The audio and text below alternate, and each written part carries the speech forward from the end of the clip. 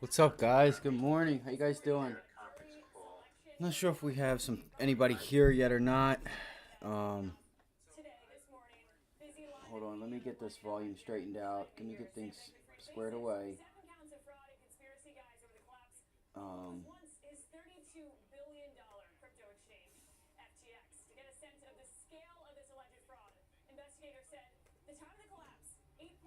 and of course, this morning I forgot to throw things on OBS. Everything to me just looks so ugly. I'm gonna go over a couple that I'm looking. We talked about AMD yesterday, right? Man, I'm struggling to find like clean setups. Let's start from the beginning. Let's start from the beginning. All right, let's go to the indexes. The Qs are looking somewhat more, obviously more bullish than others. Let me log into my stuff real quick too. Um,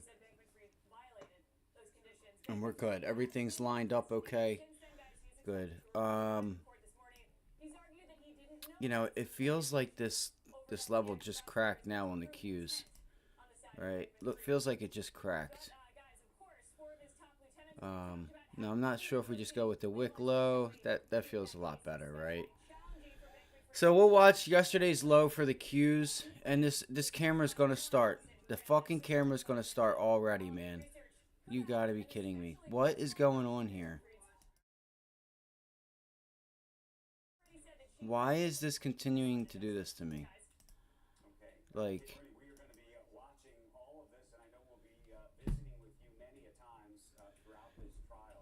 all right, there we go. So, um, I have a few ideas. Guys, I can't find anything. I can't. I've looked. I've looked, and I feel like I've looked. This is so ugly, the setups that are here. We can watch for the SPY and the Qs to hold this area. You know, the SPYs I want to see us get back down to that 324 area. But what I'm looking for, if you want to call this a pennant, you do have a pennant here. Um, you could have a breakdown. There are some upgrades and downgrades this morning, like downgrades with I don't know, something with Apple. Um, let's see here. So there's the breakdown. There's your breakdown. See if we can pull it back up. It's testing. It's not hitting yesterday's low yet either. Where's yesterday's low? Let's go to 5 minutes. So there's your wick. Look, that wick goes right on that. Wow. It is what it is, right? This is a personal problem. I do have a few though. I do have a few. So I'm gonna be watching, yesterday's price action, the lows and the high, to dictate what it is that I'm going to do today. I have not looked at, man, dude, this is crazy. I'm getting murdered on that last position on TLT.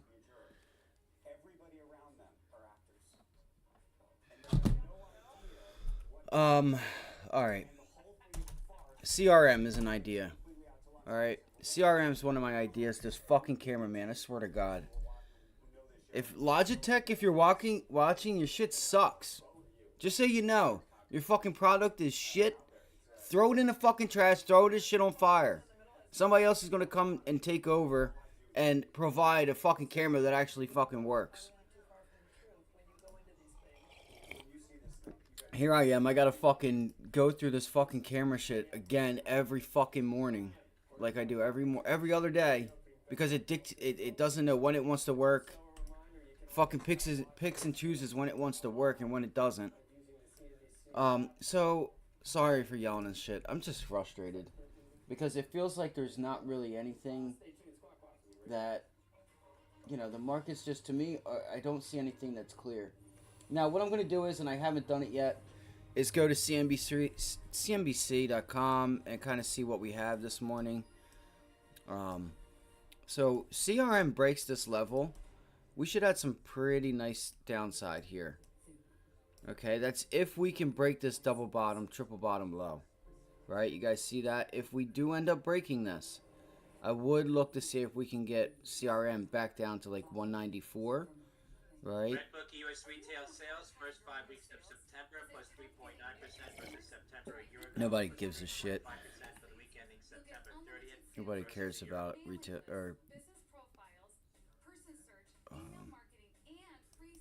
red book. So that's the range. And this would be where I would look for us to get to. All right, I would look for us to try and take it back down, like I said, to like 94. All right, that's an idea. 195. Let's see. No, there's no real support. So this is why I don't really think CRM is going to break that level just yet, because it doesn't really have anything, right? There's no real price action in this area. So if it goes, it could potentially have a little ways to go. There's no real, like, this is your support. And this is your support. Yeah, it's doesn't really have anything until 190. So maybe we'll look for a swing trade there. Maybe we'll look to throw this Logitech camera out the window. Sorry that it's frozen, guys. I'm not messing with it. Um, so that's an idea there that I was looking at. If the Dow is going to continue to be weak, you could look at this name. We'll look at AMD, see if we can possibly play the short, back down to, this 98.50 area.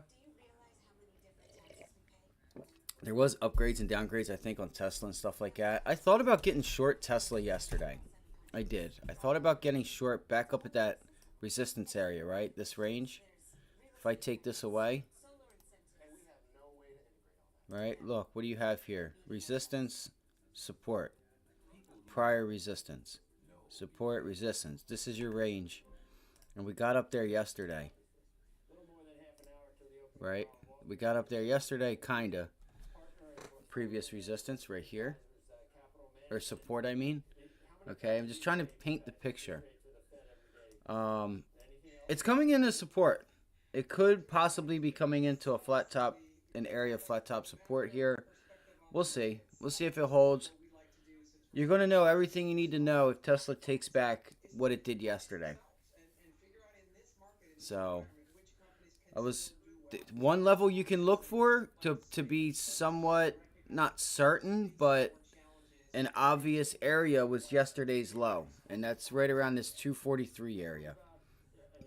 Right, you have a little bit of support, breaks, chops around, support, support, support, support, break, retest, drops, resistance, resistance, right?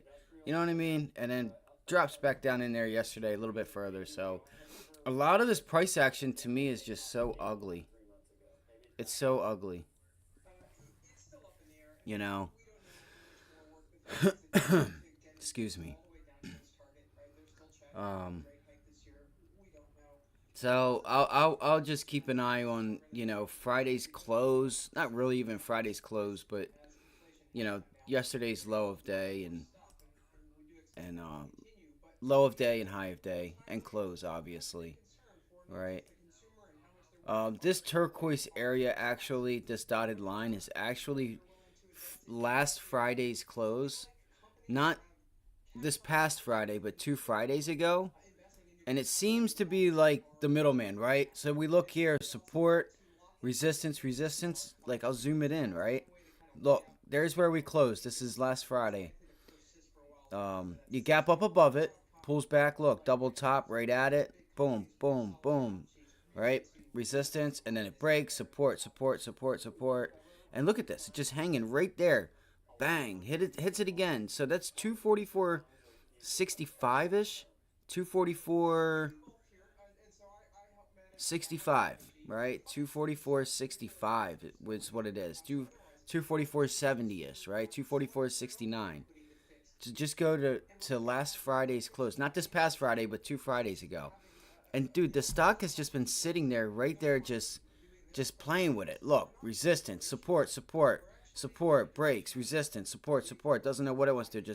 Just trading above and below that area, but making sure that it hits it. Right? Support, support, support. Look at this. Boom, boom, boom, boom, boom, boom. Right? And look at the resistance. Look at the pre-market. Like, do you guys see this? Every single day last week, it just support, support, resistance, resistance, breaks, resistance, breaks, support. Well, not that area. I apologize for that, but you know what I mean? So that is an area I'll be watching, and wouldn't you know it, it's where we opened up yesterday. Just about, right? Look at that. There's our opening candle. Right here. That's literally where we opened at. Right there, right on it. So it's obviously an inflection point. That 244.70, 244.69. I gotta say the 69. So maybe it goes back to it, right?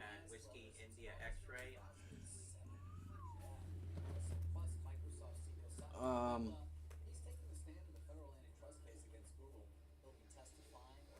All right. So that's Tesla. That's Tesla. Let me go to a daily chart. I thought Tesla had the most, had the most meat left on the bone. That's why we called it out earlier, like a couple last week. Never got short. All right, so if we go to a daily chart, what we have is a pushback into the 50-day moving average. I have so many lines. I'm getting frustrated. These charts are so ugly. I absolutely hate these charts. But if we can get a break of this 244, maybe like 243.50. Yeah, 243.50-ish. I don't know, 242 actually. I take that back. These charts are so ugly, guys. I don't like them. And that's okay. So, your 50-day moving average, you did close above it yesterday. So, see if that is a failed break and hold, right? It's like it's trying to come back up and reclaim it. So, if it does, where would we look? We're going to look to get back up here into that area. Okay, and you do have a gap fill here. 5-minute chart. Where are we trading? Right, we're pulling it back. It's a break and retest. Off of what? Off of what? That level right there. That's all. I really, like I said, guys, these charts are so ugly. I've got lines all over the place. I ain't feeling it. But I'm just going to try and trade. So there's Tesla, and I think we already brought up AMD. I think we've already brought up AMD.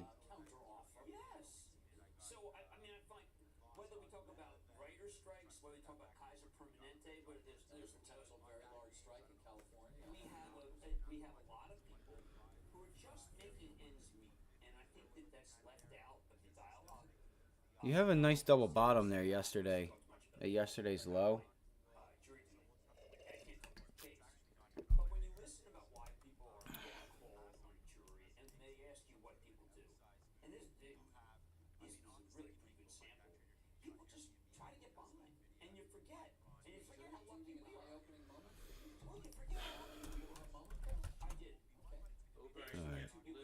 That oop.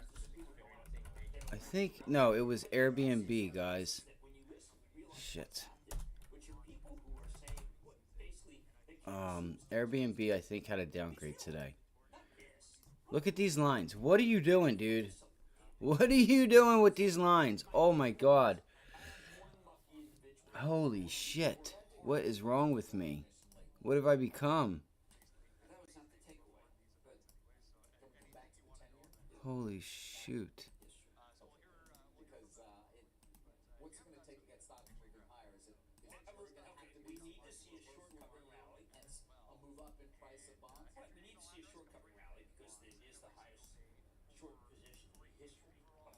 All right, so there's a nice rejection on Airbnb, which could give us some room. So this is going to be one of my top ideas today, because it also has a downgrade, so it has a bit of news.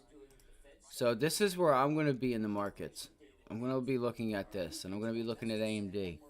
All right, where would we look to get to? Let's see where we're at real quick, because without that, yeah, look, it's already selling out. It's already falling out of bed like a little asshole.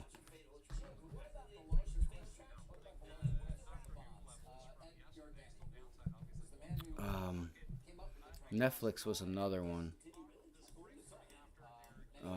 So yeah, Airbnb. You have this area down here. Let me actually do this. Hey Alexa, shares now $9.40. Going back here. Company's conference call has ended. Okay, so let's do this the right way. It's a nice test of the 100-day moving average. I mean, it's this area, like right here, right there. Again, it's an area. 131.50. Come on, man. You gotta be shitting me. So 133.50. All right. So what I'm doing is I'm setting up, right? Resistance, resistance, resistance, resistance, resistance, resistance. It breaks. You know what I mean? Now it's playing with it. It's trying to break above it, right? Trying to break back above it. Um,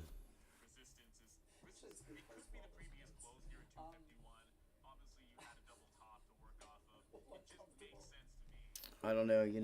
I feel like that's a really nice rejection of the 50-day here, right? That red line is your 50-day moving average. So that's what I'm gonna look for, right? You have a nice little bear flag right here. Um, yeah, I gotta watch these lows. I really don't like it there. I do actually. I do like it there. I'm just gonna leave it. Do edit price 130.50. Okay. So let's go to a 30-minute chart, and you'll see if we break this level. I want to see if we can break it back down to the previous lows. All right. It's got a news catalyst. We'll see if it's willing to break. It's kind of like CRM. It's like it's down to that last support level, and if it starts to go, it could give us some nice. Should give us some nice downside. What is that? 129.30. What's it normally move? No, I don't have enough time to do all this.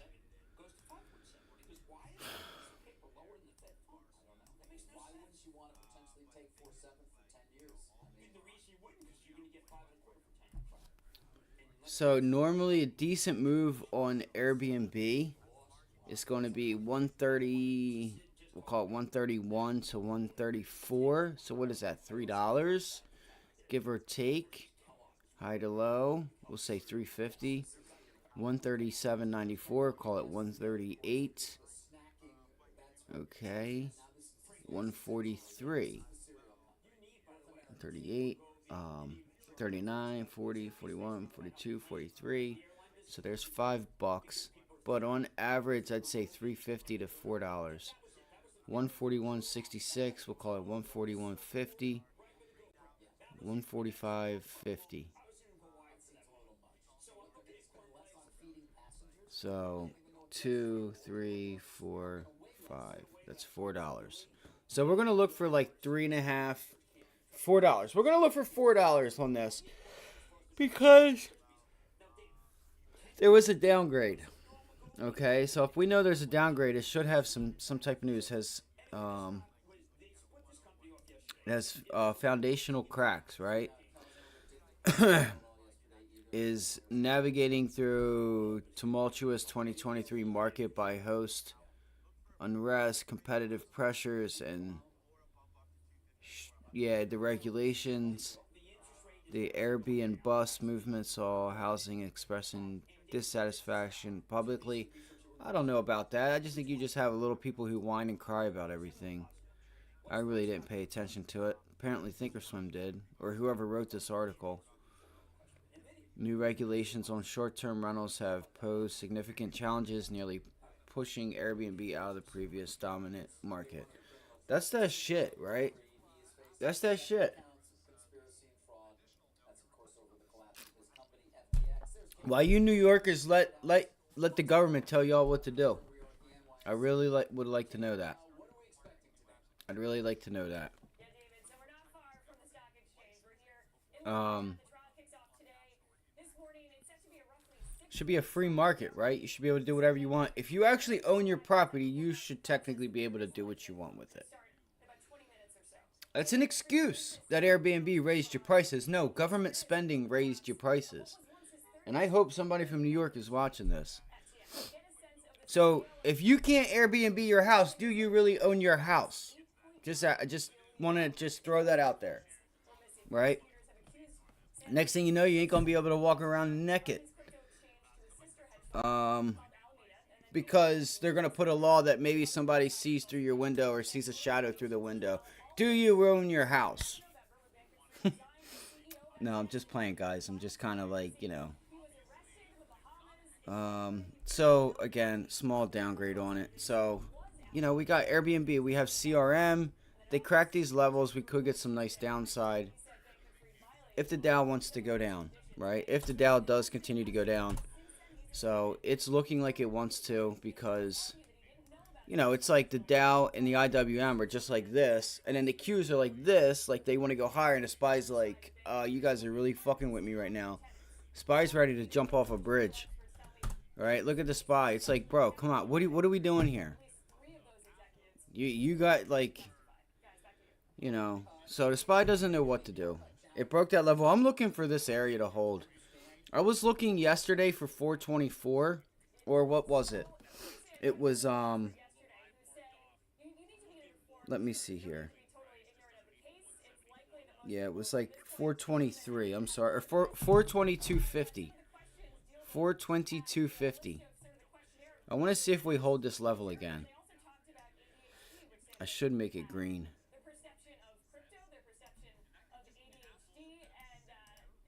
Because I don't know if we have the catalyst just yet to really get this market to the downside. We might. We might have it. Got it. He said got it. Alright, so that's a really nice break and retest here at 425. We talked about Tesla. We talked about Airbnb. We talked about Apple. We talked about AMD. So I'll go over them again real quick. I don't want to have too many ideas. So previous resistance. Okay, previous resistance. Oh shit, I needed to look on CNBC too. I didn't do that.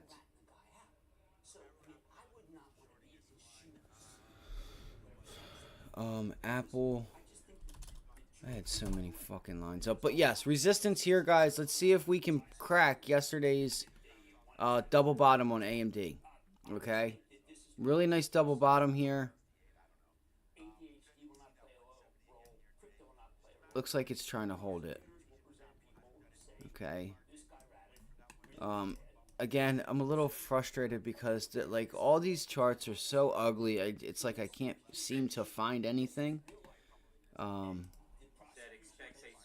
To my knowledge. So yeah, I'm gonna watch and see if I can get the best short on this, and then I'll look to take it back and take it long because I think you know you may have a decent long here, especially if the markets turn around. And if you guys know anybody at Logitech, tell them that their product sucks, that they need to like fix it, or stop selling cheap shit that just works when it wants to. So if you guys notice, I'm not fixing the camera right now for the obvious reason. And again, if nobody's seen that, CRM, pretty nice setup here. Okay, pretty nice setup. We could look for that level right there to break, guys. Right? It's a pretty nice level right here. If we start getting cracks, we start seeing that this thing cracks, we could get some nice downside. Okay. Again, the markets might bounce. Get everybody all bared up, only to run it up in their face, right? Everybody's expecting downside. We didn't recover yesterday. It's taking a bit longer to recover. I would watch this level too intraday. Okay, I would watch that level. It's a minor level, so I don't want to make it a 1. But resistance, resistance, breaks up, failed break. Breaks, gaps up above it. So it's, it's pretty much yesterday's close. Alright, yesterday's close.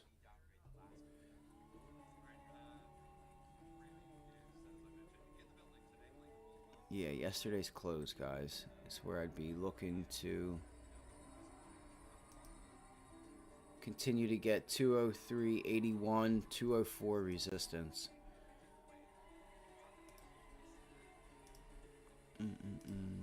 That NASDAQ song gets me every time.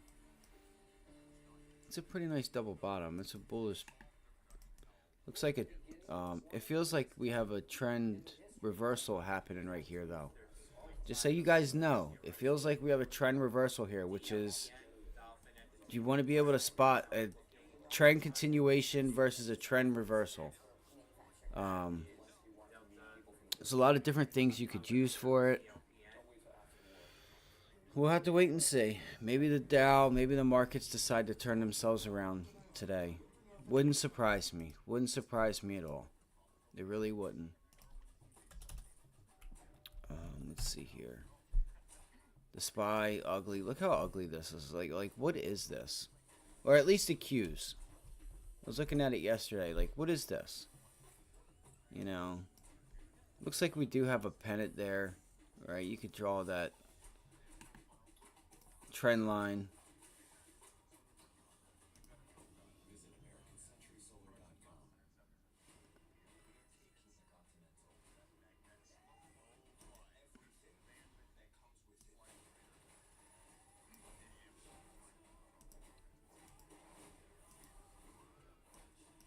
Alright, so 50-day, 100-day moving average. So we have not broken above the 100-day moving average yet.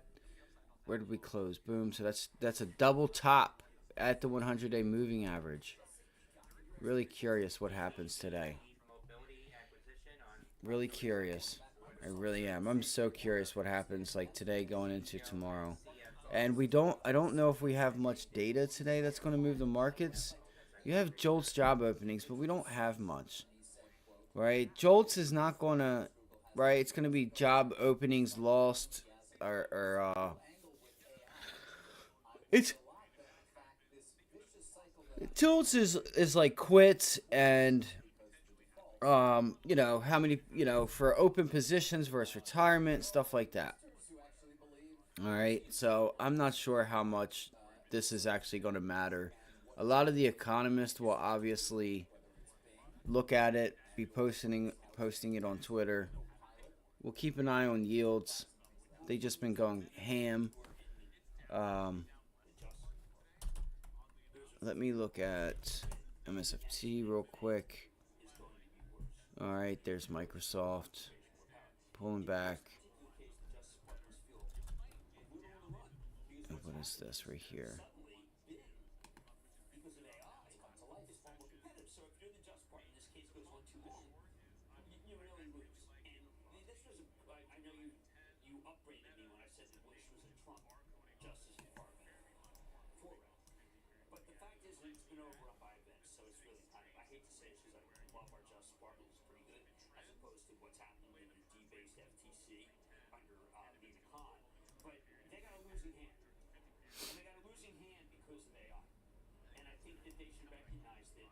What the hell is James Cramer talking about? He's so goofy.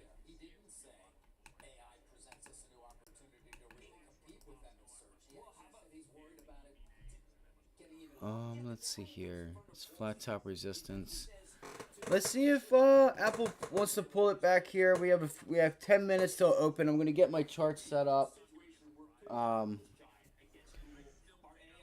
I'm gonna use the restroom real quick. Um, so yeah, so what are we doing? What are we doing today? I have downgrades, upgrades, right? AMDs or your Apples. I hate these. Look at all these levels I have. That's insane, right? Like, what am I supposed to do with that?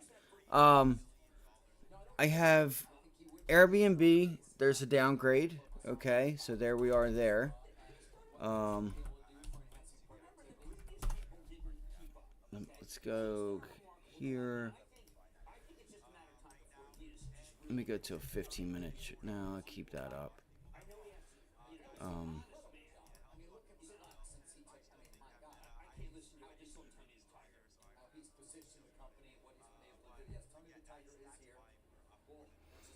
so it closed at view up yesterday. Yeah, there's some there's some bit of flat top resistance up there. 136.75. 136.75, 136.50 or 60-ish, right? Pretty much yesterday's close. I would actually look for it to be 135.87. But we'll see what happens when we open, okay? Some stuff I'll be looking at and I'll be watching. Daily chart. That way we know. Because, look, and again, they have that rejection of the 50-day. Let's see if we can bust a move to 131. That's what we're looking for. All right? It's already taken the trade away. So, this is what I'm talking about, man. They've been doing this shit during pre-market. And it's to be expected because it was downgraded. All right? Set up my charts real quick. See if we can't make the most of the day. I'm going to try my hardest today to provide. All right.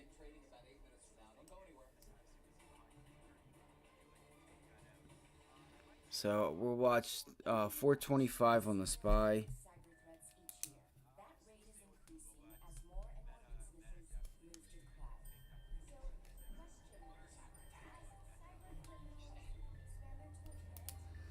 Watch that 425 rejection on the SPY.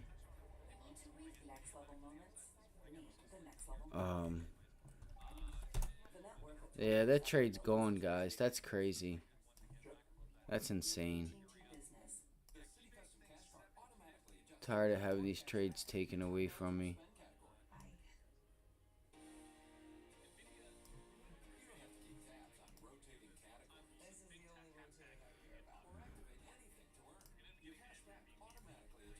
So I'll watch AMD. Throw that up there. It'll probably start selling off also. It might. It might hang on. Let's go to appearance. Boom. Apply. Bang. Let's go to appearance. Equities. Appearance. Bang. Study.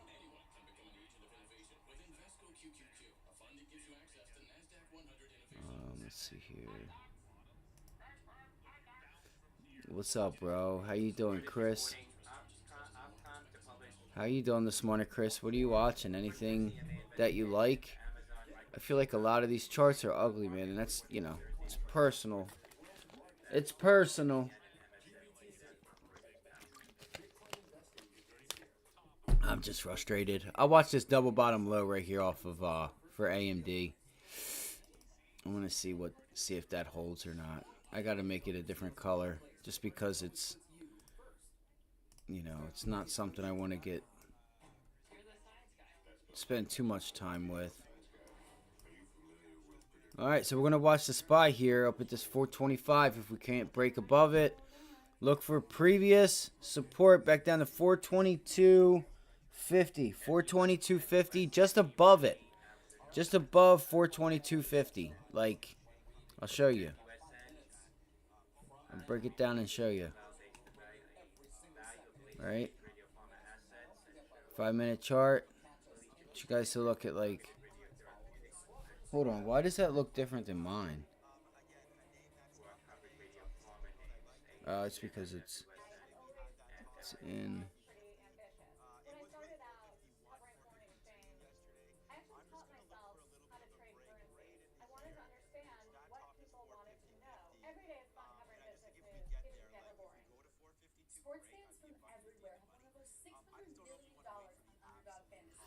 Yeah, 424.80. This area here.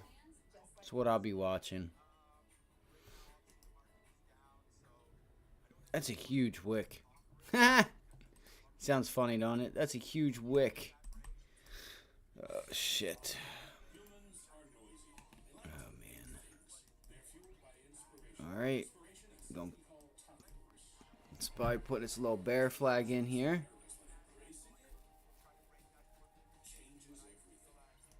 That's some heavy selling going on.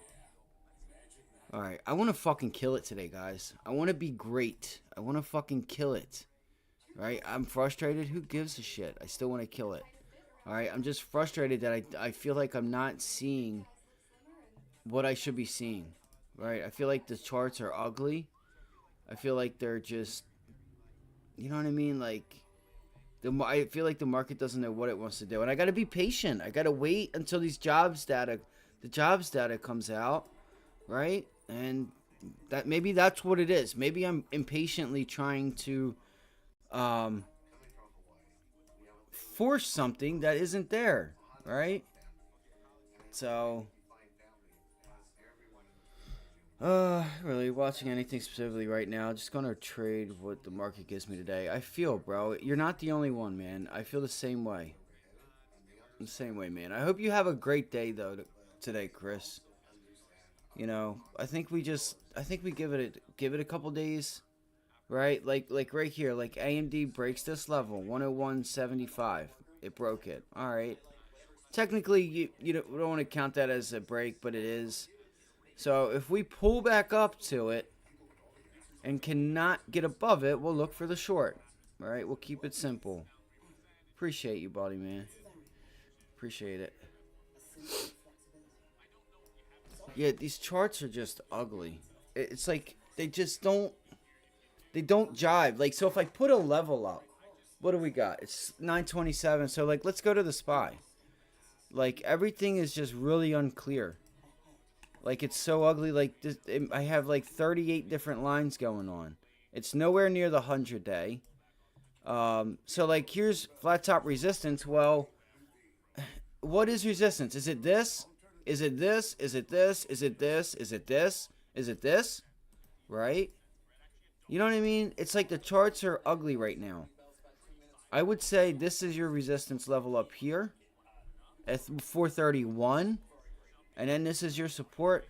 You know, we do have a clear line of support, right? You know, that's about all we have right now. And that's a personal opinion, right? Down here at like 424.50. We've reclaimed it. Yesterday's low, but that's not even support, right? It's like the SPY is starting to fall. So if the SPY falls, let me just say this, because this is what I'm going to do. I'm going to look to short tech stocks, because if the SPY falls, right, that's a break and retest for the SPY right here on a 30-minute chart. It broke. It's pulling back up, making 425 resistance. See if we pull it down. But look at the Qs, right? If I bring up the Qs on a 30-minute chart, they're going up. They're not going down or sideways. They're headed to the upside. And they just broke down out of that pennant. See how they're just like, it's trending to the upside. While the SPY is down here, right? SPY is, the S&Ps are, you know, back down here at these, not this low, but, you know, the Dow down here, right? The IWM's down here, right? It's below that. It's just putting in new lows. So this will be the laggard to the downside. But also, if things reverse, it's going to be the first thing to go up also. So you do have to remember that. If it's last to the downside, it should give you some room. But you will have, it will reverse to the upside first. All right, so I just want you guys to keep that in mind. Good luck today. As soon as, if I see anything and I make the leap, I will let you guys know. All right, so the SPY recovered. There's the recovery on AMD, guys. So I'm gonna try and stay as focused as I can today. All right, we did. So that's technically not a break, but we have resistance up here on AMD. I gotta make my monitor bigger. I do apologize. I'm sorry. I gotta make it a little bit bigger. Shit, no, I don't want that.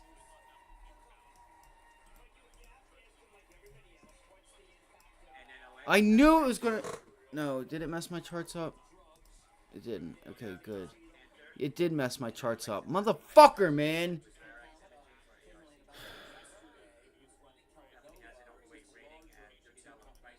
God damn it.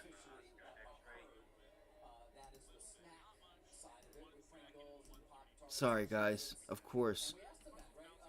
Fucking asshole. God damn it.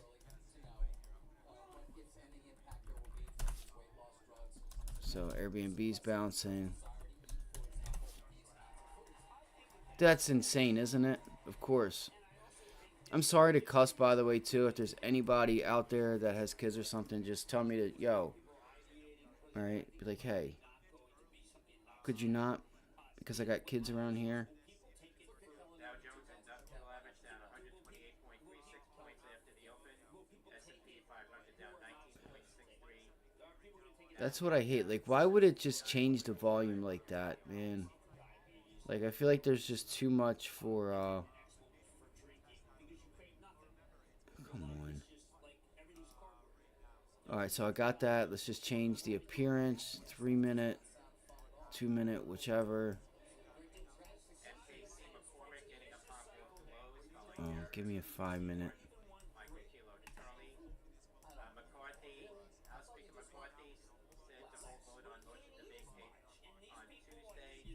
Oh, that's a nice tail. You didn't make it to yesterday's close either. Okay, shit. Alright, hold on. Fuck. Just relax. Just take a deep breath. Appearance. Keep it dark. Alright. Alright, where's Tesla? Tesla's falling out of bed. That was another one. We had on watch. Alright. Alright, guys. If you guys see anything, too, you guys, feel free to throw it in the chat.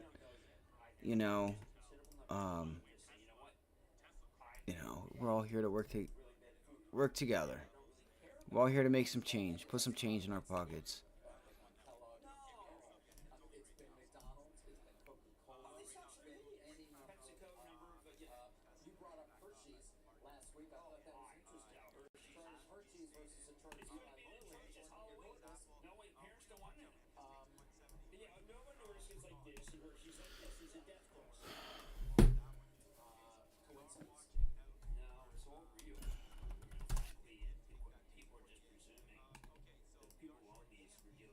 Dude, nobody's trading CRM. That's hilarious. It's got a pretty nice setup, too.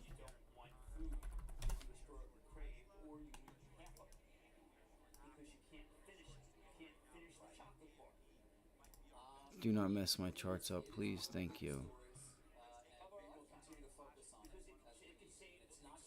I don't like their level 2.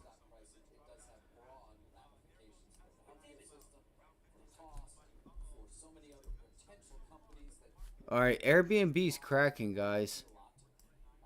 Airbnb's cracking.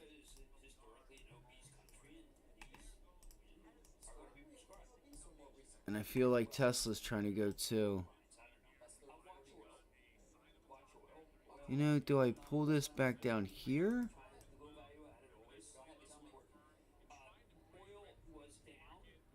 I mean, I don't know if I should take the tails into consideration.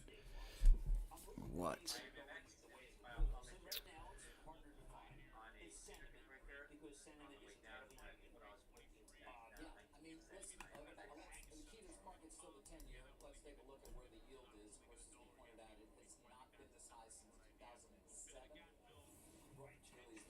So 129. It's only got a few dollars. It's already getting shellacked. 428.65.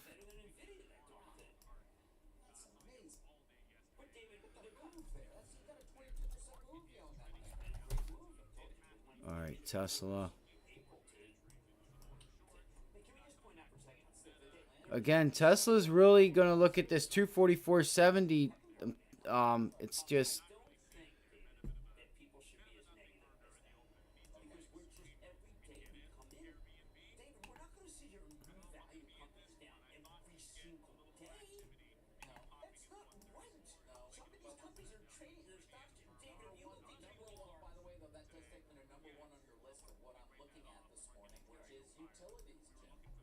I know it. There she goes. Alright. Gotta get up on my shit. Gotta get up on my shit. So that's really support.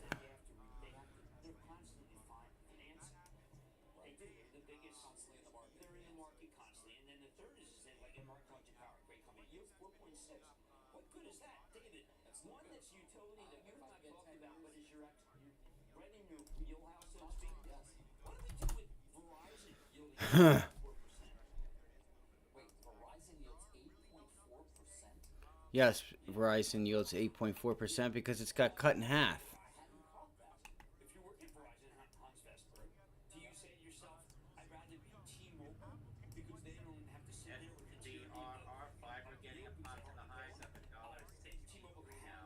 Fiver's popping.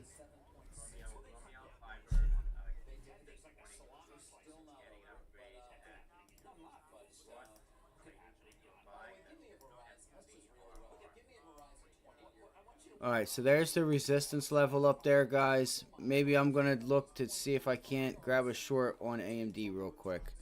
Let me bring it up. I'll let you guys know as soon as I enter that, if I'm not too late. Alright, I'm going to look to enter it up on the push there. Up here at like 102.97. Yesterday's close wasn't up until 103.28 also. Just so we know. I'm going to give this thing a bit. It's pretty green. Watch time and sales. Watch your level 2.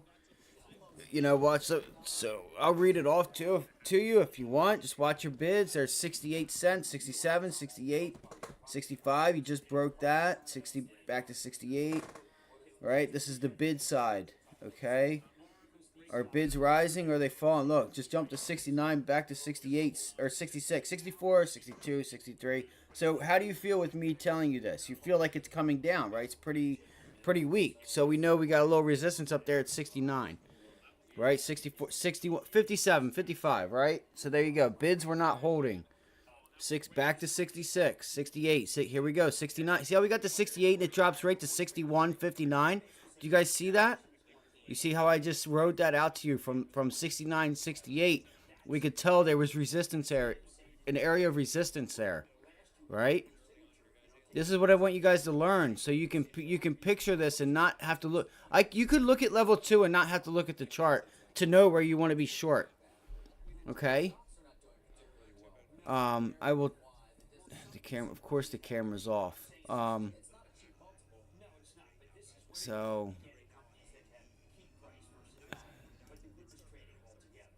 All right. You know, and that's all. I just want to help you guys. Let's see if we get another run back up there. Okay. So right now we're at 102. Well, we were at 41 cent, 102.41. We're at 102.50. So keep 50 in mind. So there you just had a drop off of 50 cents. All right. Couldn't hold above it. 102.30, 102.33 seems to be support. Okay, 25. It's not holding. 25 still. 24, 26. Okay, 33. So there we go. That was support. Now it's like, okay, here we go. Is it going to reclaim it? Quick. So there you go. 33 cents. It's not what I'm saying 33 because it's not back above it. Right? 33. There we go. Quick 33, 36, 40. It's getting these quick pops and then dropping.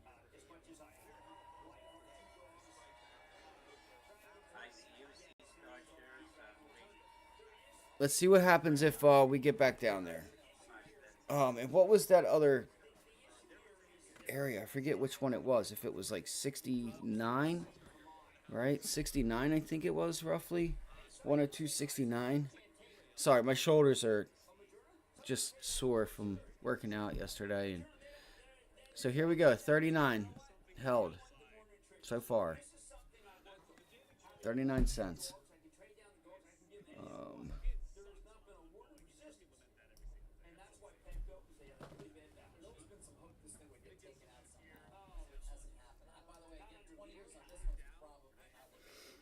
So do we, if we get that opportunity, do we look for it?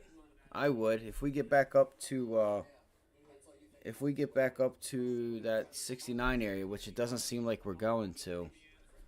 Shit.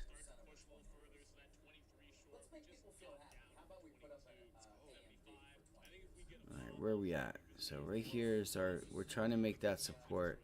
I want to be short up here. I'm going to be patient. Gonna be patient.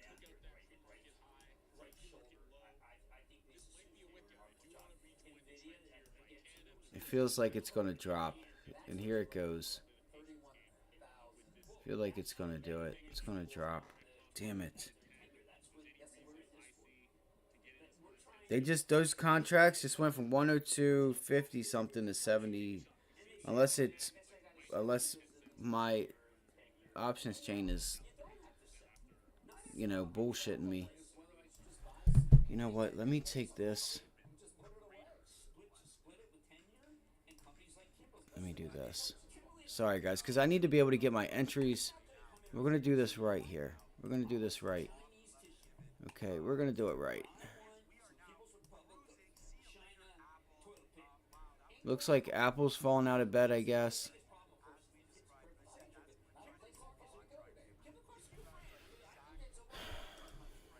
I don't want to be looking at a bunch of stuff. Apple ain't doing nothing. God, these guys from Trader TV.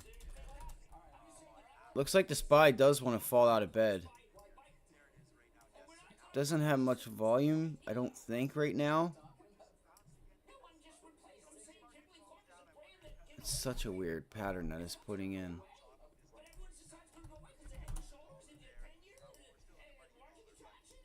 Kramer, calm down before you have a fucking heart attack, guy. Alright.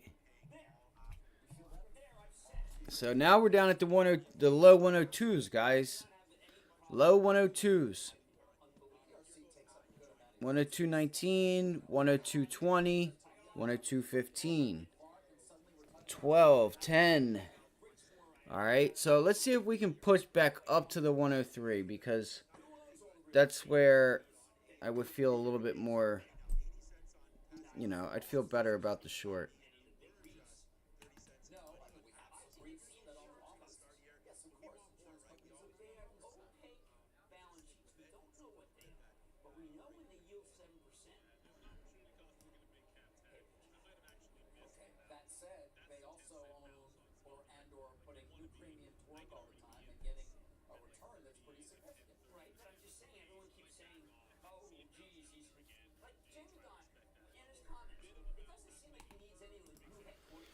Alright.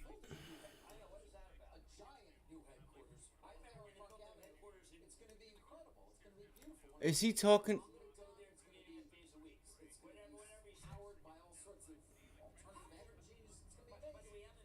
Is he talking about the new JP Morgan building that's going to be in Wilmington?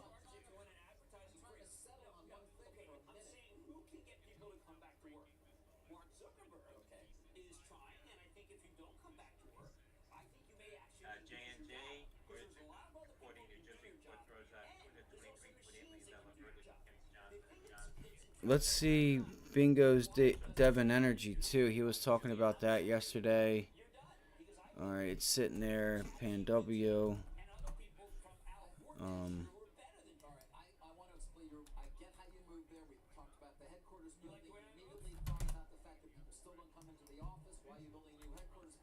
Okay, so gold's rising, guys. So gold's rising if we are um oh shit, what do you mean? Speaker. What, do you hear like sounds in the background? Are you talking about the squawk box? What is it that you heard? I have CNBC, and then I have my squawk box, and then I have my phone. Just in case, like, I'm getting sources from everywhere that I don't miss if something happens. Do you know what I mean? Like, something that we should know about. Yeah, it was might have been my phone because my phone's sitting here on my notepad, and it's next to the whatchamacallit. It's probably Trader TV on YouTube. They're just sitting there scalping, just like cent trades, talking about being on fire, and collecting like a, you know, a 1% trade, and it's a home run. I just leveraged the shit out of the stock, and here I am playing not like SoFi, but like sometimes, like, you know, they it's good to watch. You know, I like it because you'll just, if you need a place to go to for news and you don't have a squawk box and you don't know where to go other than like CNBC to get like upgrades, downgrades, and stuff like that, you know, they'll talk about it. But they trade illiquid stocks, right? Because they're leveraging the shit out of them and just being able to buy them. Oh yes, Amazon. Dude, we've been talking about that, man. Shit. 10 a.m. JOLTs job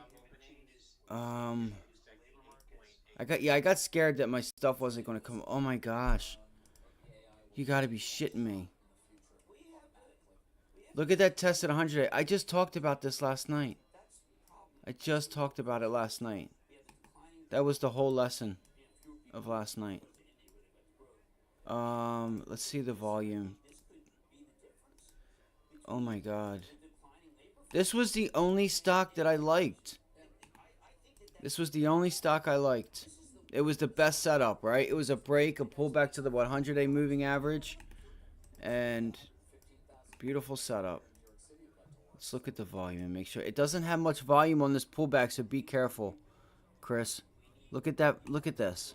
You want to look at this volume here, like, and what is it? It's 9 o'clock, or not 9 o'clock. It's you know, it's 10 o'clock in the morning where we get peak volatility, or, you know, peak volume. Look at that.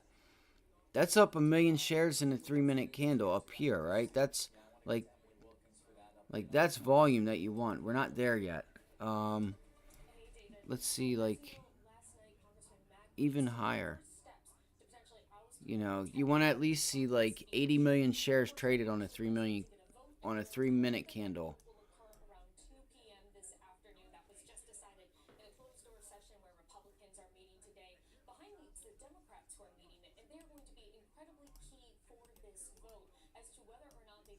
Damn it.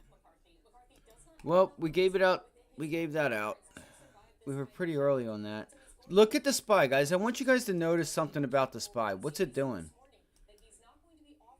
What's the SPY doing right now? What do you notice about those candles? They're literally the exact same type of candles.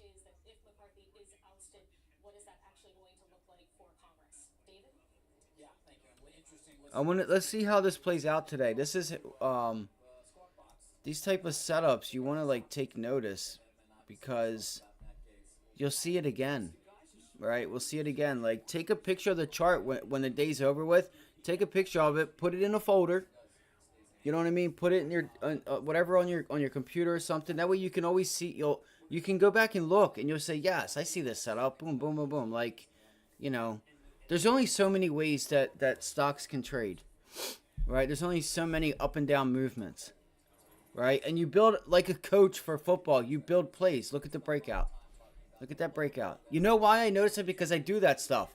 I've seen this before, right? I've seen this setup. I've seen these exact same candles, wicks on both ends, but the green candles are you know, they're quite fuller in length, right, from where they close from where they opened, right? See how they're like a little bit wider? Like this is a wider candle there for the selling, but look how small that is. That's leaning more bullish.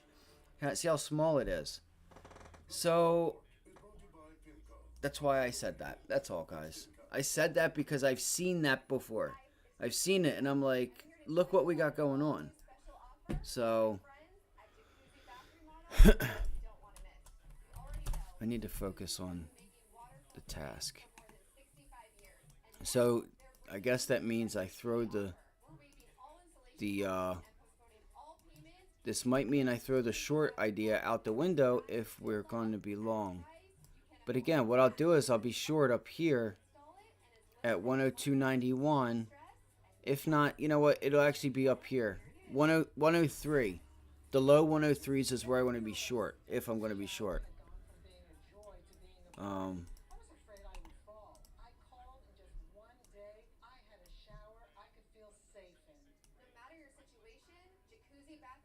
This could be a resistance level for the SPY. It should act as resistance.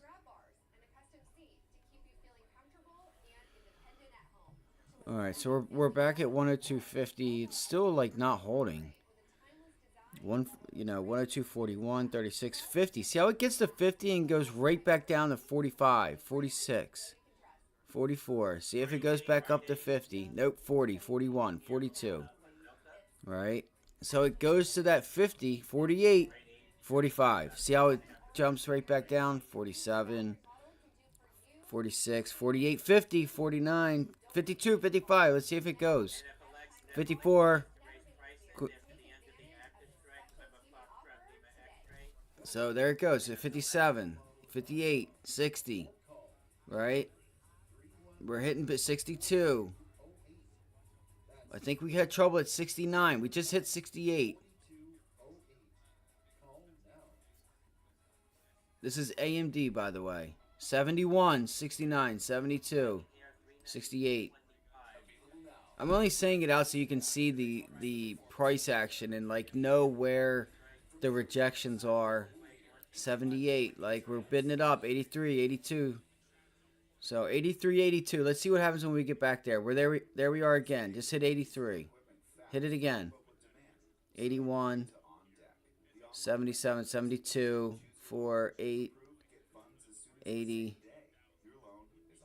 81. It quickly hit 93 there, guys. There was a quick 93. There was a quick 93 fill.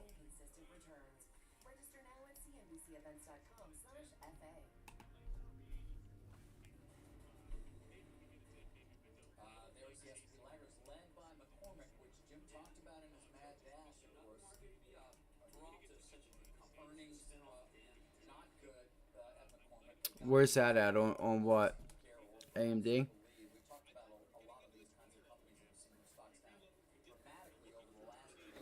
You could look to get calls back up to 104.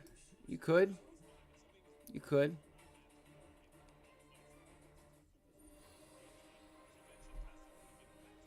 You could definitely do that. 103.16 areas where I'd like to see if I can't bid on the short. There you are back at 85, 86.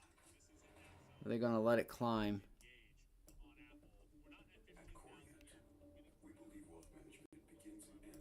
The SPY is kind of sitting there too. And look at all this. Let's see. So there's an increase in volume. Let's see if we can get up into 103, 102.96, 102.96, 97, 98, 103, 103.3. All right, so 103.3 is always 104, 6, 7, 8, 7, 8, 10, 9. There was 12, 13. All right, she's just going. Okay.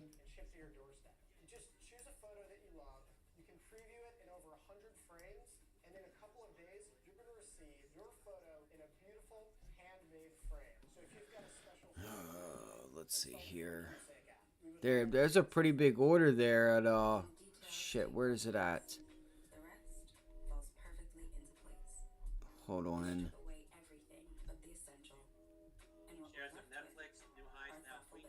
So there's yesterday's close. price. Rumor from Dow Jones. November 5 for Lima X-ray. WK Kellogg CEO Gary Pilnick. Future plans for the brand new spin-off. Shares now Plus, are popping consumers again still here, hungry for cereal? 394.47. Spark on the street 11 Eastern. Shares of Disney off the highs now, 381.49. Not really. As I'm getting buried underneath all this paper. Dow Jones reported the Wall Street Journal reported that Disney is weighing 1.8. Man, that would have been nice. What we say, guys, right there. Look at that. That resistance level right there. Would be great. Shit. With them, we're more than CPAs. Experience the Witham way. You don't need to go to Vegas to get the red carpet treatment. Let's see if this level holds. See if this level holds there. So far it is. It looks pretty damn bullish so far, but that doesn't mean that the tape can't change. Look at all the selling that's sitting up here. That's going to come in and knock it down.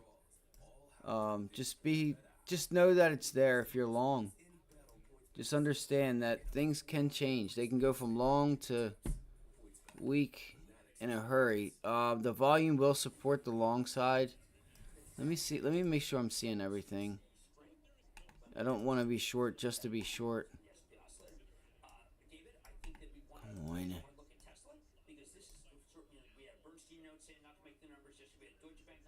So what do we have? We have a break back above that level. So what I'm thinking, guys, for AMD, since we broke back up there, right, this 102.75 level, let's see, since we broke back up, to get long at 102.96 and take a crack at a long and see if we can't get to the 50-day. Right? That's a reclaim of that area unless it cannot get back above it. We do have an area of resistance up here, though. Right? It's like, you know, I'm losing my edge. So I'm losing my spark, I guess you could say. I don't know. Alright, so the SPY. So what we could do is we could look at the Qs and the SPY and say, okay, they're where they are. Is the SPY and Qs at resistance also? You know. Let me see here. Oh, my stomach. Ice works fast. Heat makes it last. Alright, let's see here. Rite Aid, more highs now. Is Rite Aid squeezing? RAD, I think it is. It is. Rite Aid squeezing, guys. Alright, I don't know if there's any news on this thing or not. What is it, 50 cents? I don't want to get hurt on this thing. The volume. Job openings. I'm not doing it. I'm not even doing it. I don't trust Benzinga like that. I really don't. And if I were you, I wouldn't either. I like Expecting 8.83 million.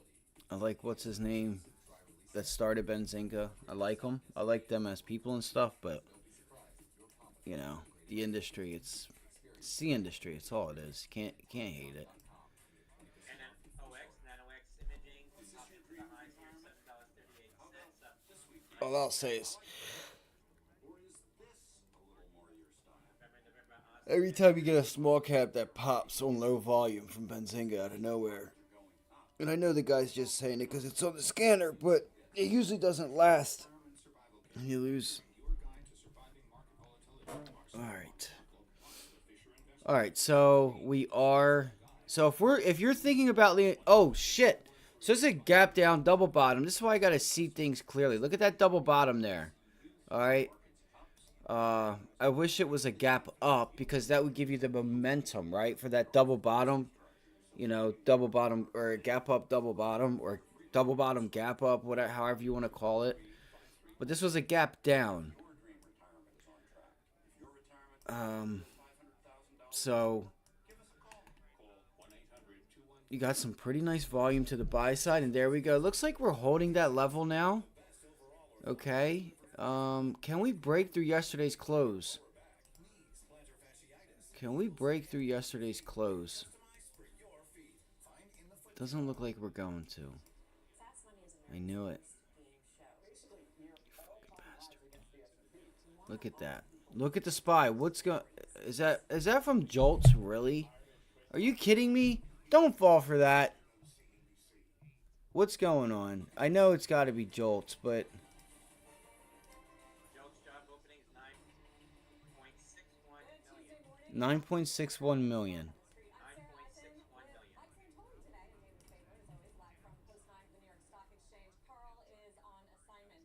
9.61 million. 9.61 million. A lot, man. There's a lot more openings than prior, so it's getting worse. The Fed's gonna have to do more. Let's look for the downside, baby. Ho, ho, ho, ho, ho. Let's go. That's not what the market wants to see. The market wants to see the labor market soften.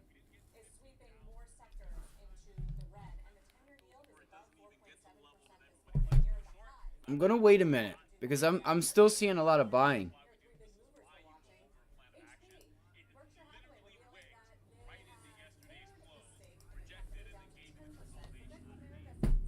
What's Tesla's little bitch ass doing?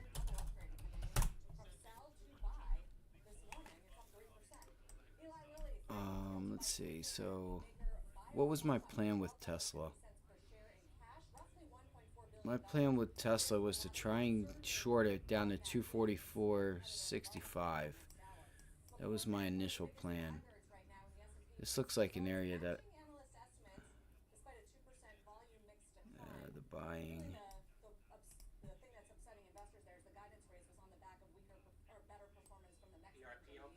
I mean, if the market is afraid, if the market's really going to hold this move because of the amount of job openings, no, we're not going to hold this level. I'm going to tell you right now, we're not going to hold it. We're going down. Like Nelly, we're going down, down, baby. Okay? I'm telling you right now. I mean, you got 424.50 right here. You have a million new job openings. This is not what the market wants to see.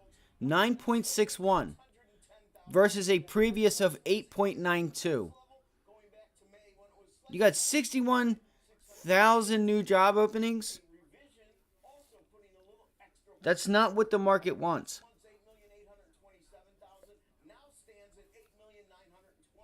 Consensus 8.8. Okay, 8.6. No, we came in at 9.6.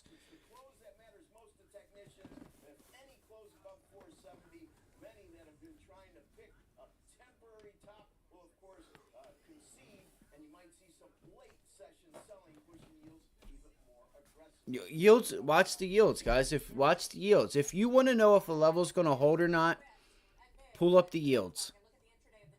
If the market's falling, you're going to see if the yields are, you're going to see yields either at resistance. So here's our level right there. Boop, boop.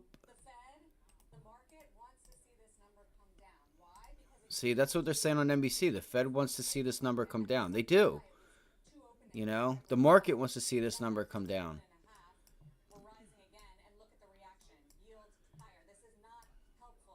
This isn't helpful. Yields are higher. Higher for longer.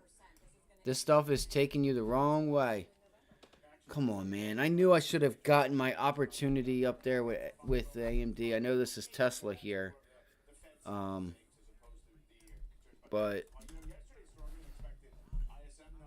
alright, AMD. There's the break on the SPY.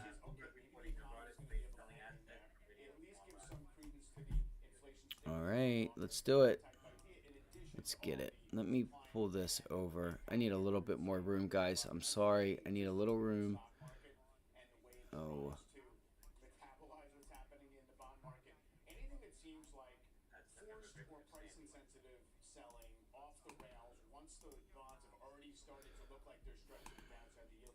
Alright, so if I were to show you guys this chart, would you guys feel good about the short on AMD?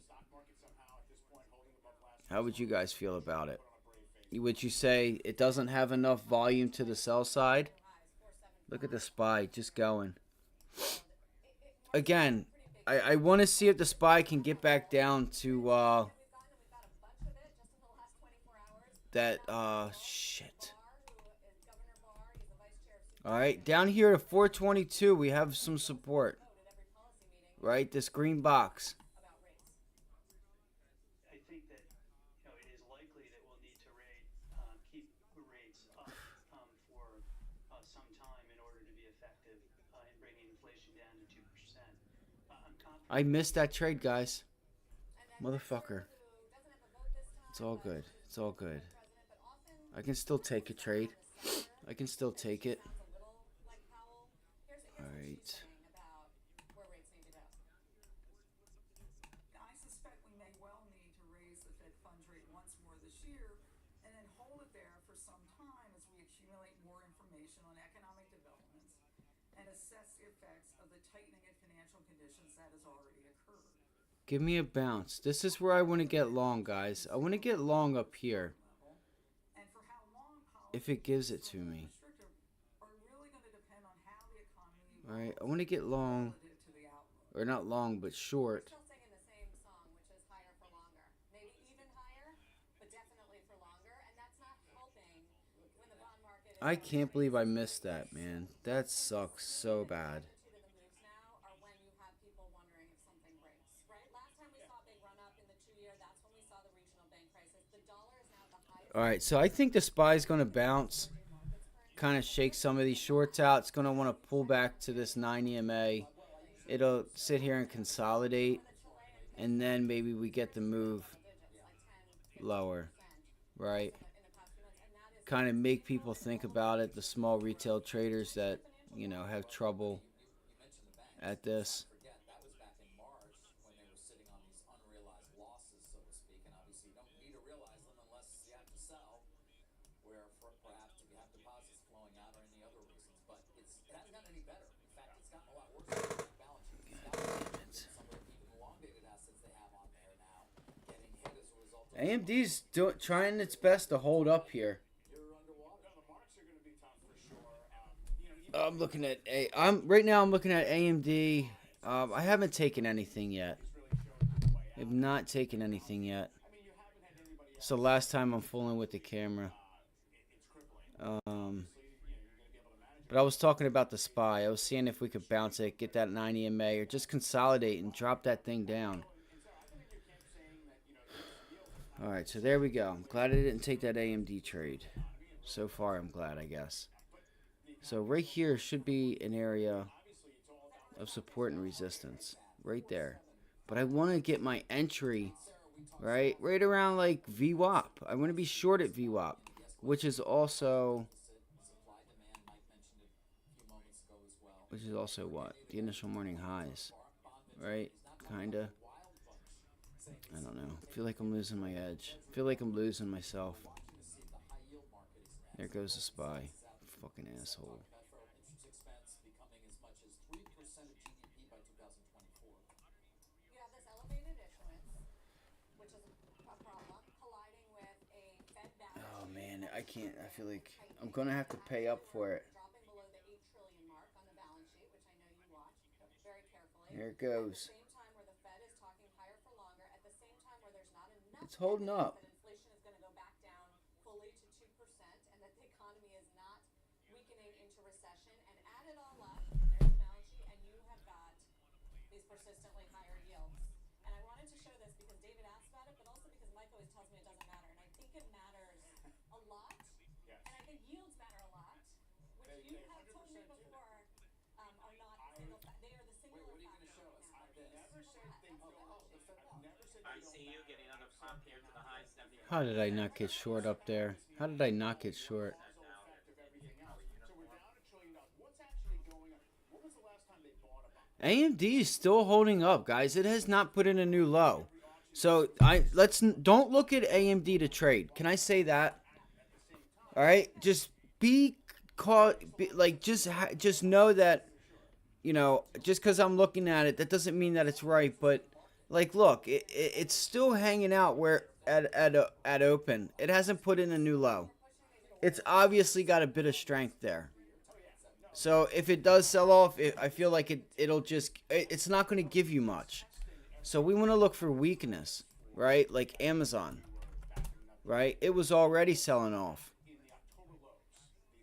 So I would wait on, see if we can get a bounce back on Amazon at 126.50.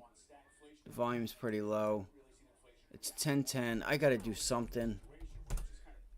Tesla. Where's it at? I wonder if we can get a bounce here. Where's the SPY? Is it at that previous low?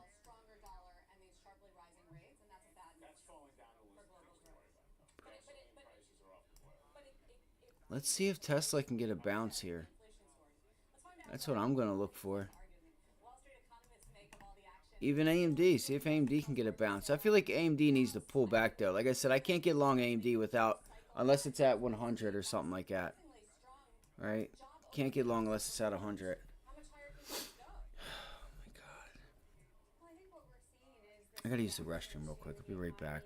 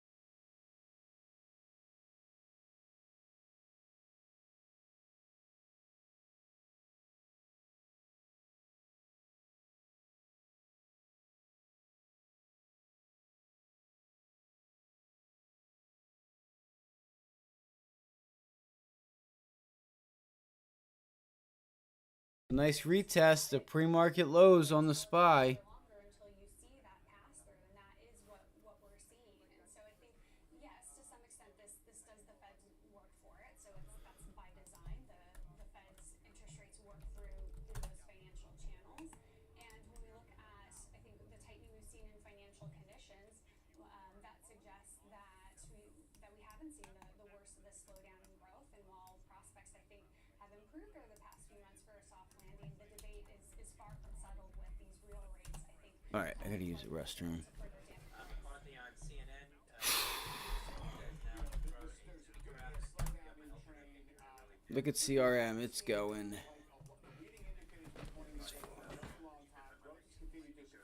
Fuck, man.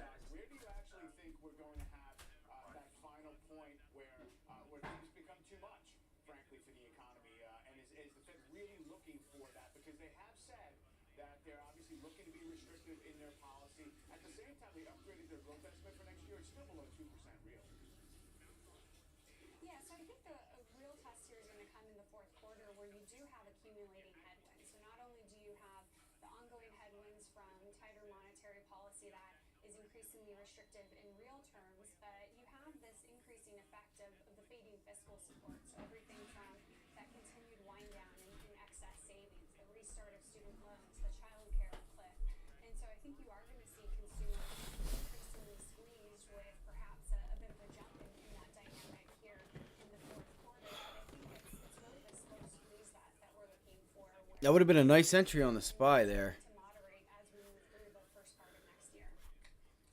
For a short, but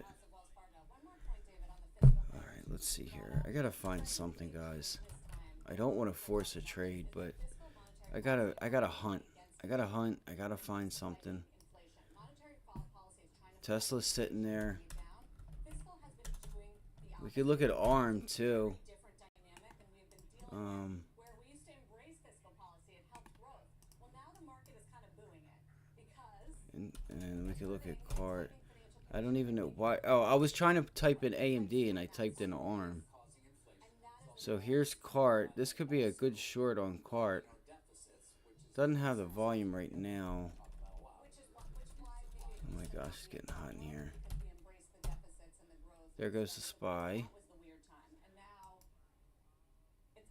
New low.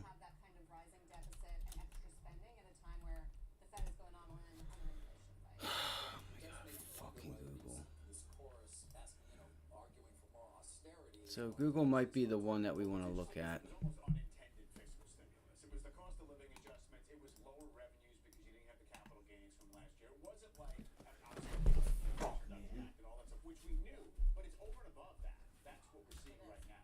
And it's hard to cut defense too, which is like half of the discretionary. Tricky problems, interesting market. The 10-year yield above 4.74% right now. The 2-year note yield above 5.1. As we head to break, our roadmap for the rest of the hour. Soaring yields are looking enticing for investors, but it is not all risk-free, as we've been talking about. What you should know before jumping in. Plus, here's a sad story. Manhattan is running out of luxury apartments. We're going to tell you why and what it means for the Yeah. housing market. Yeah, I feel, buddy. Because you're coming into that support area. It would have been a really nice move. It's a nice move, Chris. I feel, buddy. And like Google, right? It looks like it's coming into that support area of 132.85. I would have loved to have shorted this thing. And, you know, maybe 132.88, this area right here, maybe it does break. All right, but I'm just getting tired of being patient.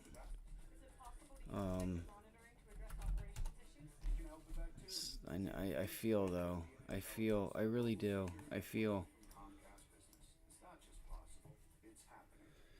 My plane has mechanical problems. I'll try to get there as soon as I can. Breakfast looks delicious, as always. Having a So there's a double top. So there's a double top up there. It's a 50-day for NVIDIA. I never have any trouble. I simply pick a plane, pay, and I'm ready to back it to my destination. And SPY's just going to go, guys. I got to get short something. I'm going to get short AMD. I mean, it sucks, man. I could have got... It's at 105. It's still above, man. It's still holding. It's still holding. We're getting an increase in volume on the SPY. All right. If you just watch yields, they are... You know, you got to just keep watching yields. The farther they go, you know, the more you need to think about being short the SPY. All right, specifically the 10, 30 year. It's so crazy. So I'm...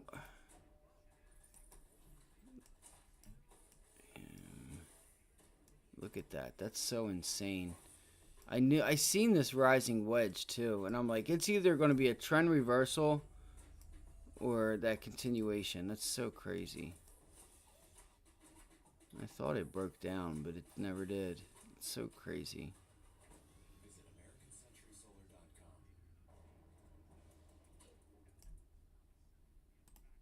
The power goes out, and we still have Black Friday to do our homework. And that's a good thing? Great in my book. Who are you? Yeah, I know. That's what I mean. That's why I'm like... That's where I'm looking too. At that 422 area, yeah. You know... I just don't... With new openings, I don't think it's going to hold. Like, that's not what we want. That's not what we need. Or that's not the direction we want to be heading. We want to see less jobs. We want to see less demand, because then it's just higher for longer. And then now you're going to start putting in the risk of doing too much because the jobs have been so great. Now you're talking about a chance of over tightening. But I think if they hold it at 5, we'll be okay. They could just hold it higher for longer, right?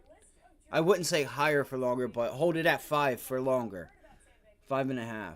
I don't see them going higher. Social media, do you have any negative opinions about cryptocurrency? And if a company fails, do you feel that only the owners are to blame here? And then they also talk about any negative opinions about maximum. Look at AMD still holding up. Altruism, which is something Sam Bankman-Fried was involved in. It also talks about him having ADHD. They plan to ask people to raise their hand if they've never had any personal or professional experience with ADHD. They say that might affect Sam Bankman-Fried's body language and things like eye contact. So they'll ask jurors if they have opinions about the defendant having ADHD. Bankman-Fried has been in custody, guys, since August. He has argued that he didn't know about the financial issues at FTX, and prosecutors need to prove intent here on the side of Bankman-Fried.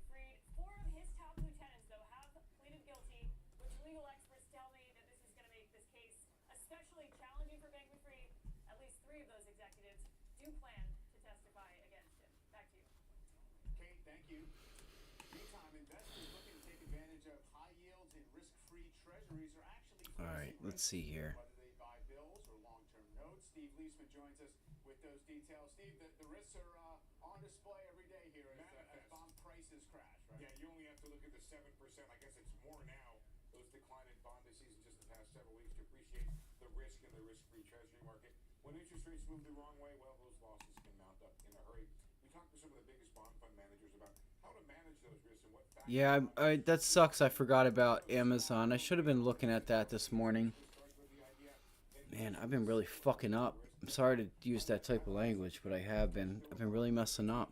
Some investors are demanding default or downgrade premiums. The economy, well, it's been strong, and you saw this move this morning with the Let's see here. that could push up as it did interest rates. Let's see here. Now, So we are making lower lows. I feel like this. somewhat the average duration in their bond portfolio. Don't just buy on the short end, he says. He's taken the duration of the PIMCO income fund up to 4.7 years. Still low, but the highest been since 2014. How far is Amazon down right now? What is its? Cash in those short-term bills may not have thought about. It's called rollover risk. The juicy money market yields, they can disappear very quickly if the Fed starts to cut. John Croak, head of Vanguard's active fixed income product, tells me the conversation we're having the most is about those individuals who have rushed into money markets chasing the attractive yields and have the strategy to hang out there until they see the Fed being done. In other words, staying short or in cash is like saying you can time the market, a risky proposition in and of itself. Crook says, you can make some of those choices now about your duration. There could be further losses, but only if you sell. Man, look at that, guys. Man, fuck. It did it today. Because of short-run fears, and you realize It those did it. losses, guys, instead of riding them out. Mike? Yeah, Steve, it's a huge debate right now. That's $5 already, just about. I mean, not really. It opened at 428, 27, 26, 25. Unbelievable, man. I feel like I could get sick. I was sitting here waiting for that trade. No, over that 10-year period, you have no idea where the overnight rate is. I could just get sick. Market does. We'll see.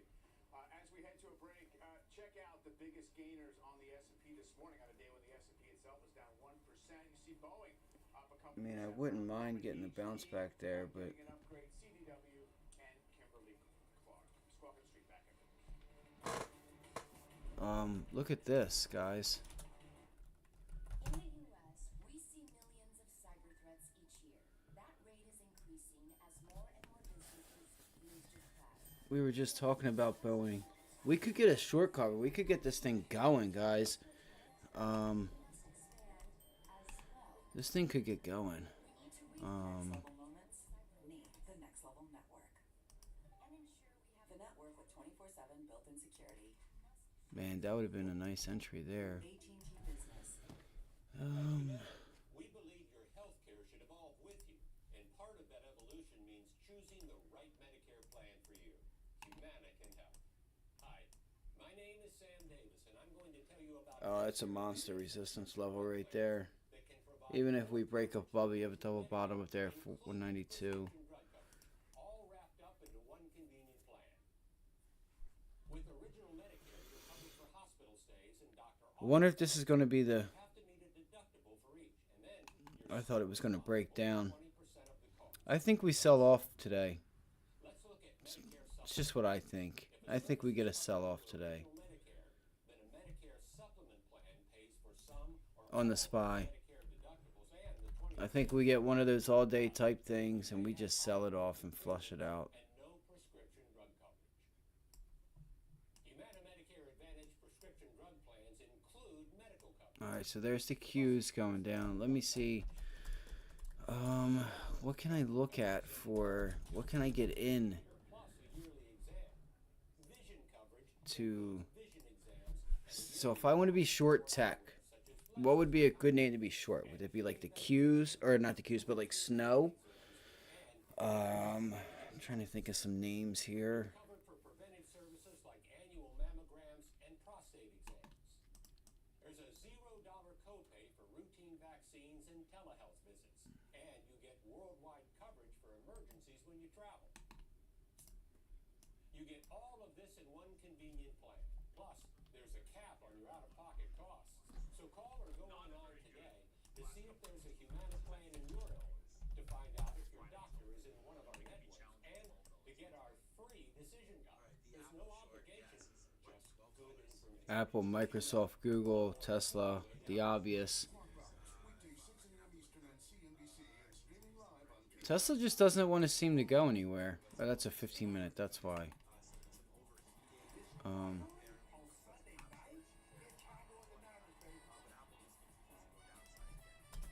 Unbelievable. I'm really going to feel this one today. If I don't get a fucking move, man. Fuck. Into the trading day so far, and the S&P's down over 1%. We talked about the 10-year. I was up till 2 o'clock last night just running through charts, too. We were doing fine. We were on the verge of going positive, and then the JOLTs report came out. That cost us 30 points, and you see immediately yields move up, and we're completely captive to yields. Let's look at the sectors here. Modest moves up. I didn't take anything just yet. I'm not like being mean. I'm just aggravated. I didn't take anything yet. I have not gotten my entry to do anything. That's what I'm looking for. That's what I'm frustrated about. Right? I haven't taken anything. One is the classic yield plays. The REITs and utilities can't compete with 4.7%. That's all. I'm just frustrated because I haven't taken anything. Like I'm frustrated because I should have looked at Amazon this morning. I've been waiting for this thing to pull back off the 100-day moving average. Today would have been the day, just like Chris said. You know, Chris reminded me of it.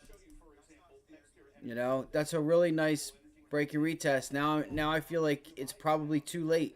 It's down $3-4 already. I mean, so that's frustrating, right? Tesla doesn't seem to want to fall. AMD doesn't seem to want to fall.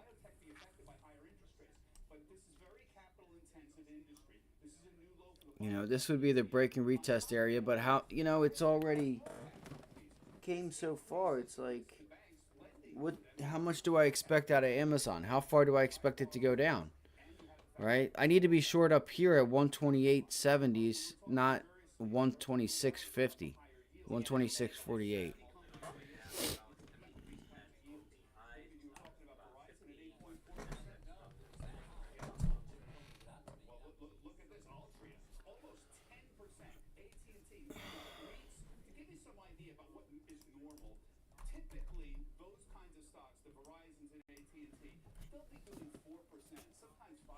Alright, so this thing's holding. It's alright, I just gotta let it go. I gotta let it go. Pick my spots.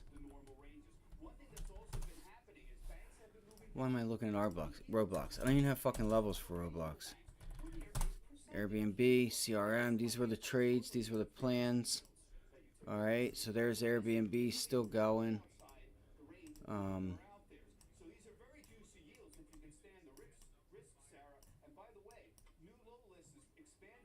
It's already almost there.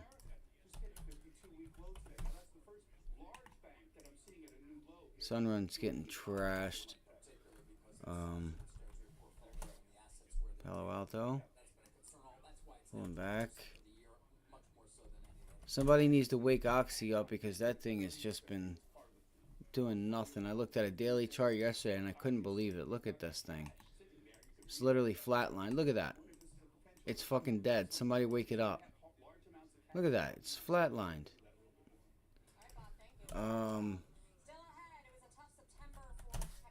So good. I gotta look at Microsoft real quick.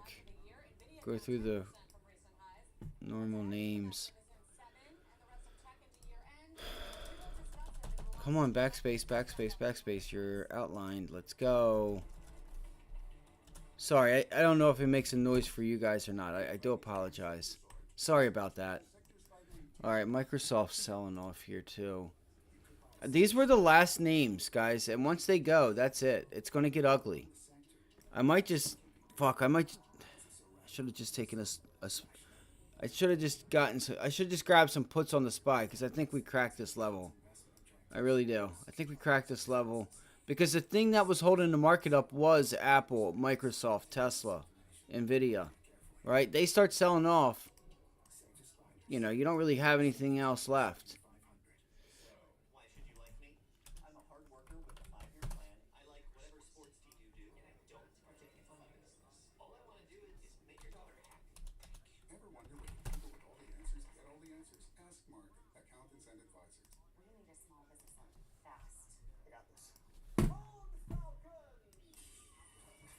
There's a better way to get a fast small business loan. Go to ondeck.com, and if approved, get your funds as soon as the same. All right, I'm just gonna go grab AMD to the sell side. Damn it, they're a fucking dollar something. They're $1.10. Like I could have got them at 90 cents. It's like so fucked, man. That's 10% right there plus commissions. Right, I'm already paying up 10% on a bounce. On a stock that's strong, that I don't want to be short right now. I want to be short up at 103, not 102.04, 102. Man, you're lucky. Watching live sports never used to be this easy. So I just have to just wait, I guess.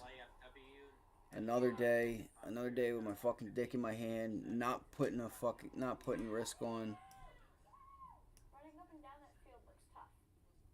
It's pitch.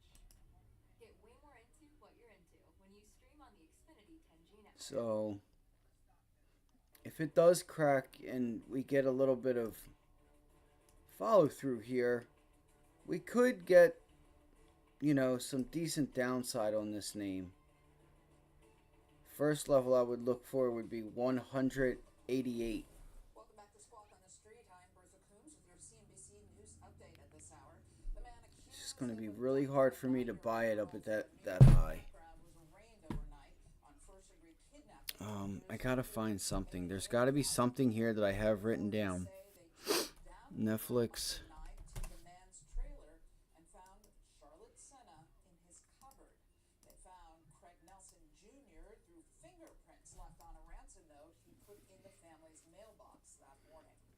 Police in Thailand have arrested a 14-year-old who they say opened fire in a luxury mall in Bangkok today, killing at least one person and injuring at least 6 others. Did Police say the boy is being questioned of motive. did the And India has reported nope, it hasn't.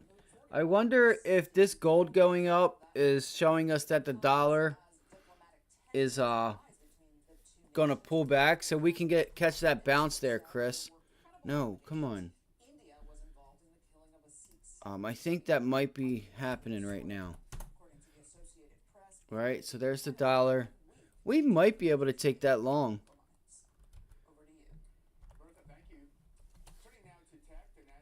Yeah, there's the tails on the 10-year.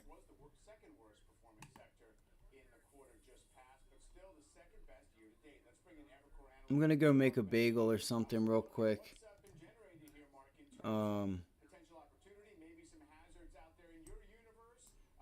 We might be able to start getting this long.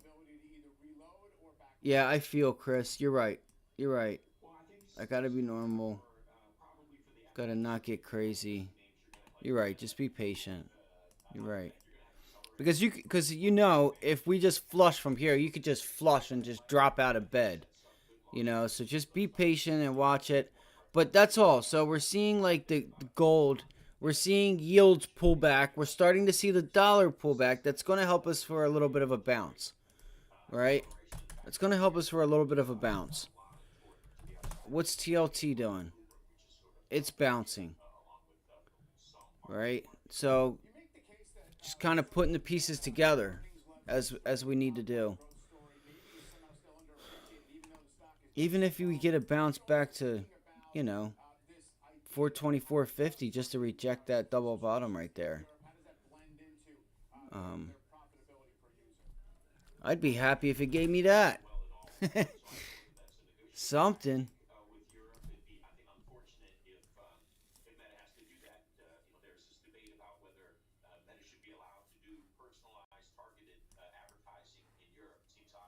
All right, so that's crazy how AMD is just sitting up here. It's insane. I gotta go make a bagel and get something to eat. I haven't ate yet today. I didn't really eat anything yesterday. Amazon was the other one. MCN. And then we have semiconductors like Qualcomm, Taiwan Semis.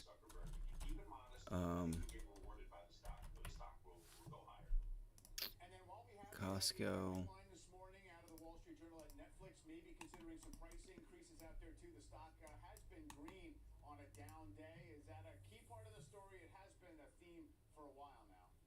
I think it is, Mike. I think it's a key part of the story. I love the way the management team has phrased this. They talked about widening their price points. It's just a wonderful way to describe what really is a price increase. They talked about this publicly, so I don't find that terribly surprising. The question is when. The Hollywood strike did push that timing out. They're not going to put a price increase during a strike, and they're not going to put a price increase until the content slate gets more robust, and there may be some holes here, as the same for all. I'm going to look on the scanners real quick and see if I see something. So, there we go. It looks like we're trying to itch higher. Like, the SPY's going to start the sell-off now if we're going to do it. SPY's going to start that sell-off now if we're going to. Well, after the break, longtime M&A veteran Rob Kindler will join us. Don't go anywhere. Yeah. I will. I appreciate it. I just, I got to get focused. I got to get focused and...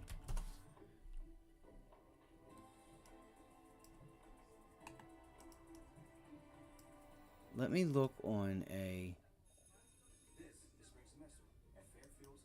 It feels like to me that we want to bounce. In what manner, that I don't know. You know what I mean? I don't know if it'll be fast or slow, but you never go up as fast as you went down. Can say that. Isn't a good retirement strategy. You've worked for a comfortable retirement for years. Now you need to plan for retirement income. Learn ways to avoid common mistakes, like being too conservative or not setting retirement goals. Have someone on your side to keep you on track. Call for Fisher's Comfortable Retirement Kit with the help you need to make your retirement a success, including the Investor's Guide to a Comfortable Retirement. 13 retirement So planners the to same avoid. thing. Maximize your Social Security. Call 1-800 CNXA, Connexus Sports 4477. Technologies. Fisher tailors a plan to Trading now keep you on track for retirement you want. $4.70 And as a CNXA. fiduciary, we do So that looks like a nice little double bottom right there on the daily.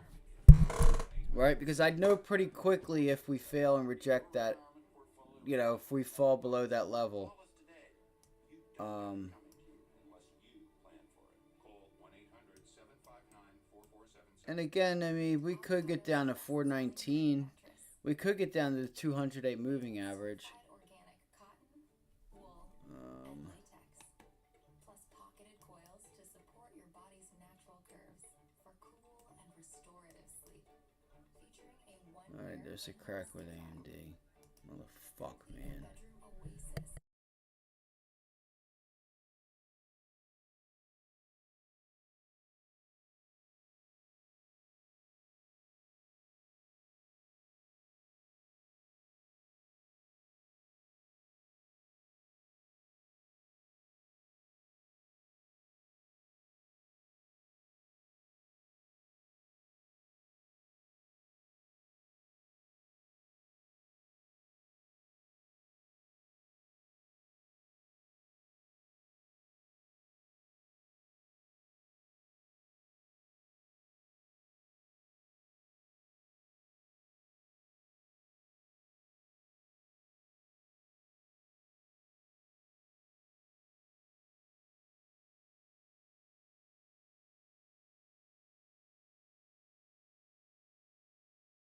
Wanted to meet people from the business community. What he really had to say was, don't wait till after Those AMD 100 puts are at 120 now.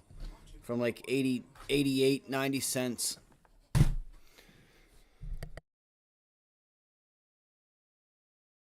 It's hard for me to pay up for that. Right? It's just hard for me to pay up for that. It's hard for me to pay up also when I'm seeing this thing just holding, right? Holding the lows because it's got that bit of relative strength. And look how, it's getting the bounce backs. Right?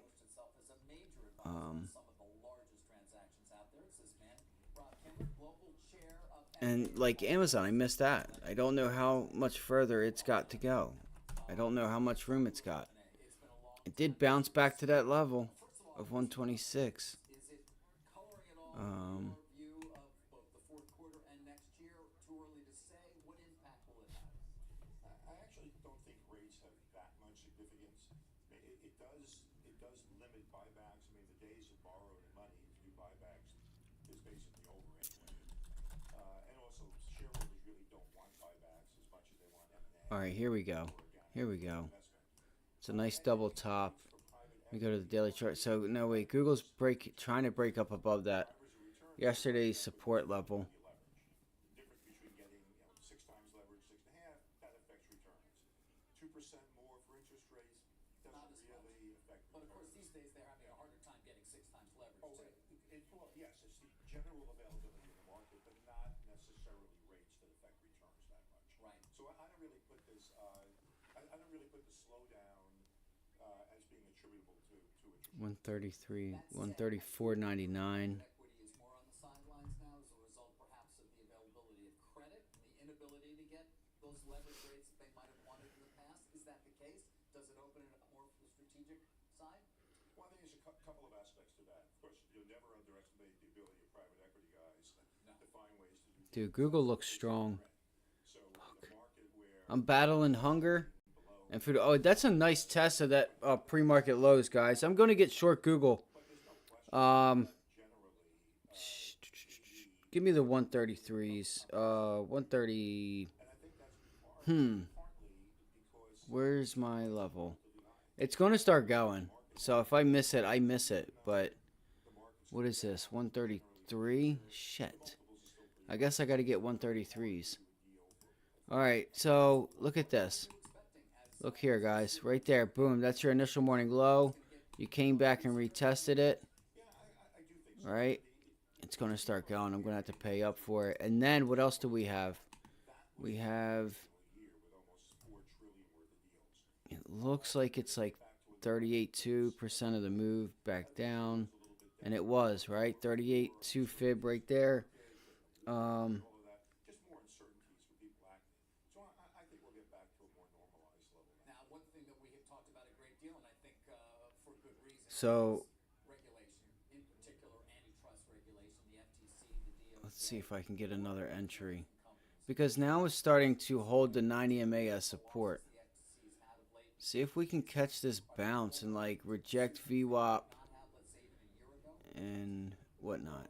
There's a couple of aspects. In Europe, it's been pretty challenging to do deals for years. I mean, Europe was really the more of a gating item than the U.S. Then obviously, with Yeah, so they're down to 115 now. much more difficult than the U.S. So there are deals that are not being done because people don't want to take on the. I took a small piece on that. I took the trade. I just got in small. I didn't get what I wanted. And I don't like it. The volume is... I'm going to see what happens in the election. Before I start something, Look, of course all the buying comes in. This thing's going to shred me, guys. If I don't sell this quick. Like, I really got to watch this trade. What's my price that I got in? Price 117. I wonder if there's something I'm missing here. it was done, let's let the lawyers take care of it, right? Now it's exactly the opposite. The first call is to the lawyers to say, what are the regulatory implications, not just in the U.S., but globally. But in the U.S., you have antitrust, you have CFIUS, absolutely the first issue you think about. So does that still put a lid on particularly the stuff that I might want to really get excited about, the mega kind of cap, which oftentimes does run into more impediments on the regulatory front? I think I feel like it's not going to work. I don't know if this trade's going to work. a bigger slowdown even than now, maybe. I'm just going to let it do what it needs to do, but I just feel like if it pops, it could go. And it's still, you know, they've been trying to sell this thing hard up at that level. They're not there anymore. I feel like this level is going to break up the VWAP. But large deals, I don't see that. Right, so the old shrink to grow is going to continue to be a theme. Yeah, it looks like they're... So talk to me a little about I'll give it a minute. See. Lawyer is what you actually do. So 122 is the SPY gonna? So what? I gotta watch being short if I think. Yeah, this is. I just don't know. I think the SPY's gonna turn around. Google's gonna turn around. Right? I don't think I need to be short right here. I could be wrong, but SPY's pretty green. Um. have two, although I guess is lawyer, banker the same job or is it a different job? In all seriousness. It's actually very similar. It's really advising boards. Like I'm spending a lot of my time as a lawyer. All right, I took a piece off. I took a piece off. All right. If we get back down here, of course the SPY's gonna break. Of course. I wasn't sure if we were getting ready to roll it back to the upside. Right. Look. Now the selling just starts to kick in. Of course. Come on, you bastard. I just don't know how much more downside we have, so that's what I'm getting stuck with. I would love to sit here and leave this on.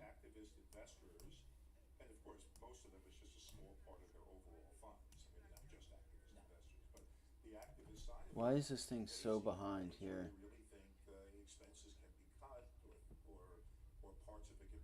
No, I've heard of it. I never watched it. You hate activists. Come on. Oh, some of my best friends are activists. No, actually, David, You gotta be shitting me, bro. You gotta be fucking shitting me, man. has been good for the market. It's really forced companies to think about things like Kellogg spinning off. Now, J&J did have an activist, but they would have done this without an activist. I don't think it had any effect on it. Right. So, no, I think activism generally has been a wake-up call to And it pays bills. How about CEO confidence finally? Because that always also proves very important in terms of the willingness to do deals. How do you rate it right now? Still uncertain. From an M&A side. Yeah, like I say, I haven't really. I've heard of it and stuff. I never watched it. I tried to, but I really. So what do we got here? Do we got a nice bear flag right there? Initial morning highs. I need some volume in this bitch, man. Regulatory issues. I think it's pretty muted. How's Paul Weiss treating you? Okay. It's been great. Yeah. It's been great. Terrific firm. Are you done moving? Are you going to stay a lawyer or are you going to go back to being a banker? Well, I'm only 60. There's no so the reason I got rid of this is because we have no there's no continuation that I feel like there's no continuation. It might start now, right? It may start to give you momentum, right? I don't sense the momentum out of Google, right? I want to start seeing it just like the SPY, like it's just dropping, right? Pulls into the 9 EMA, drops. Pulls into the 9 EMA, drops. And these drops are getting smaller. The drops are getting smaller. Nice, man. Nice job. I'm not mad about. I'm gonna get the rest of that Google off. I don't even want to be in it right now because I can just, even if it falls all day, I don't care. I can sense right now that it's being really slow. As you know, finding families in a dream home is my passion, and Aroma 360 is the perfect way to turn your new house into And again, just so you guys know, those were the 133 puts for Google.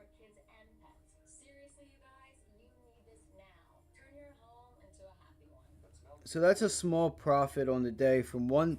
When I got in those, they were $1.17, $1.26 now. Like I would like to start seeing it break down right now, but look at time and sales, and level 2 is just. I could be wrong, but I can't sit through just like not moving. I don't want to do that. I want to be in something that's like giving me directional momentum like the SPY, right? And there it goes. There she goes. There she goes. No, no, I just got rid of them. I just gave got the last ones off at what, $1.23, $1.24. It could still continue and go down. I'm not sure how much the SPY is going to give us. Right? I'm not sure how much the SPY is going to give us, because if the SPY starts bouncing, and here, I could do this. Here's what I could do. Here's what I could do. I could do this. I can always do this. Give me a 3-minute chart right here. Let me go find out for myself what's going on here. Right? This is what I want. I want continuation. I don't want Google just sitting here just not knowing what it wants to do. It hasn't making up its mind what it wants for dinner. So let's go to the IWM. So we should start to see one of these. These gray boxes are gap fills, by the way. We have a lot of them. We have a lot of them. There's one more below it. Come on. All right, so IWM's giving you the continuation, right? And this is the second Tuesday in a row that we've sold off like that. Keep Tuesdays in your mind. I didn't say that earlier, but I was thinking about it. So they're all just selling off. Come on, you bastard.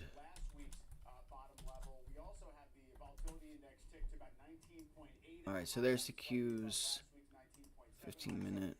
Rates obviously the driver above 4 3/4 on the 10-year Treasury yield. After that, JOLTs number. The Qs are at support, but they very well could break. The day before you had a blockbuster jobs report, June 2nd, the market gapped higher. It was 300,000 plus. People finally started to embrace the soft landing idea because rates were still tame. So it's almost like the market's going back and testing. Do we really think we're sure about this? And also, you know, we stopped short last week in the sell-off of 4,200 on the S&P.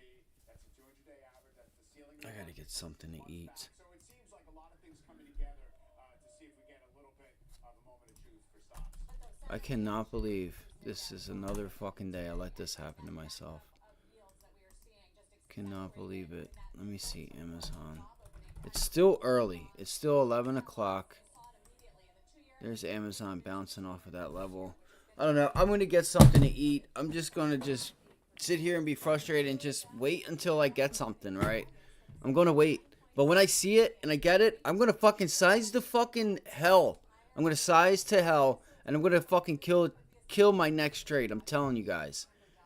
Because I need it and I want it, right? I'm going to go get it. Like, I can't take Amazon here. You very well could short this thing. It could still come down to like 124. It's down 2.8%. You know, what are you going to get? 3.1, 3.2. You know, that's probably overdone. Let me go to CNBC. I know there was Airbnb, but they've already taken that move away. That's what I hate about you know, trying to get options and stuff, because this thing's down 5%, but they sold it off all pre-market. They got in up there. They, as in market participants, pre-market. Let's see if Boeing went any higher. It's still sitting there. The longer Boeing sits here, it could give us another continuation to the upside. So I'm going to go make something to eat real quick, and I'll be right back. I'm just going to go throw a bagel or something in the toaster. HD selling off. Look at that sell off. Wow. I feel like Boeing and Home Depot are hand in hand, to me personally. Let me see. Let me see here.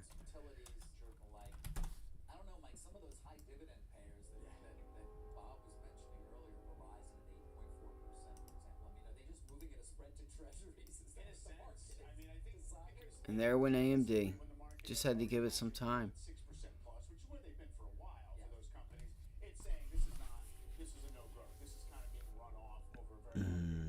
It's all good. It's whatever.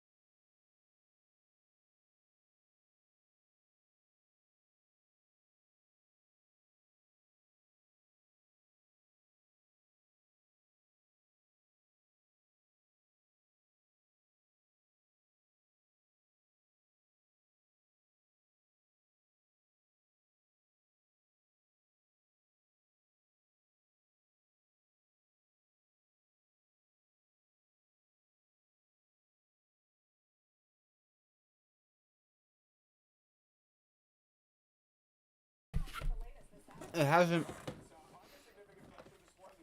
Alright, so we're going to see when the SPY comes back to this 9 EMA. Look at fucking AMD. Of course. The SPY dumps. It wants to hold. It finally breaks and then just continues and continues. I'm sure Google's doing the same thing. I didn't feel safe in Google. I really didn't. I didn't trust it. I'm fine with getting out of Google. Like, even if this thing closes, if we look at like 1 o'clock, it's back down like to new lows. I don't care. I don't even want to be in Google. I don't trust it because it's got a bit of strength there. So, and like I thought, man, you start getting Apple, Microsoft, and Nvidia and stuff to find downside, then this market might get a little ugly. It might, you know, start getting a little ugly. Look at Nvidia, straight down. These are the days. These are the days of opportunity. Guess what? We did it last Tuesday too. We had a nice continuation day last Tuesday.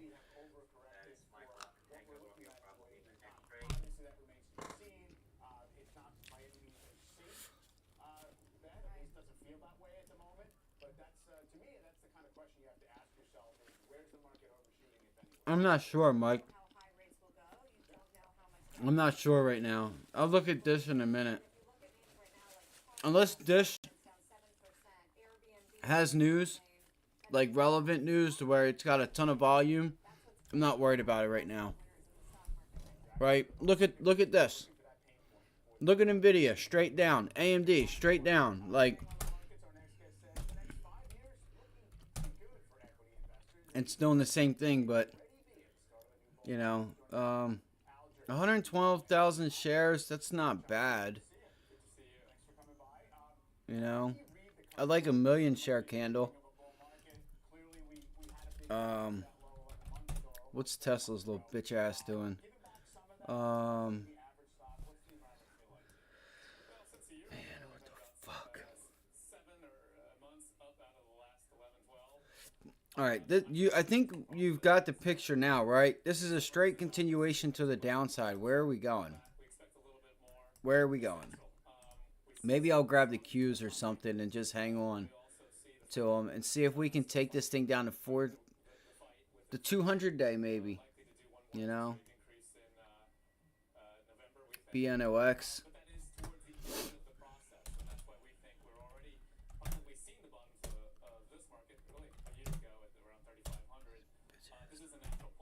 Come on, man. What the flip? Nice. This is for us, this is for the individuals who didn't catch the market short. Right? Since we didn't, damn, this thing is moving. Is there any news on this thing?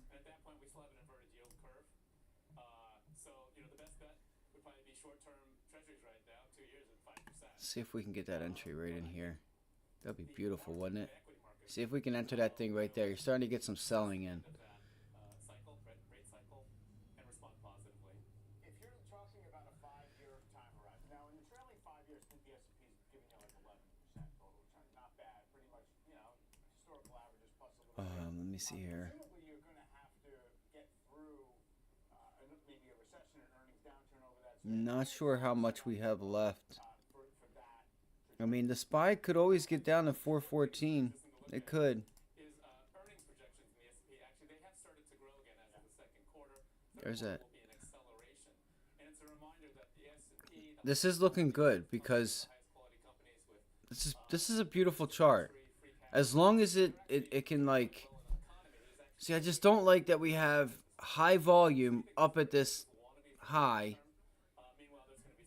and, you know, okay, good. It broke it. Now I want to see it just hold. I want to see this thing hold. I don't want to see it immediately sell off. Like back down to the low. Let's see what happens. I'm going to sit and watch it. Here we go. called the bull market. And it makes sense. They're all high quality. They all have incredible brands. Like, this would have been a beautiful entry right here. So they've been like 75. That would have been a really nice entry at 417. I think that's a positive in the sense that there's still 90. This is BNOX. This is a small cap. I would, you know, if you haven't traded them and can't really, you know, if you're not familiar with, like, you know, throwing out orders, like limit ordering out and like being able to manage your risk in these, I wouldn't suggest it. You can always start small. You got to start somewhere. Look, she's going now. Hedge funds are positioned for the rockiness right now and quite defensive in the sense of we're not interested in the utilities. We're short real estate. I was going to say the volume. That volume didn't increase there. But meanwhile, we maintain a long bullish. There she goes. Wow. The big seven, so to speak, not all of them, but the companies of that kind of character, right? High free cash flow, strong growth. Nice job, Basic. Yeah, it's kind of the mirror image of the cyclical interest rate sensitive. Exactly. That's a really nice trade there. You called it out right before the move, too. When we come back, we're going to take you to Lower Manhattan. BNOX, And there it goes. Now it's coming across the wire. We'll give you an update on that. Talk to the CEO of Novartis. Talk to the CEO of Kellogg, the new cereal company, and hit the sell-off. The Dow's down 383. Unflippin' believable. Plus, continuing to watch the bond market and the 10-year right now, it is up to 4.7%. So this looks good, right? What do we want to see? We want to see a low volume pullback and see if we can't, like, get this thing somewhere in here and to hold it and, like, curl itself back up. Let me actually go to a 1 minute chart. It's a bit parabolic there, so it's only natural it should come down. Rain or shine, in the world's largest electronic marketplace for credit, over 2,000 trading firms find deeper liquidity and better pricing. Come rain or come shine. Market access. Do you know the let me see. Just seeing if you knew the what the float was on BNOX. What we do today can be better tomorrow. The right question inspires. It moves economies forward. We could stop asking questions, allow everything to stay safely the same.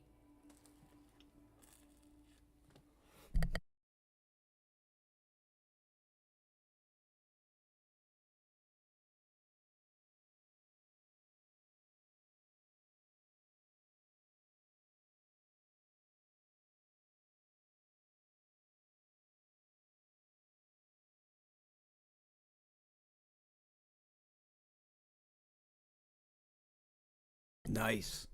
Nice. Okay.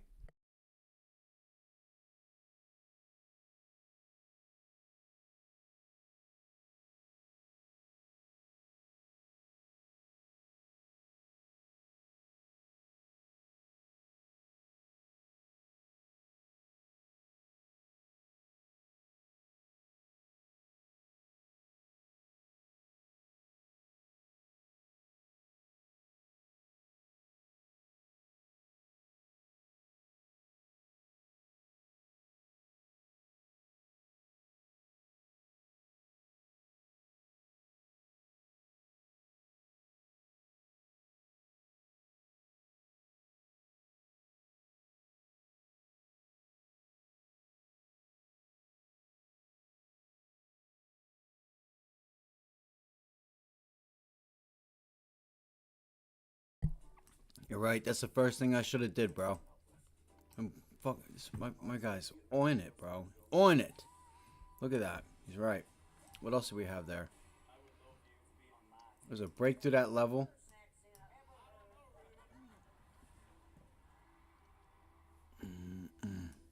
say the voice into your Xfinity voice remote to start watching. With Xfinity, it's a way better way to watch. I think we consolidate. I think we can consolidate here. You broke back up through there. I really do. right? You did it on an increase in volume. Look at that volume that's bigger than yesterday. So you broke yesterday's high on an even greater volume, right? That's a nice sign there that this is going to hold. That yesterday's high should hold. You'll probably pull it back to like 422-ish, right? Like 439, 430. Let's see. Let's see. I wouldn't roll it out just yet. Let me see. I mean, you're probably right. I couldn't see it. I couldn't see it, but this is when you want to start, like me personally, right? I want to start pulling back to that I want to start buying weakness. Yeah, look at the volume. It's starting to change, but if it watch it, see if it holds here. You got your 9 EMA, you got your VWAP all right here. Where? At yesterday's high a day. This could make for a possible spot for people to step back in and buy it.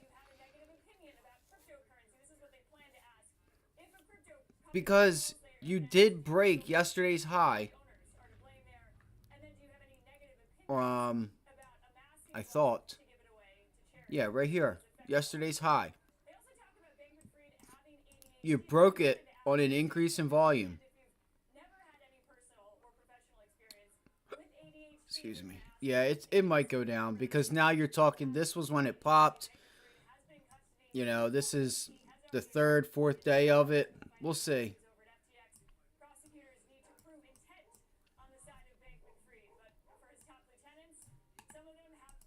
You're probably right.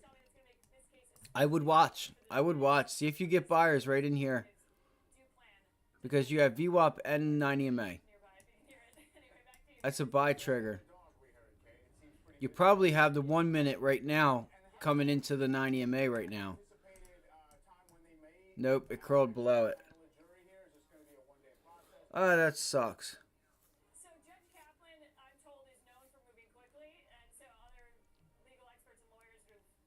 That's a nice move, though, man. That's a beautiful move.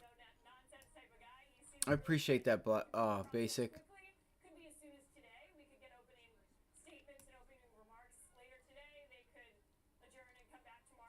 Yeah.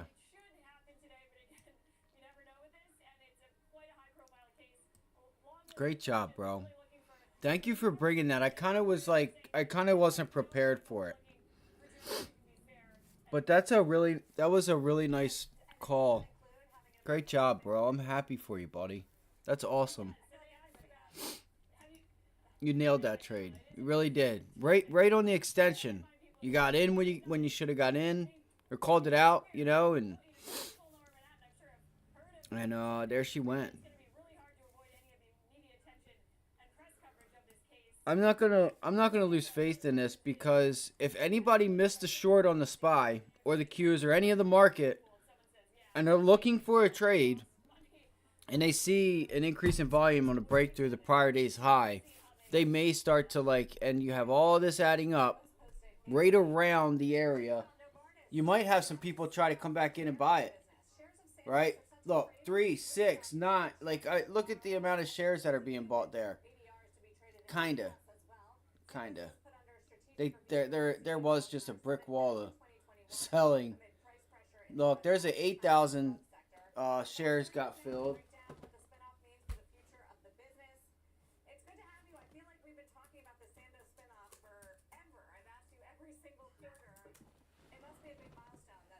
Yeah, this thing's done for right now. It will, yeah.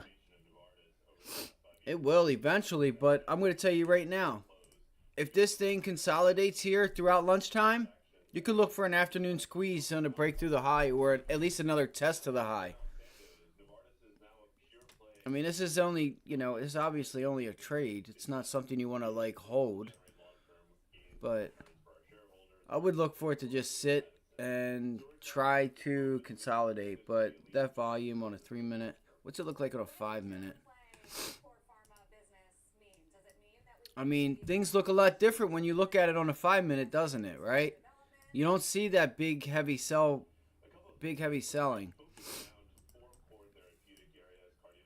But neuroscience, immunology, I would look for just a pullback, consolidate at lunchtime, and see if like 2:30, 3 o'clock, you know, you're starting to see at 1:30 if that thing like starts to hold yesterday's high. That's what I would look for, and see if we can get another run out of this. I'm gonna look for it. I'm gonna be honest. I'm gonna look for it. It's on a gap up, which is obviously good news, right? Look at that. That's a nice chart. Usually I don't say that about small caps, right? You pull it back and you start holding this area, right? Making, you know, higher lows. The next thing you know, 2 o'clock comes around and this thing is just going like this. And then it's starting its squeeze again, right? And then it's starting to squeeze back to the highs.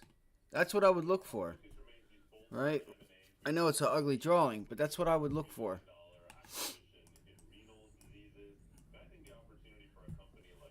Ow, I just poked myself in the eye. Fuck.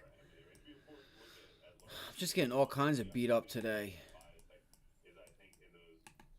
Fucking missing trades. Not taking them. I thought AMD was going to be strong. I wasn't sure. I didn't know that JOLTs jobs data was going to come out like it did. It came out 1 million more jobs. Like, that's insane. Right? I think the estimate was 8 point something. Of course, I know. You want to turn the camera off on me. I know. As soon as I actually start talking and stuff. Fuck, man. Just poked myself in the eye. Oh my god. Now I'm losing the chat. Like, I'm losing. This is, come on.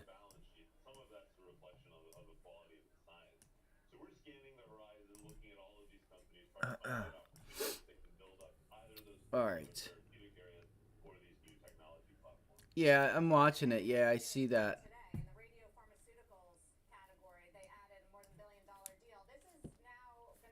Yeah, it has been selling off. I was watching it. I was watching IBB. I looked at it yesterday. Or not yesterday, but a couple days ago. And Eli Lilly, right? That's the other one.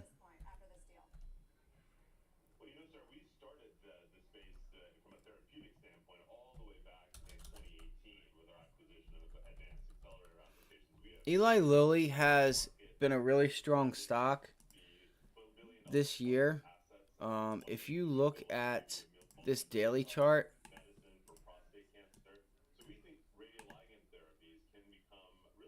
look at that support level it broke down through. Or this right here. I'm really curious. So you have the support level right there. You have this resistance and support right here. Double top. Let me get this. No.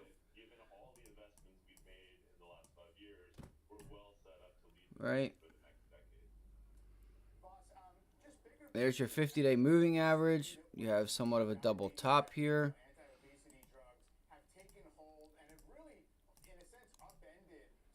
Right. And now you've dropped. Where could you go to?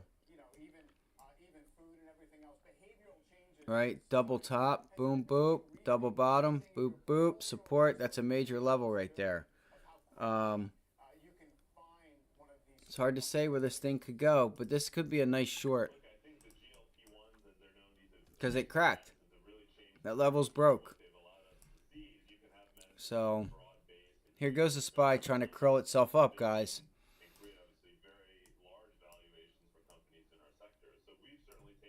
This is crazy. I can't believe I fucking missed this move. 426 to 421, so that's a 5-point move this morning. I gotta fix this shit, guys. Like, seriously, I have not been this bad at trading in a long time. Like, I don't know if it's because I'm trying to take too much on that I can't handle, and I don't have the time to do the research, and I'm not comfortable. Whatever it is, I gotta fix it. I gotta fix it. Man, my fucking smacked the shit out of my eye, man.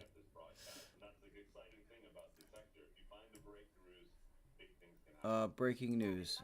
Fuck that. Or excuse my language. Sorry. I'm not worried about that news. I'm not worried about it. All right, 3 minute. What did Google end up doing? I wonder if it broke and held. It did break. So that was a pretty good entry there. I didn't trust it. I didn't trust Google. I wasn't trusting that it was going to give me the continuation that I was looking for. Let's see if this. Who thinks we got more downside coming, or do we? Who thinks the SPY is going to start headed back to the upside and looking to like retest maybe that 423 area? That's my guess. I'm going to go with that. I'm going to go with the SPY bouncing back up to, which it might be doing it now, 422.27 to 423. Yeah, it's what I'm thinking too, Chris.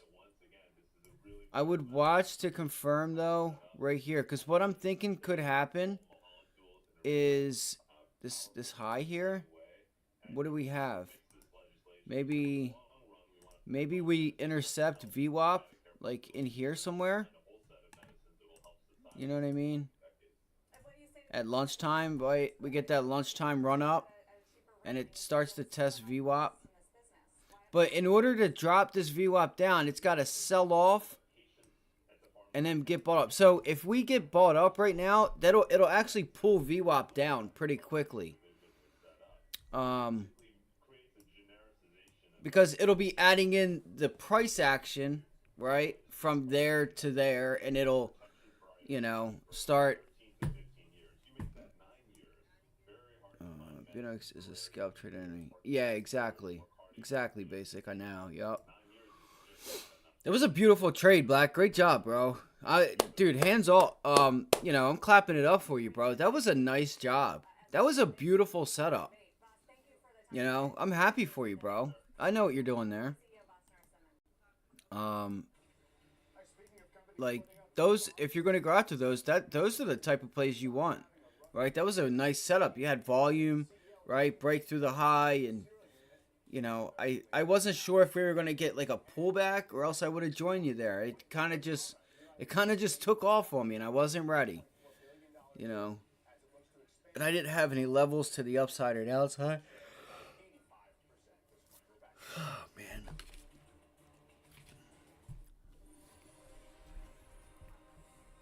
I'm gonna go probably make some coffee and then continue to figure something out, because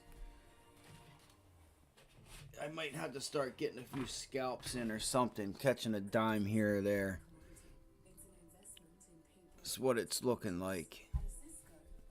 And there's the pullback. There's the extra pullback. Is that going to be a small double bottom? Alright, where am I at? So that's Google. So that Google trade worked. Would have worked. I didn't trust it, guys. That's a pretty good entry on that. I don't know where they're at right now. The 133s, they were $1.17, I think, when we got in. It was either $1.07 or $1.17. We paid for those. Nice, yeah. There you go, man. You earned it. You earned it, bro.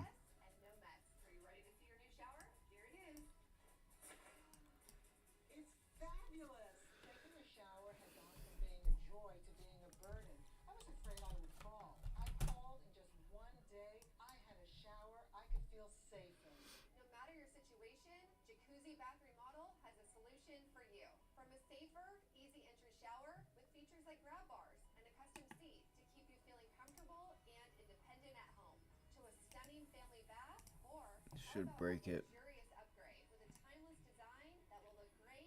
I knew it. I knew it. I knew it. I knew it. I knew it. Nah, it's got that tail coming in there. What is this? 3 minute. Look, they're still buying this thing because where did it move? It moved right off of that 9 EMA. Right on that 9 EMA is order still sitting there. because they probably don't want to sit through like this and knowing that a potential, rip later on could get them. Maybe they're trying to mess the setup up. I don't know. There's got to be news with it. I know that there is because there's a gap up. I don't know. That's funny. People are just trying to still get in and chase it. They're going to get hurt. Somebody's going to get hurt there.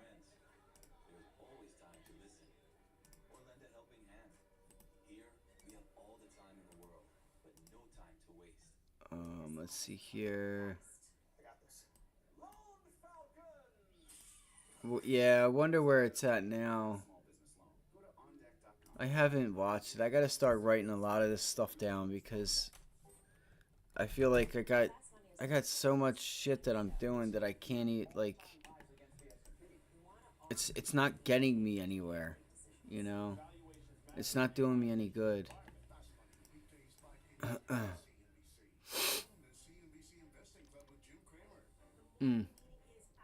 This might be oh, my charts are frozen. Come on. Watching the spice maker McCormick down 9% today. Earnings come in line. Revenue a little bit short. Sales volumes declined, and management noted some weakness specifically in the Asia Pacific region, saying China's economic recovery has been slower than anticipated. The stock is There was some opportunity to be had today, though. There was some really good opportunity. They got me. They got me because I didn't trust Google. I really didn't. I seen a nice triple top up here, nice rejection. I took this because, I had VWAP, 9 EMA, not 9 EMA, but low of day, VWAP. Bear flag, whatever you want to call it here.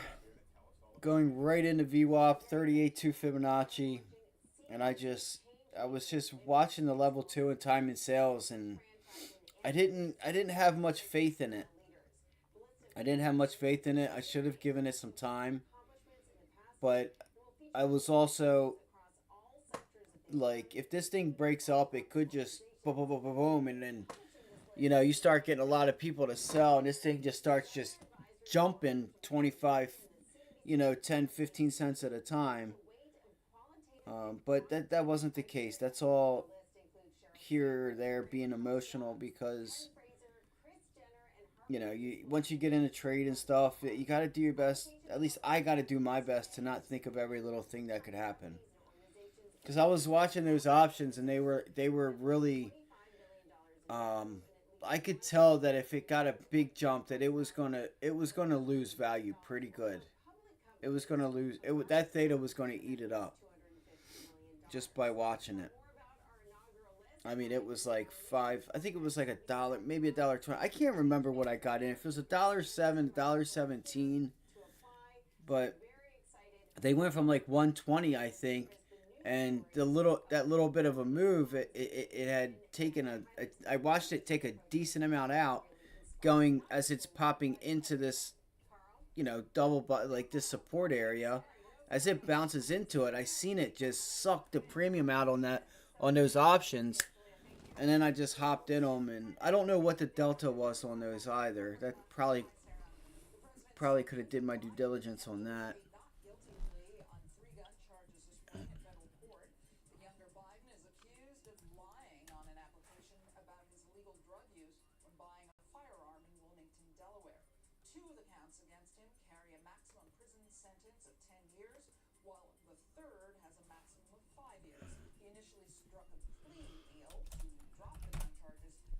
Where is AMD? So AMD is not down here at this level yet. It is not here at 983. It's at 100. And look, there's a I feel like the SPY is going to continue. I feel it. I feel like it wants to. Or it's going to put in a double top or a double bottom right here and try to work its way up.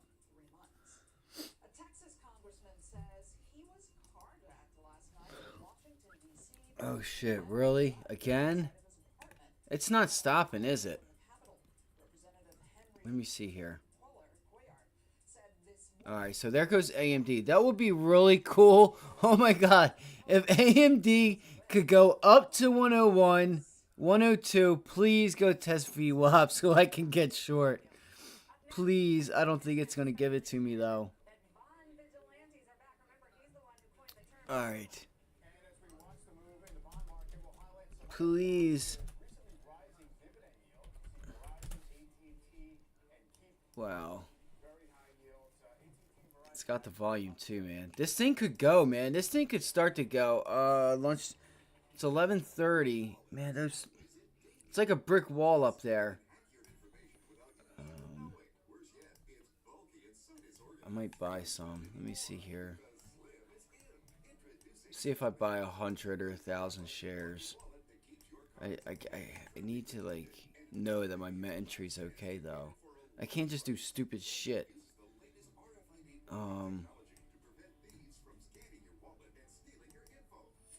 Yeah, don't.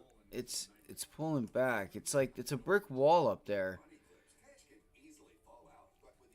Wait for the break of like 520 ish. It's got this whole area. It's like a range, cause you have topping tails up here at like five. What is this, like 522? You have a topping tail. You have another one at like 525. 534, 533 ish, 546. Like there's a ton of topping tails here. You know what would be cool? If it did pull back and kind of hold 488. See if it can hold that close. It's like 488-ish. 490. That's probably what it was. It was probably the pullback.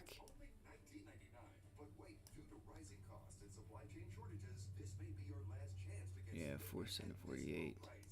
Let me see here. There goes the SPY. Bastard. Yeah, look at that volume. This thing could get going, man. Fuck. And there's the break through the high. Look at it. There she goes. Well, I wasn't comfortable at all getting in it anyway. I wasn't comfortable at all anyway.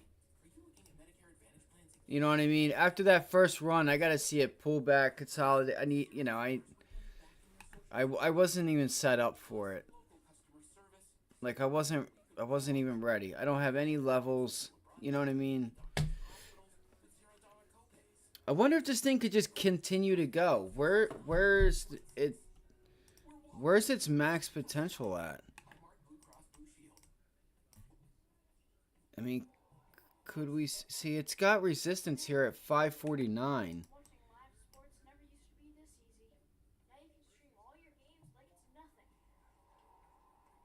529. 650. Yeah, it is. Like, what would be cool though is if it could just consolidate, right? Because then you'll start to get liquidity added to. You'll start to get that buy side liquidity that it needs to really get the shorts, like to get to get some money under this thing, and then it can get going. 556. It'll probably test 546. That's my guess. It'll probably test 546 if I had to take a guess.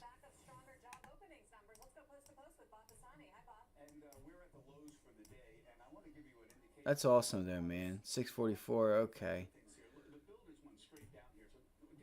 Dude, that's a lot of volume right there.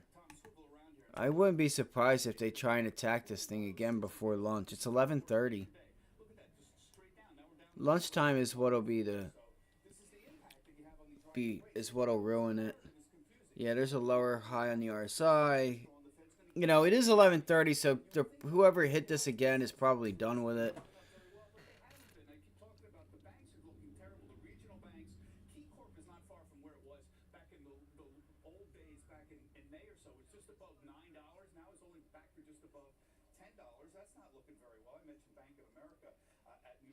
there are still, economically sensitive here. Look, Freeport McMoran. dude, there's still a lot of shares being bought, 45 hours. being bought and sold. 36. The strong dollar obviously is having an impact on anything priced in dollars, but you get the point. It's a little confusing exactly what the narrative is. So you It's slowing up now. Like now I'm not like yeah. I mean it's still there. It is like yeah. There's too many selling coming in. There's 3,000 sell. 3, 2, 1, 12. And I'm not seeing much more. There's 1,500 buy side or sell side. I'm not seeing that many. Like the 2,000. There's there was 3,000 buy side there. Now they're trying to come in. I don't know what the hell they're doing. Yeah, I would be too, buddy. They're not though. There's a 20. Look at time and sales speeding up. It just sped up like crazy. And look, 3,600 buy side. 20. This thing's gonna go. It's not done. They're not done with it. Another 3,000, 1,500. Like there's 2,200, 1,000, 2,100 to the buy side. They're not done with this thing. Like they stepped away for a little bit. Nice job, bro. You too, buddy. So I wouldn't be surprised if this thing just hangs out and this thing continues to go for a little bit. I thought I just seen a 4,000 buy side thing there, but yeah, that time and sales is ripping. Yeah, they said we've had enough. We've had enough. Yo, they just did a lot of work though on that last push to the high.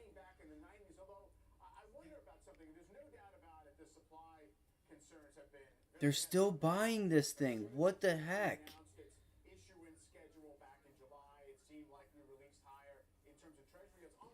Why would any... I mean, unless they're buying it to cover. Yeah, exactly. But look, dude, 3,000 buy side, 11. Like, you know what I mean? There's still big buy orders there. 2,500 buy side. Again, 2,000. Like, there's still a lot to the buy side that, like, I don't know if it's like short covering because they just want to like get out in pieces and they've got it just triggered to get out. But there's 4,500 buy side order. I'm not saying this is going to go higher, but there's still a ton. If you even just looking at the time of sales, you can see that like there's still a lot of buying going on. There's an 8,000 sell, selling starting to take over it, but yeah, I don't know. Maybe they tried to hold it up here to get this thing to $6. I don't know. That's what I figured. The bond yields at the 10-year maturity at 3 3/4 in July, you could sort of back out and say that's the wrong spot for bonds. Nah, I'm good, Mike. I'm all right. I don't need to buy it. I'm just reading it out loud, so you know what I'm saying. Basic knows what I'm doing. I'm not buying up here. I'm just stating the fact that usually you would see this thing kind of flush out. Not necessarily flush, but it's just you don't really see that. You don't see them continue to attack a stock that is clearly overextended, clearly getting ready to sell off. So understanding and knowing what's going on underneath really makes a difference, because that right there is probably going to tell you that later on this afternoon you may get an extension at 2:30, 3 o'clock, that this thing might hold its ground up here around this 450 area, and you could start buying the higher lows and look for that extension higher in the afternoon. Or it just rips again through lunch and then is done with.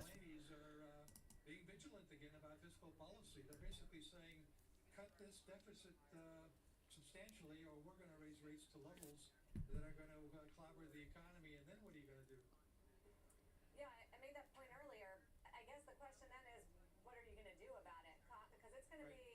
pretty high bar in Congress to actually do anything about it. First of all, they can look at I the wouldn't numbers mind and say the shorting Fed's it. raising rates, and they're talking about keeping rates higher for longer. So it's not immediately clear. Yeah, I was thinking about Protest of the deficit. possibly If it does trying to, but I don't even want to, what do you do? I mean, they can barely keep the government open and keep the like, U.S. maybe get 50 cents out of it, 60 cents out of it. They're just going to take an axe to discretionary spending? Well, I think that's where the debt crisis scenario becomes Let me see what they want for this thing. we've been enjoying, which is a relatively strong economy. It's already going, so That we get to bond yield levels that just really aren't affordable for the private sector, and in that scenario, it's conceivable that there would be. have you looked at any shorts for this basic, or you just were long? I didn't know if you located it and seen it, how much it was to short whatever broker you use. One can see a scenario where the Fed is no longer doing quantitative tightening. I mean, Sarah, for all the talk about quantitative tightening. Yeah, and I was thinking weight too. I know. It was kind of just my thought process was getting short, right? Trying to get short in like a push up back up to like this area here, and then taking it like getting myself maybe a 50-cent move back down the VWAP or so, or back down to this area here. You know what I mean? I will say, I have to say, this economy has shown less sensitivity to higher yields than many expected up till now. We'll see if that can. But it already started moving. Stock market is telling you that can't continue, right? That's all cyclical sell-off here. Well, that's another day wasted because I gotta figure my stuff out. I gotta figure it out. Double digits in yesterday's debut. The CEO is going to join us to talk about the company's prospects. Yeah, I don't blame you there, because you can get yourself really, you can get, you can experience some pain, I guess you could say, if, I mean, as long as you keep your size down and, I mean, even then, right? Because this thing could just blow up. You could get screwed. You can get really screwed. I don't blame you there. At least you're not on the side that, you profits for the shorts only from 4 to 0, but you can go long from 4 to 100,000. Right? Not that it would, but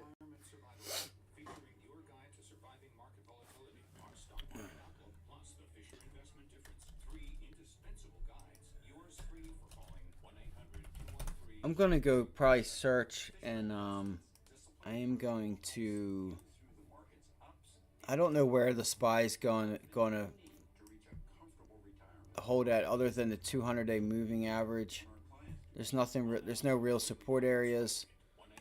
So it's either I'm about to call it a day, or I'm gonna try and just make a few scalps off the SPY and the Qs. And if I do anything, I'll let you guys know. But with it being lunchtime, I'll probably just try and look for a few 10, 20-cent trades, but I may not even do that until 2 o'clock.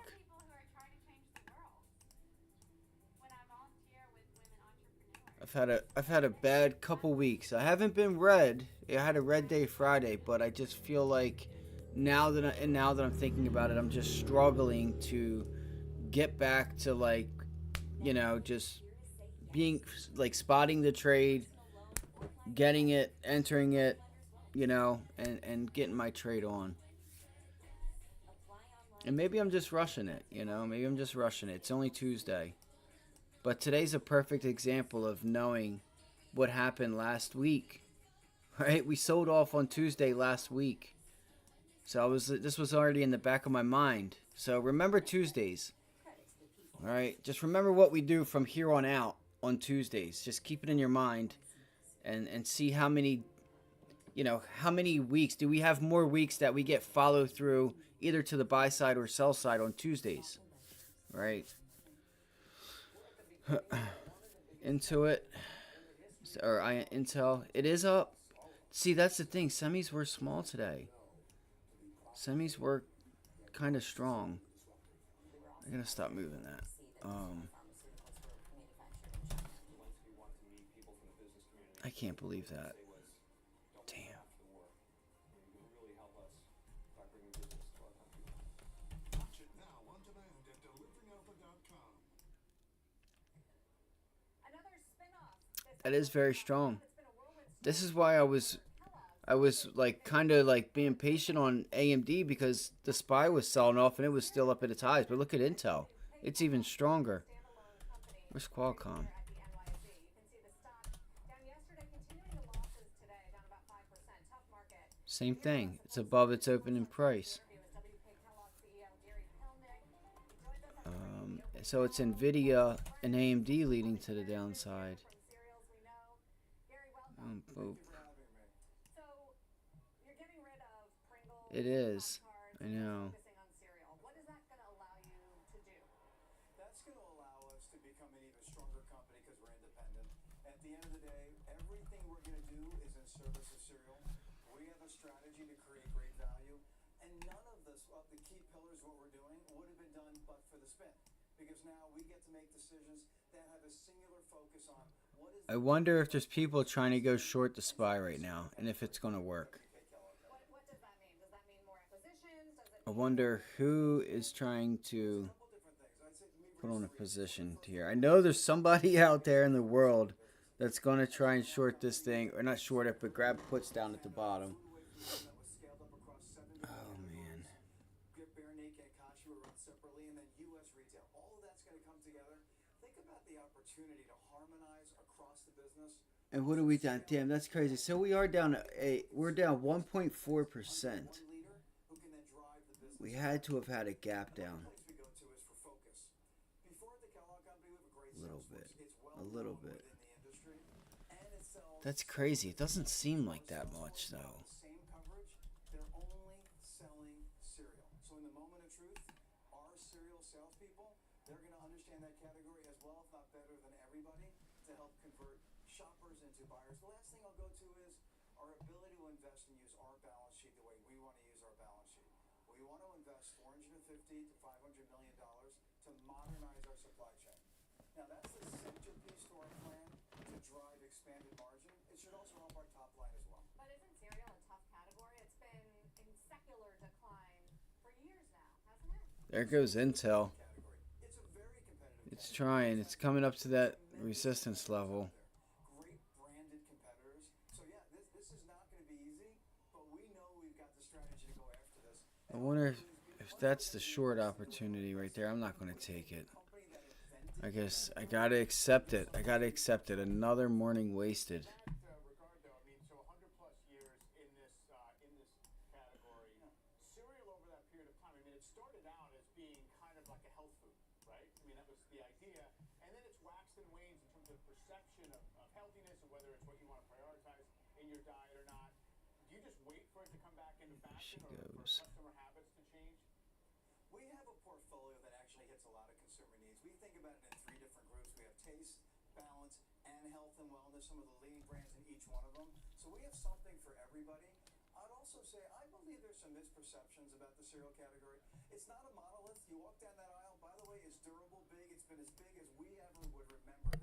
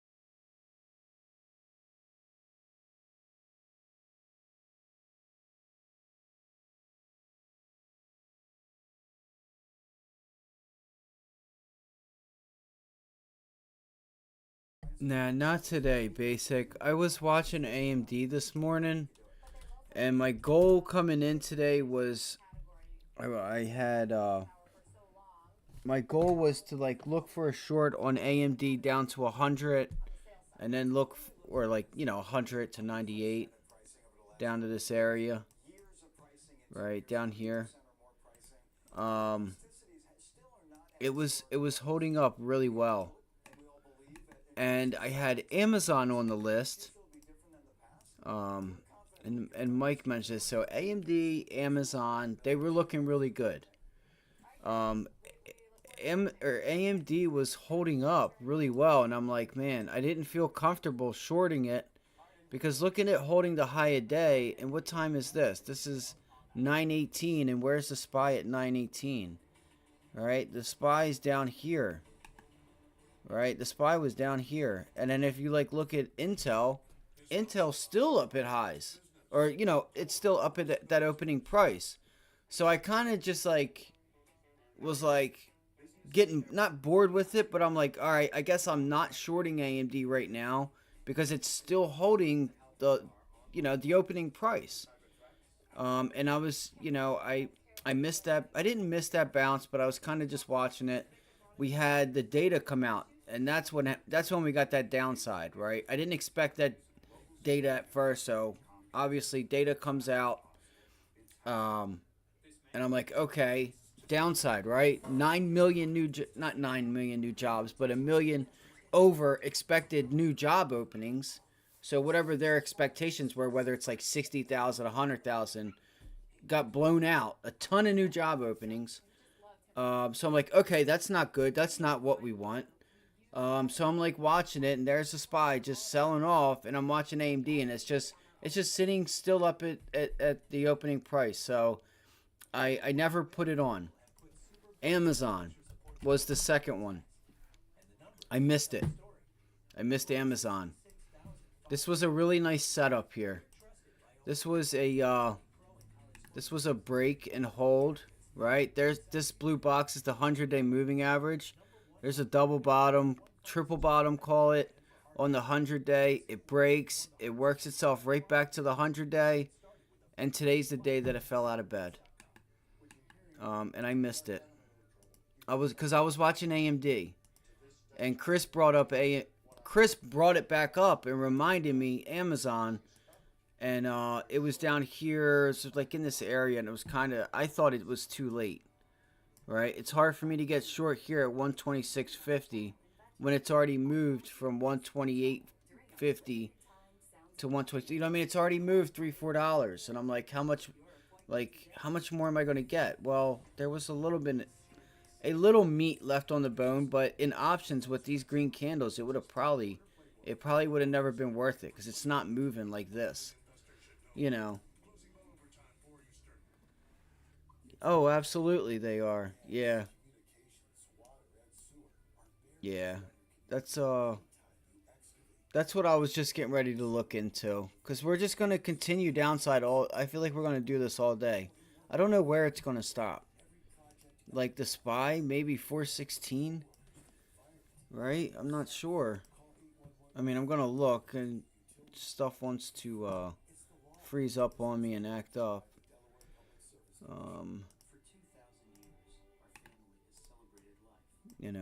I felt this yesterday on the live stream. Like that's what I was saying, Mike. If when I on the live stream last night, like if you just pulled your phone out and like maybe we get down here, I'm not sure.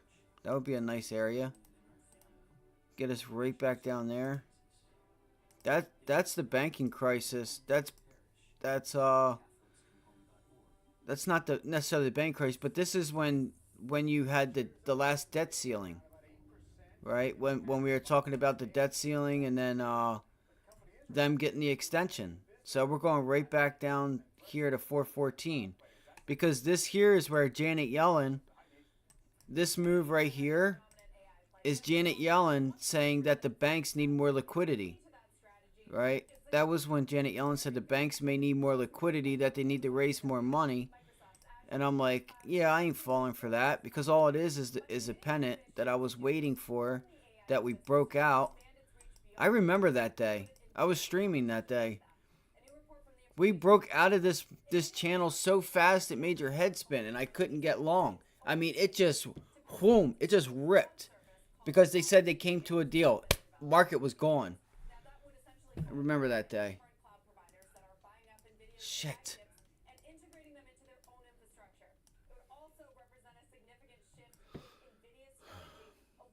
Is it dropping fast? Damn. I thought so. I thought it felt like a decent time to short it. It did. Instinctively, I was like, it might be a good time to short it. It looked like a good setup. I thought so. At least for a 50-cent move. That's exactly what I was looking for, too. Was thinking about.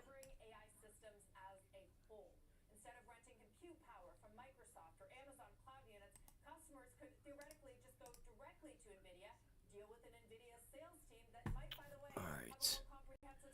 So, I wonder if we're going to get this. I wonder if this is where the SPY's headed. What is that, 415? Or no, up here, 421. Hold on.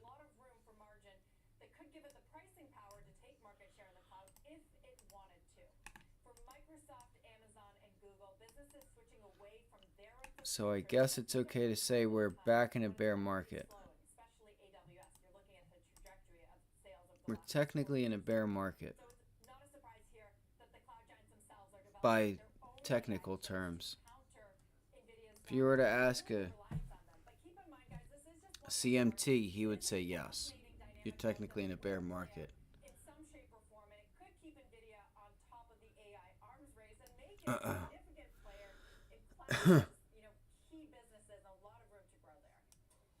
sure, D. And I mean, clearly you mentioned the possibility that if Nvidia were to move to compete with its largest customers, those customers I can't believe this, man. This is crazy. and obviously become vertically integrated as well.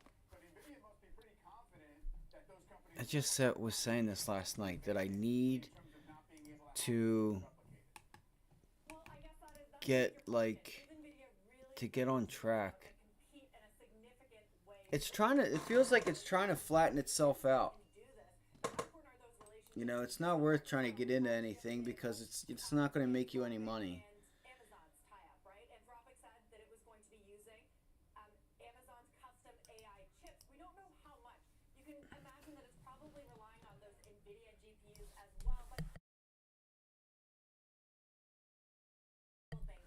Oh, and Alibaba was another one that I was looking at.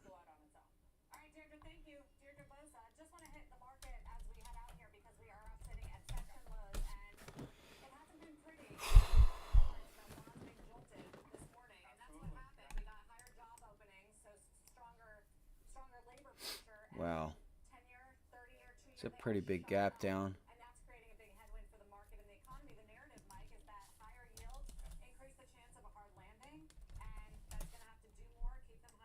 Yeah, 10-year pushing 4.8% yesterday. Spoke about how last week's sell-off, it seemed to stop short of some of those real test levels in terms of the big.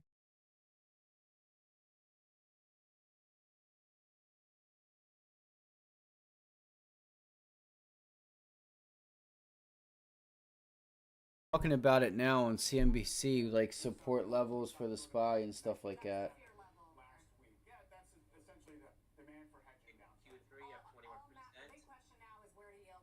Q3 EV sales increased 28% versus Q2. That's Michael, GM.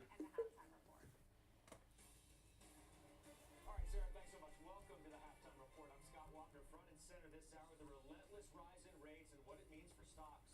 As several of our committee members now make key moves in their portfolios. We'll tell you all about that, of course.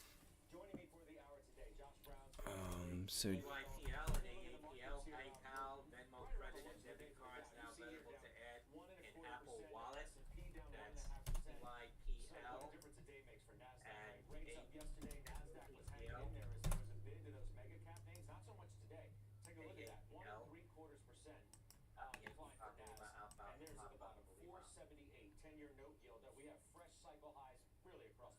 I wonder if I can get a pullback here on Apple.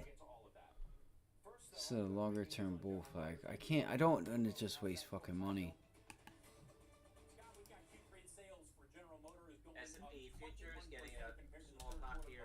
CNBC was pretty quick with that. Jumping 28% compared to the second quarter of this year. Why are we seeing increased sales? A big part of it is better production. Supply chain has improved year over year. As a result, GM's inventory at the end of the third quarter, the strongest since Q3 of 2020. That will be relevant as the UAW strike plays out in the days and weeks to come. One last note, GM, Scott, says that it sees Q3 sales for the industry overall in the U.S. at 15.5 million vehicles. That's an indication that the consumer has rebounded considerably compared to where it was in Q2 and last year. Phil, I appreciate it. Thank you. That's Phil LeBeau. We saw the stock moving yesterday, really not moving on the sales numbers, but certainly being impacted quite substantially over the last few weeks by the ongoing strike. So we'll keep our eyes focused there, obviously. I want to get to you, Jim Legenthal, not on GM, but the fact that you've got the market under pressure, you've got this relentless, as I said, rise in rates, TLT. big time pressure on stocks, and yet Wow, look at that capitulation on TLT. We're at 85. You gotta be kidding me. You gotta be kidding me. discussion yesterday. Brian Belsky, Steve Weiss, Joe Terranova on which is right. What do rates actually mean and where the market's going? So obviously I'm with Brian on this. I think that what rates are actually saying right now, Scott, is that economic growth is a lot better than people expected. Okay? And that matters for top line revenues at companies. Combine that top line revenues with margins that should be bouncing back as inflation comes down, and you're going to see earnings growing again. That's the central thesis of raising the target, is you're going to see earnings growing again. Now, that target for year end is based on where we see earnings next year, around $250 a share. Put a reasonable multiple, 18 times. Let me see. I do think that's reasonable. For the economic We are getting a bounce, guys. profit growth that we think we're going to see. So ultimately what I'm saying here, I know we want to talk about interest rates, and we should, all right? There's a lot of reasons interest rates are going up. I'm not ignorant of what's going on with the deficit and supply, but a very big reason that interest rates are going up is because economic growth is a heck of a lot better than expected.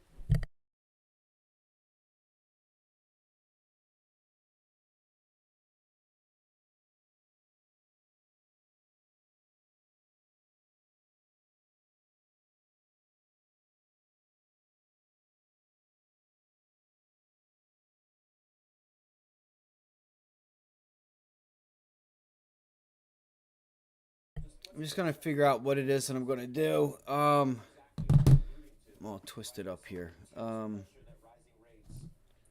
not sure if the It's almost a tautology, right? To answer your question, if rates continue to go up, then no, of course, stocks can't hang in there. However, you know, when I was sitting, I'll watch the cues here and sit and watch this area. If we can't get above it, I'll probably take a short around lunch and after lunch. this, right? It's called parabolic. Every single chart And expect some more downside. that does that comes back down. Now, I'm not saying we're going back down to 4.35. What I am We are down a good amount, though. It's funny to see, have they gotten close to the top? I think they have. you know, To your question, if they keep going higher, I don't know. I don't know. but I think we're pretty close to the Boeing was another one to watch. Oh, it sold off. Wow. this price target. Boeing sold off. I wonder what happened. Whether you think that's achievable, That's crazy. It took its move back. well, anything can happen. Of course, anything can happen. But what do you think? And I think higher interest rates are just a challenge in general for equities, right? Because you can go out in the marketplace, in the fixed income market, and you can get a 4-year muni for 4%. You can get a 4-year corporate for 6.1%.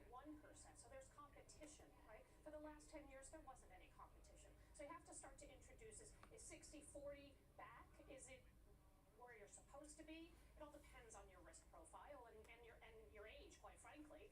But there is competition, and I think that's one of the reasons why the markets are struggling. I will also say the speed of rates and the fact that it's gone up so fast, that's taken the markets awfully by storm too, right? So, but I do agree with Jim that the rates are higher because the economic growth is better. I mean, the ISM number still in contraction yesterday. We were talking about small caps yesterday too that we haven't seen.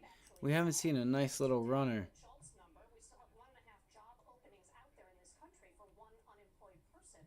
So the job market is so It was good to see that there's a little bit of life. Friday, but If Friday's number is backward looking. We look at the initial claims, and we talk about this every week, and that has actually surprised to the upside. So that gives the Fed cover to do whatever the heck they want to do. Is it another 25 from here? Is it from here? They can, because the job market, according to them, they can handle it. We'll have to see. But we are going to slow down because rates really are rising very, very quickly. And really, it's been surprising at how quickly. Yeah. Josh, how do you see it? So I think what Stephanie said is right, you know, is the 60-40 back. And of course, in January, we heard it was dead because bonds had a bad year last year. But the competition from bonds cannot be overstated, especially when you're talking about the wealth management channel where I live. You talk to a client who's got a financial plan that you built for them 6 or 7 years ago during a time of low to negative rates around the world, and that client's allocation was very heavily tilted toward equities, and why wouldn't it be? It was the only game in town. You would use treasury bonds for stability so that you could ride out market volatility. LOL, not working so well this year. But predominantly, you were doing REITs, you were doing stocks, maybe you were a little bit... All right. All right, there's the bounce. Okay.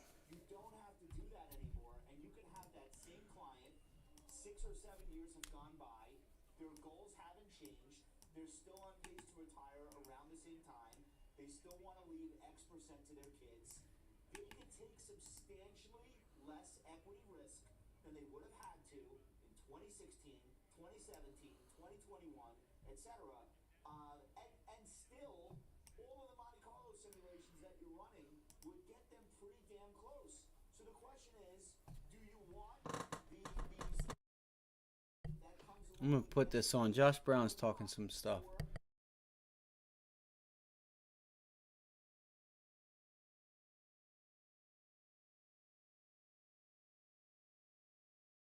Six or 7 years, their goal still on pace to time. They still want to leave X% to their kids. They could take substantially less equity risk than they would have had to in 2016, 2017, 2021, etc.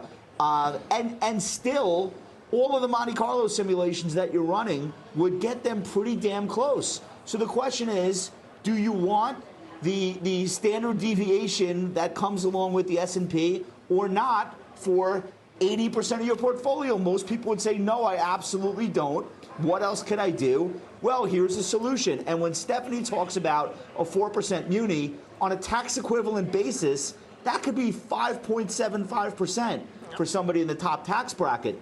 That's real money, very low risk, almost no volatility. So that's what's going on here. The market has to get used to that. And here's my proof.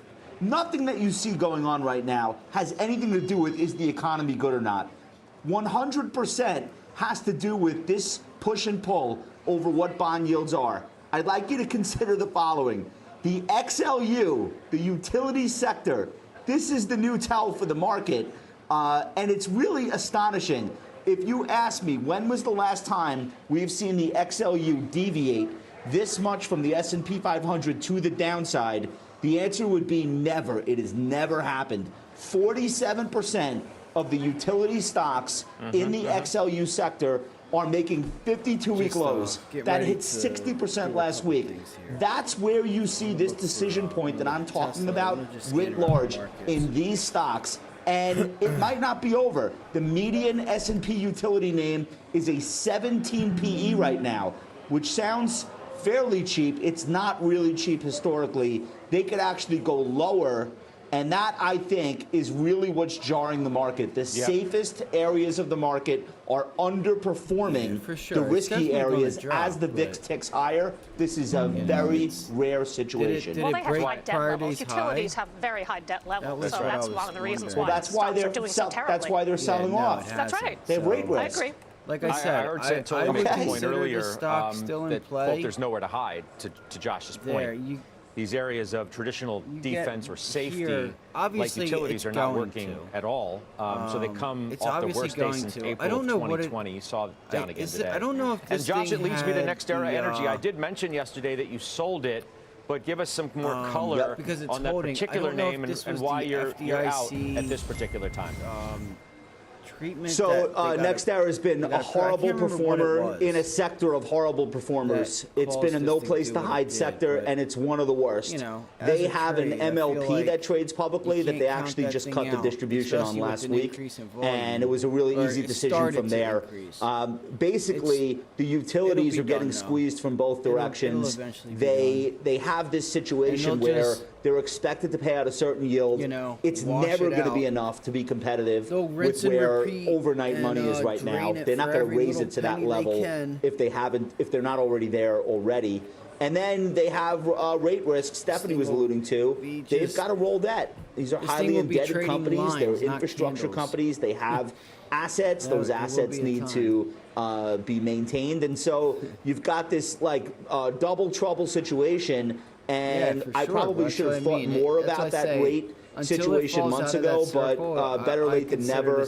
What I've been doing over the last few weeks, as you'll note on the show, is really getting rid of a lot of things that are non-core. Stocks that are relatively new in my portfolio. You saw me get out of ITA, you saw me get out of Arista Networks, saw me get out of NextEra. I think right now this market environment is a greatest hits market environment. That's really all I want to focus on right now. What are the stocks that I want for the long term? What are my greatest hits? And as those stocks trade lower, I need to have the liquidity to own more of them if I'm going to be a longer term investor. I can't do anything outside of the greatest hits right now. I just don't see the risk reward. None of the trends, none of the charts are encouraging for short term anything. So I really have to focus on what I want to buy more of and be ready. Which is why, Jim, you can't really get into options it's during this I don't want to say jarring, but you're seeing what's happening in the market, and yet you're using this opportunity to get more bullish and more optimistic.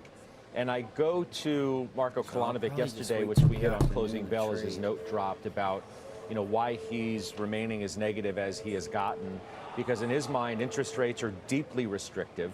These are his words specifically, deeply restrictive, and valuations are just too expensive, especially given where rates are, and with an economy that we know it's going to slow down. We just do. Slow down, yes. We do. Slow down, yes. So maybe not recession. I didn't say that. I know. Restrictive rates. Valuations that are expensive relative to where rates are and where the economy is likely to go to. And then the idea that 2024 earnings have gotten so optimistic that, man, you need everything to go right.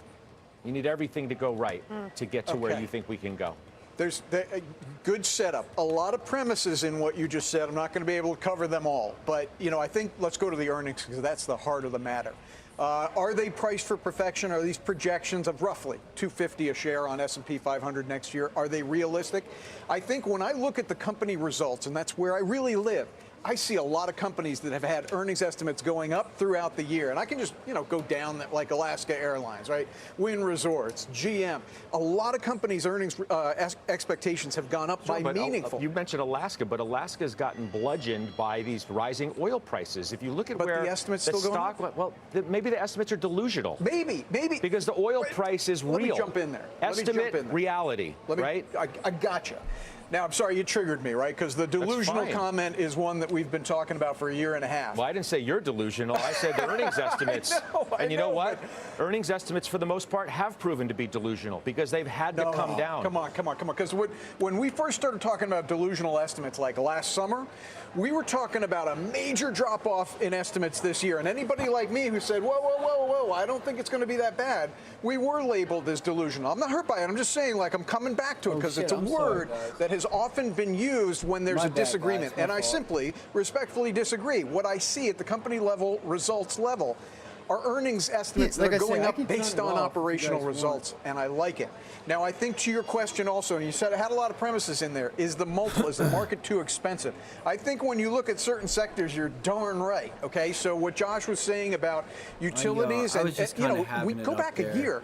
Utilities trading at the mid-20s, low 20s multiples, I will simply tell you that was too expensive. I would say the same thing about consumer staples. But if I look at a lot of the more cyclical areas of the stocks of the stock market, I see single-digit multiples with growth in earnings ahead, and boy, I'm in there. That's my conclusion based on what I see. I think FANG and parts of tech, they're priced to perfection. They really are, right? You know, I've been selling. Those multiples have come down a bit. They have come down, but they're still relatively high, right? I mean, they're down from their 10-year averages, and so that's fine. That's like 7 stocks. Right, yeah, but 7 stocks that's led the market year to date, right? So I think those are priced to perfection. But I do think that energy stocks are not priced to perfection. They've had a nice run in the last month and a half, for sure. Right. AMD could still be sitting up at the highs, right? It's just like semis were strong today. Semiconductors were strong, right? Look at Intel. It's still up at highs. It's getting ready to go higher. So.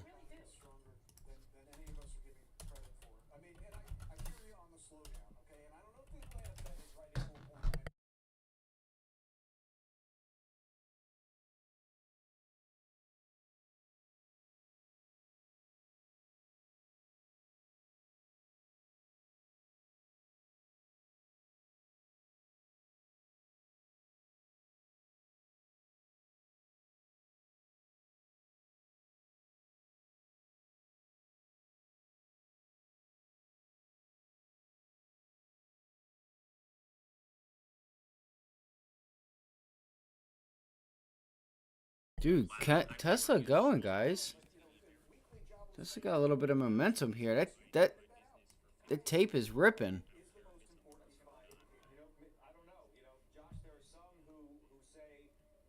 All right, looks like the SPY's gonna get that bounce to VWAP. Holy shit.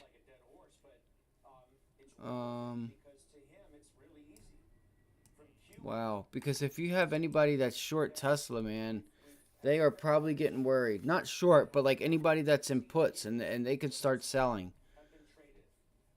Anybody that's up here, you get these bounce backs, it'll really, that theta's going to start eating at those contracts, even for this week or next week's. Let's see here. All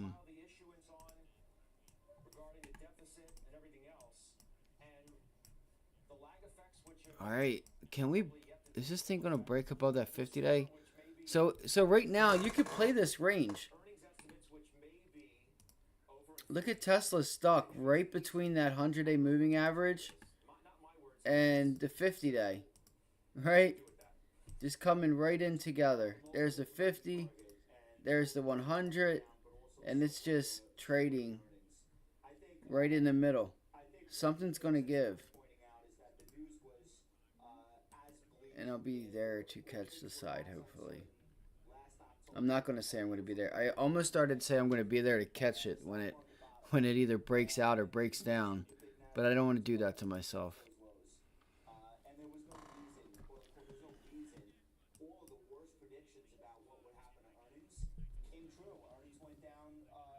Alright, let me get this camera and shit back on.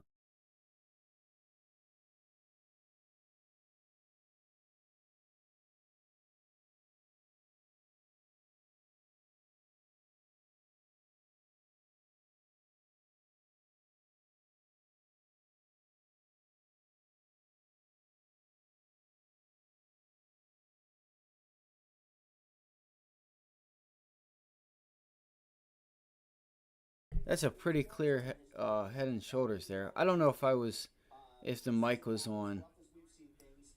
I was saying how we have the 100-day moving average right here, bang, and 50-day, bang, and it's just sitting between the both of them, right? And it's gonna get squeezed either up or down. All right, you can see the red is 50, blue's 100.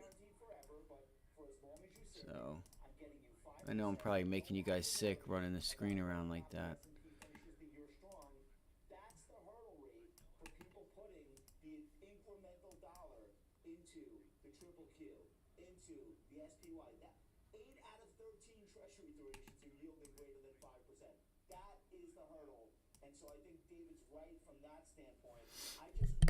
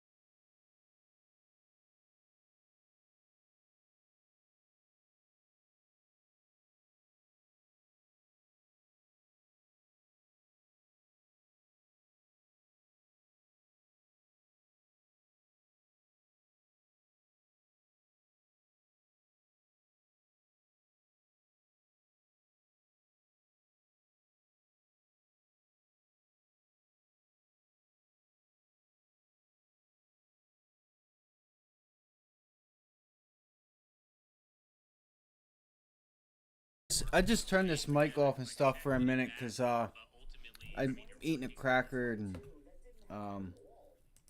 trying to I don't know, trying to figure out how I do not let another day like today slip away from me. So.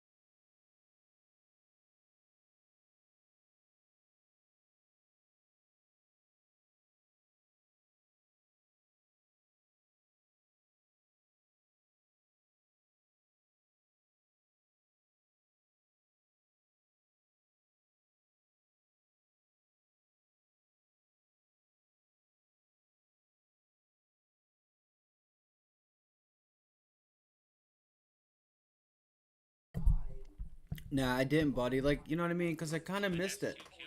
You know, like I, I didn't. I didn't take anything because it's like, you know, what am I? You know, you're better off just waiting, right? In my opinion, because it's like I didn't know how much. I didn't. There wasn't any like the trade already happened. Like the data came out quick. You brought up Amazon. I forgot about Amazon, or I didn't forget about it. I was watching AMD, and I forgot about Amazon. That would have been a really nice trade. So, I got 3 days left this week. I got this afternoon, and I got 3 more days. So, we're gonna see if we can finish this week. You know, finish out strong. I'm gonna, you know, I get to a level. I'm gonna take the trade. I'm not gonna think about it. I'm gonna write it down. This is what I like. So I'm gonna eat a couple of these crackers. I'll probably go over it. They're actually they're freaking good. They're amazing. And I don't really like eat crackers and stuff like that. Like I'll probably run through banks and like, you know, some tech stocks, and see what I can get myself into here. I feel like something's got to give with these treasuries. Something's going to happen because you're going to have some real issues. Like look at TLT. Like, and the dollar. Like you might start getting like intervention. I said it last night.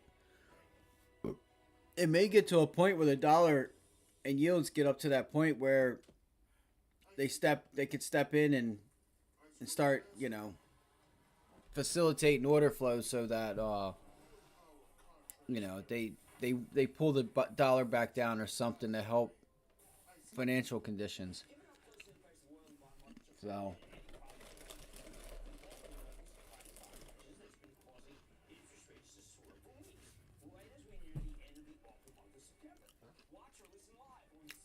exactly.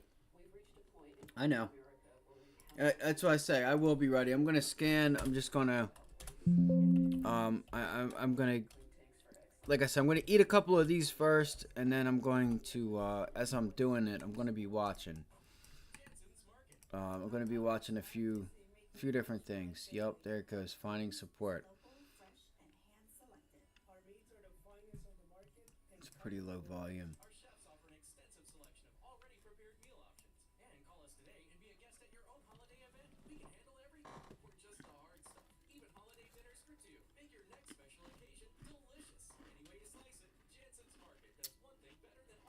Another thought I had with BNOX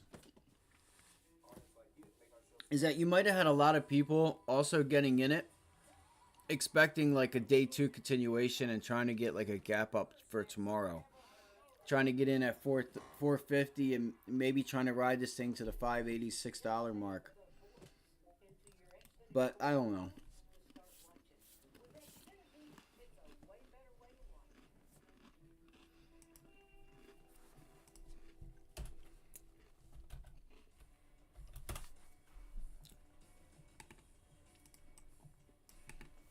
All right, hold up. Let me see here. So Tesla's. All right, Dow's down 363, as you see. Come on. Got 6 names today that are in the green, right? 6, yeah. Nike's one of them, and Jim Lebenthal's buying Nike. Why? There's a simple truth in equity investing, Scott, and for everybody listening. Buy great companies. See, it's hard for me to get long Tesla right here. Sometimes this backfires. Disney is a case. There's a reason. Because there's your 50-day moving average. It's right there. So what do? Take the short? I could. It's literally stuck between the two. That's so funny. It's literally stuck between the two moving averages. As of the last earnings call. China is another. China's starting to grow again. Again, looking at the last earnings call. Finally, a lot of things that have held this back that apply to margins, and you're seeing costs go down. It's a great brand. It's a great company. You know what? Tesla might be a decent long. SPY broke below yesterday's low. Tesla had news yesterday. I know that. It had the delivery numbers. It did not break yesterday's low. Didn't even test it. Maybe it got close. Not really. It's way down here. Tesla's low is way down there. Sorry, I don't have the mic. I'm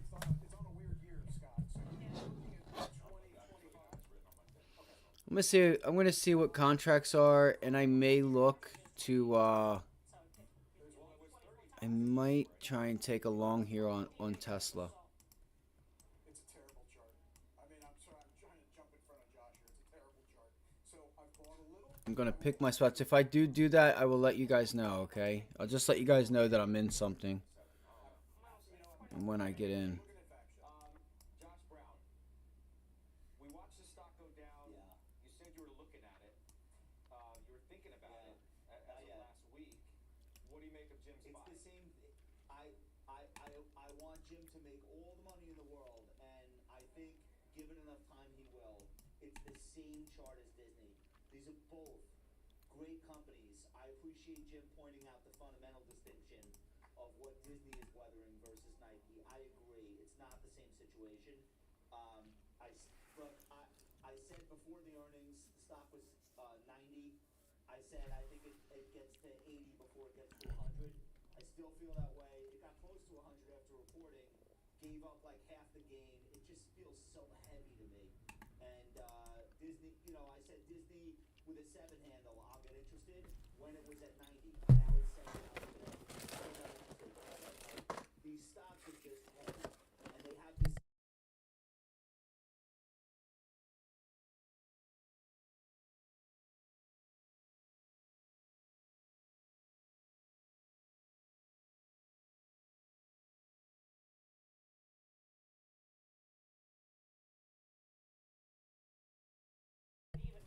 I might have been talking there for a while. My mic was off. It's okay though. I'm watching Tesla. I know you guys know that. I'm pretty sure you guys know that. I'm gonna see if the SPY can start reclaiming some of this move, and I think we look for 240, 424.50 to be retested.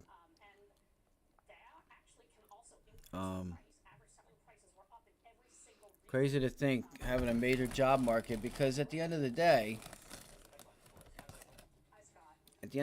that's going to help earnings. If you have you have a whole bunch of new jobs, that's a whole bunch of new money. That's velocity and money flow, and like people are getting paid, people can spend money. That means earnings should be better. So it's a pretty crazy world we live in right now. I love it.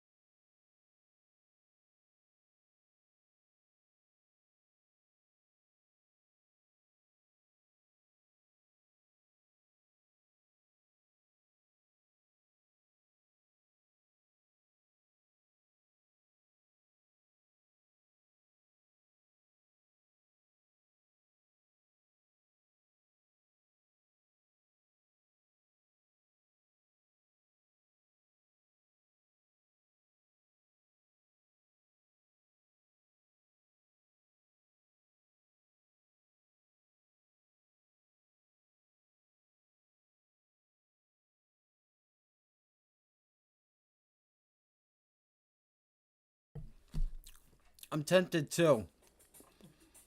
I kind of want to wait, okay, yeah, let me see here. Yeah, the Qs are what you want to be long anyway. Like this buy, I would have liked to have seen a pullback. Like, if I could just itch this thing. Here it comes. And I'm talking about Tesla here on the right. I like it. I like it. I like it a lot. I might follow through with you. Let's see if we can't get some of these shorts to cover. I'm not trying to force my will on the market either, but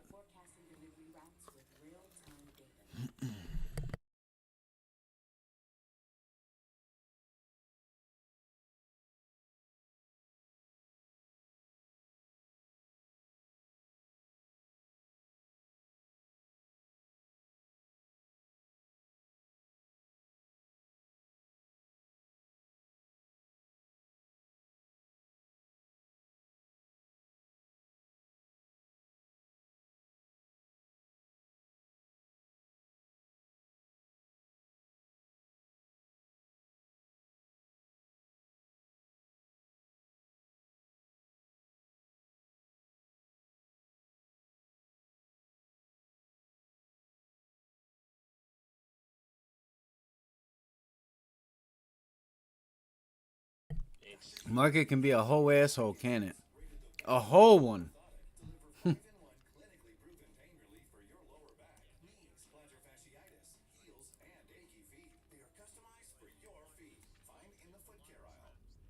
GCT, yeah. Yeah.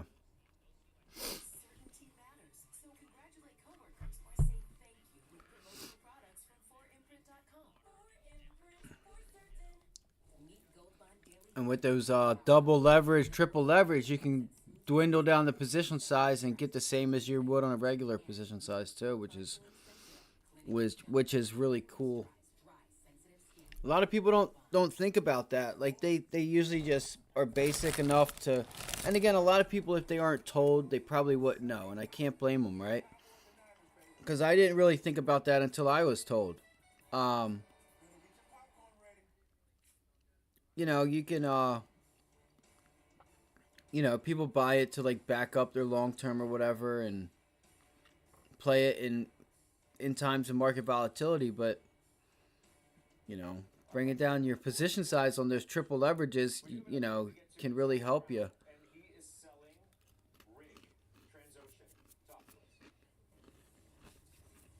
was a trade, and there's a sell discipline there when it's not an investment, and the stock was on the verge of breaking out and then failed. I now think there is risk down to the mid sevens where there's a little bit of support going back a few months ago. I'm going to keep my eye on it. I think fundamentally the company is doing the right thing. They did a $300 million debt offering. They have fixed the balance sheet, and now they are funding future growth. So I have no issue with the company itself. From a stop trade perspective, the failed breakout is all I need to see. Again, it's a greatest hits environment right now. This is not where you want to have your third and fourth best stocks on the board. Jimmy, you own it. Great explanation for why he sold it. Trading discipline, technicals, I totally get it. Fundamentals, and I hear Josh agreeing with me. Fundamentally, I really like this story. By the way, that $300 million debt offering at 8%. All right, that is not high yield risk.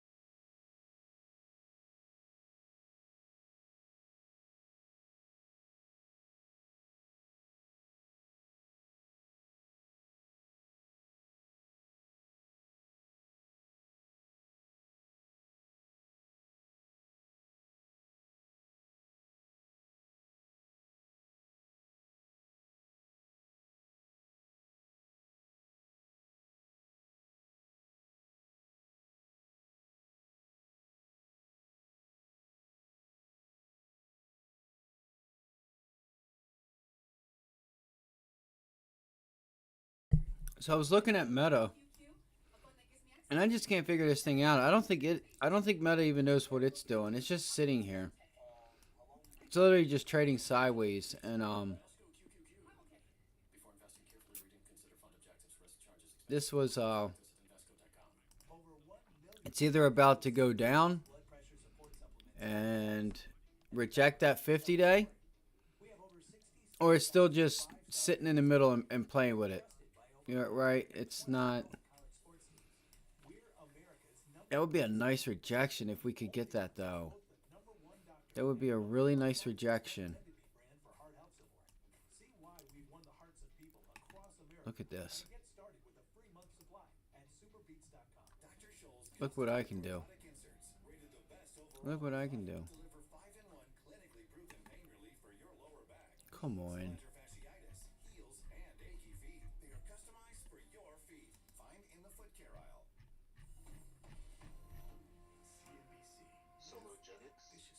Is it really? That's so crazy. I don't know if it's like, it might be like a volatility manager. And, or you know what it could be? Well, no, because if it was for buying, then it wouldn't be. It could be a volatility manager telling them to get out of their positions, making them get out of their positions, their short positions. Because they either, I don't know.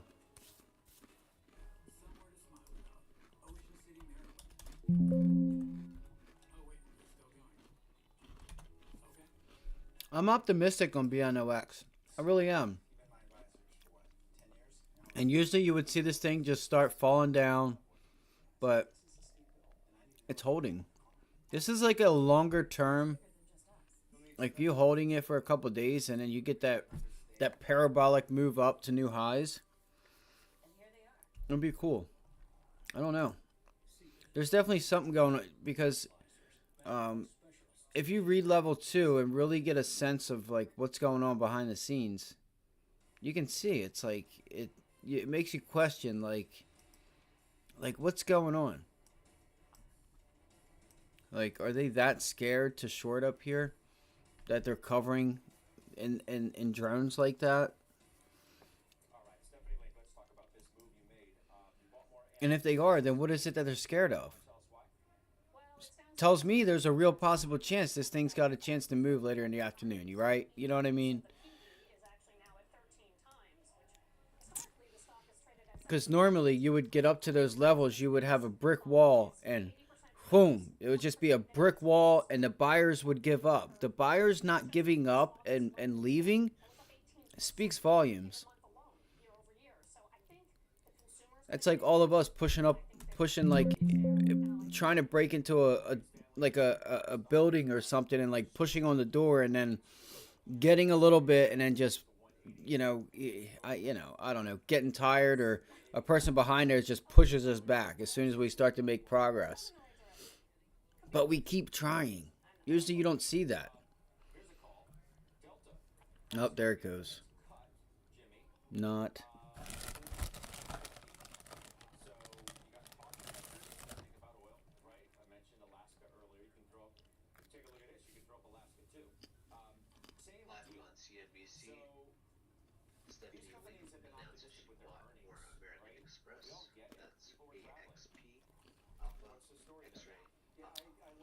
Look, those buy orders are right at my circle.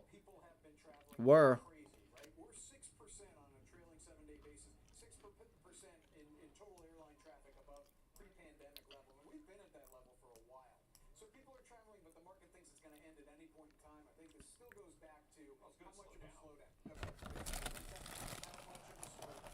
But I'm not sure, Scott, that it does slow down. Here's why. Oh, they heard us talking. Job strength, inflation coming down, real average hourly earnings going up. I think people continue to travel. I mean, we've been talking about travel falling off for a year now.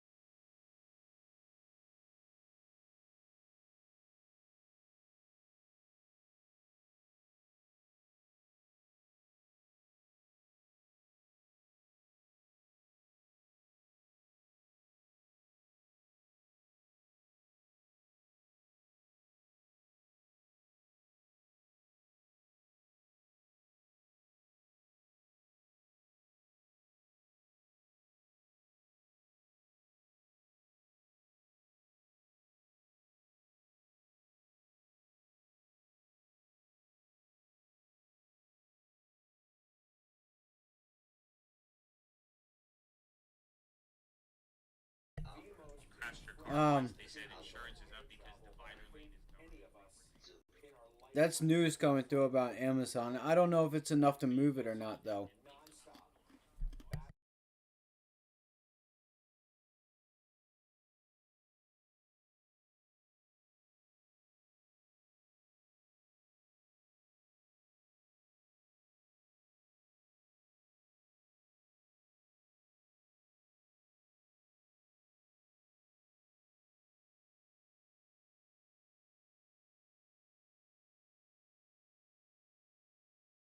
I'm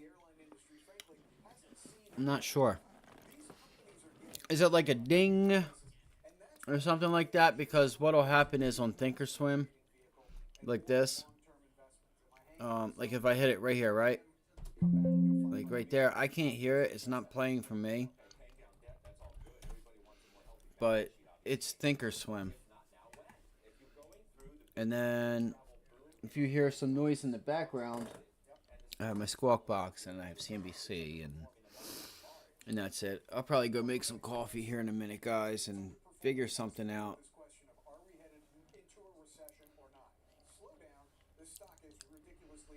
I don't know what to do. I'm just gonna wait for the afternoon, guys. That's what I'm gonna do. And from here on out, I'm gonna go grab some coffee real quick. We'll come back. We'll measure. I'm gonna measure some moves, like Tesla's.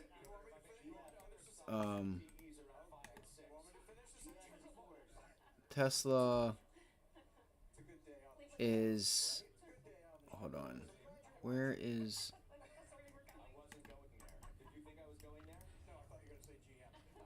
Okay, so I thought I moved it. I didn't move anything. I just got to put my drawings back. So.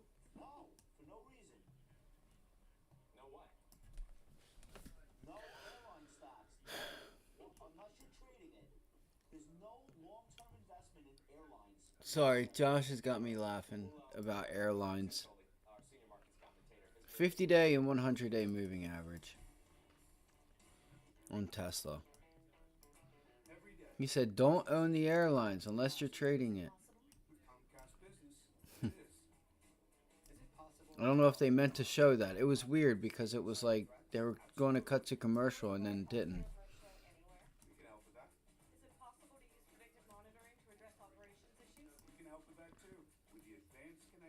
Yeah. Beat with hold on. 2 hours which last quarters was beat with upgrades to over $10 and which it hit a new low today. I know. I mentioned this yesterday, Mike, that you're gonna see like everything get hit. Especially if we really start selling off. Like oil's gonna get hit. Everything. Like food, energy, technology, consumer discretionary, defensive, all of it. MORF, okay, and that's came up being oversold. Alright, I got you. Give me 1 second. MOR.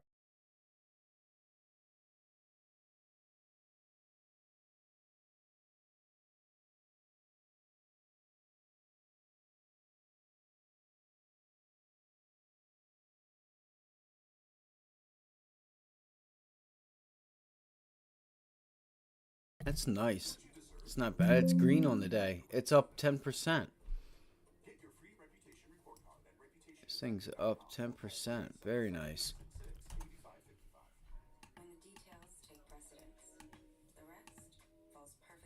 Down 8%. Wow. It's getting murdered. Give me 1 second, guys. I gotta use the restroom. I'll be right back. How is Dish getting murdered like that?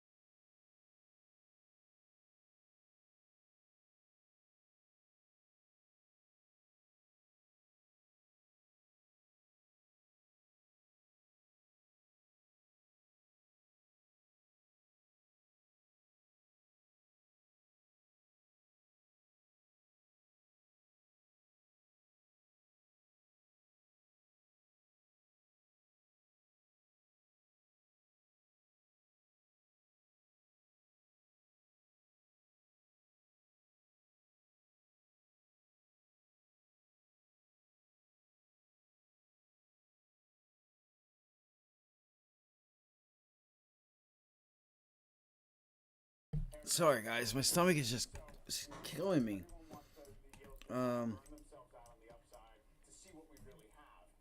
Let's see here.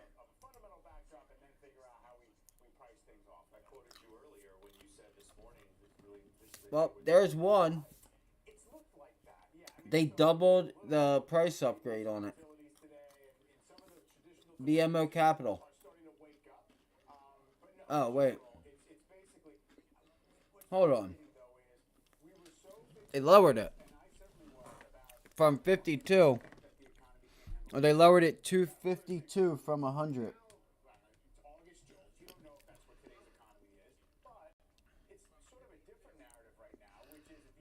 BMO maintains outperform on morphine, lowers price target to $52. What else have we got?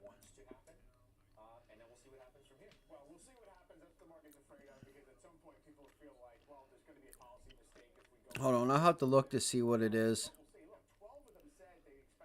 and why it's up. Sure, saying CEO takes a medical leave.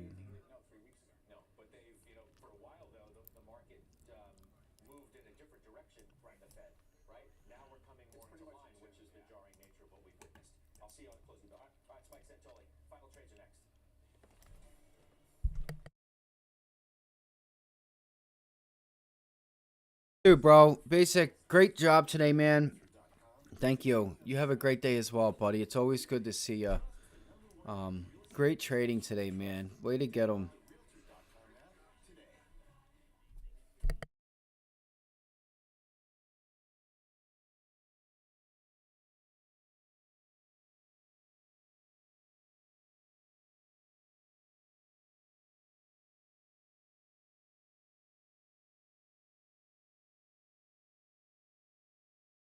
Yeah, it was an F, right? You said MORF, right? Or MORP. Yeah, MORF is what I have.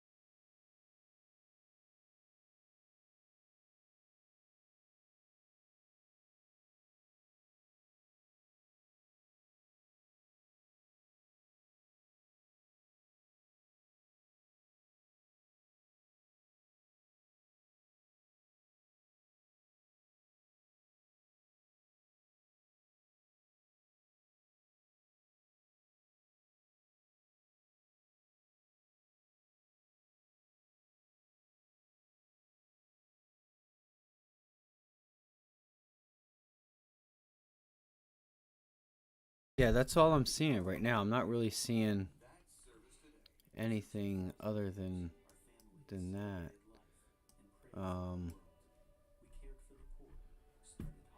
That's so weird. I don't know. Yeah, I'm not sure. I'm not sure. Other than the maintaining of a price target, price target upgrade or downgrade to 52. Hold on. So where are we? Are this is a 4-hour chart.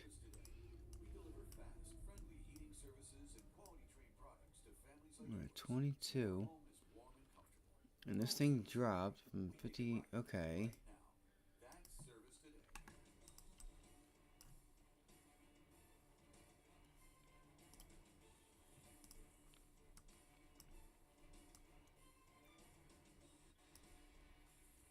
I think it's kind of just a lower high also. I don't know. That's all I have though is the price target of 52, and then this kind of just seems to be like the trading range that it's in. It just looks like come on, where's it at? It looks like it feels to me that it's just like the trading pattern that it is. I'm not sure. Because it's what it is, it's putting in a lower high. You know, it is up on the day. But what's the beta on it? You could actually look at the beta because, so if you don't, you may already know this, you may not, but look at the beta. Because if it's got negative or positive beta, depending on what the beta is, it will do the opposite of what the market does. And it's that the whole purpose of that is to balance a portfolio so that, you know, you kind of are even on the days that the market pulls back and is red, and you're not suffering or sitting through those drawbacks because you have some either like low beta or high beta names in there that will, you know, do the opposite of the market. If the market's going down, they'll go up, and as the market's going up, they'll kind of just tend to go down. So let me see if I can find it here.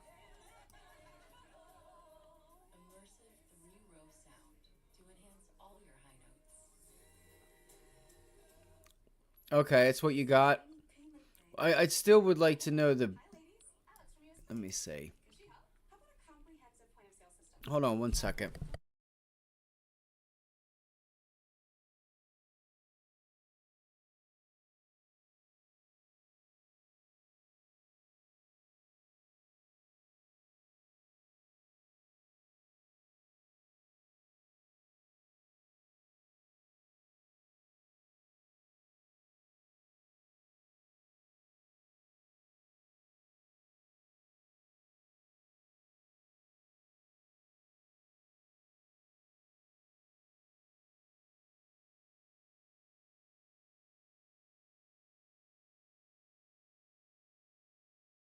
This is a really nice pattern, guys. Look at that. That's a nice pattern there. That's a pennant breakdown. We test this, pull it back. There's just some news on Meta, I think, just running through. Hold on. Something about Biden.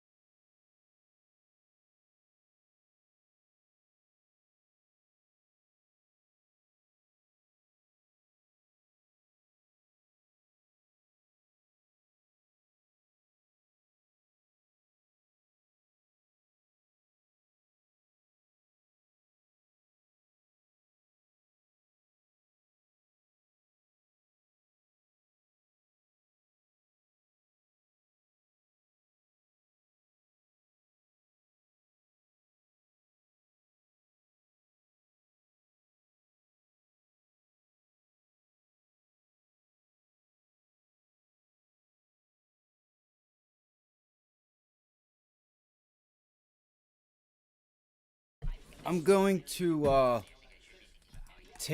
gonna leave this stream up. I'm going to give me 1 second here. Where am I at? Where am I at? Where am I at? God damn it. So, I'm upset, but it's all good. Like, I'm not like upset. I'm not pissed. I am frustrated that, you know, I missed Amazon. Was watching AMD and I wasn't sure if it was going to give it to me, and I trailed off. It happens, right? It happens, whatever. Damn it, here we go. So what I was going to say was, I was going to go take a quick shower. Okay, I got you, Mike. I was going to take a quick shower real quick. Sorry, I don't know what that was. And I'll be right back in like 10 minutes. All right?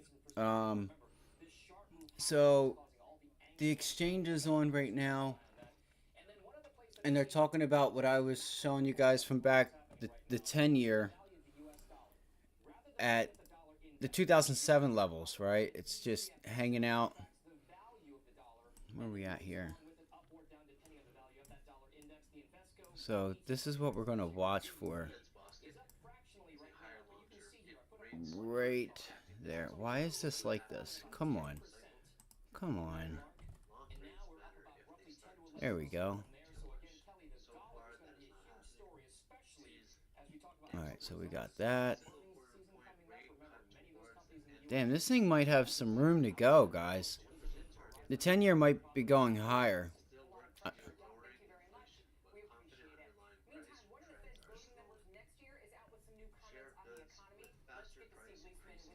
Wow, they're still right. Oh no, that's a weekly chart.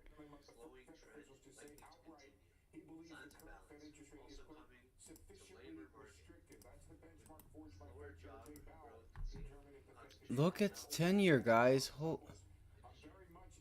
What? I wonder if they're going to start stepping in, guys. I wonder if the Fed's going to start stepping in. What do you guys think? Do you think they will? If this 10-year keeps going, because they keep coming out and saying, "Hey, we're good." Like,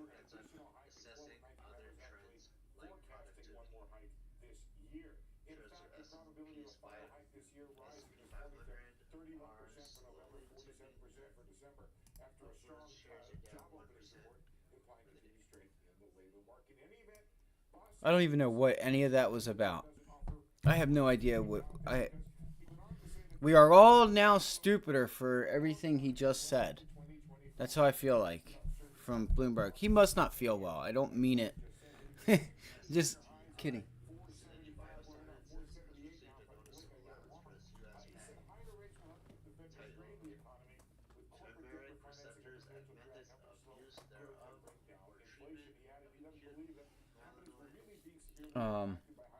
They must be training somebody. Alright, so what I was going to say was I was going to take a quick rinse and be back in like 5 minutes. You know what I mean? It's right over there. I'll be back in 5 minutes just to get washed up for the day. See if we can't catch something in the afternoon. There's AMD.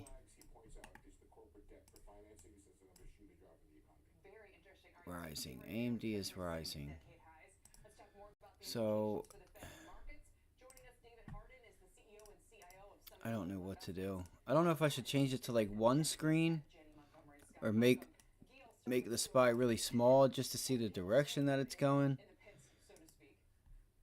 Well, I suppose at this point it's just hoping not to be carted out. It's been a really repricing. All right, I'll be right back, guys.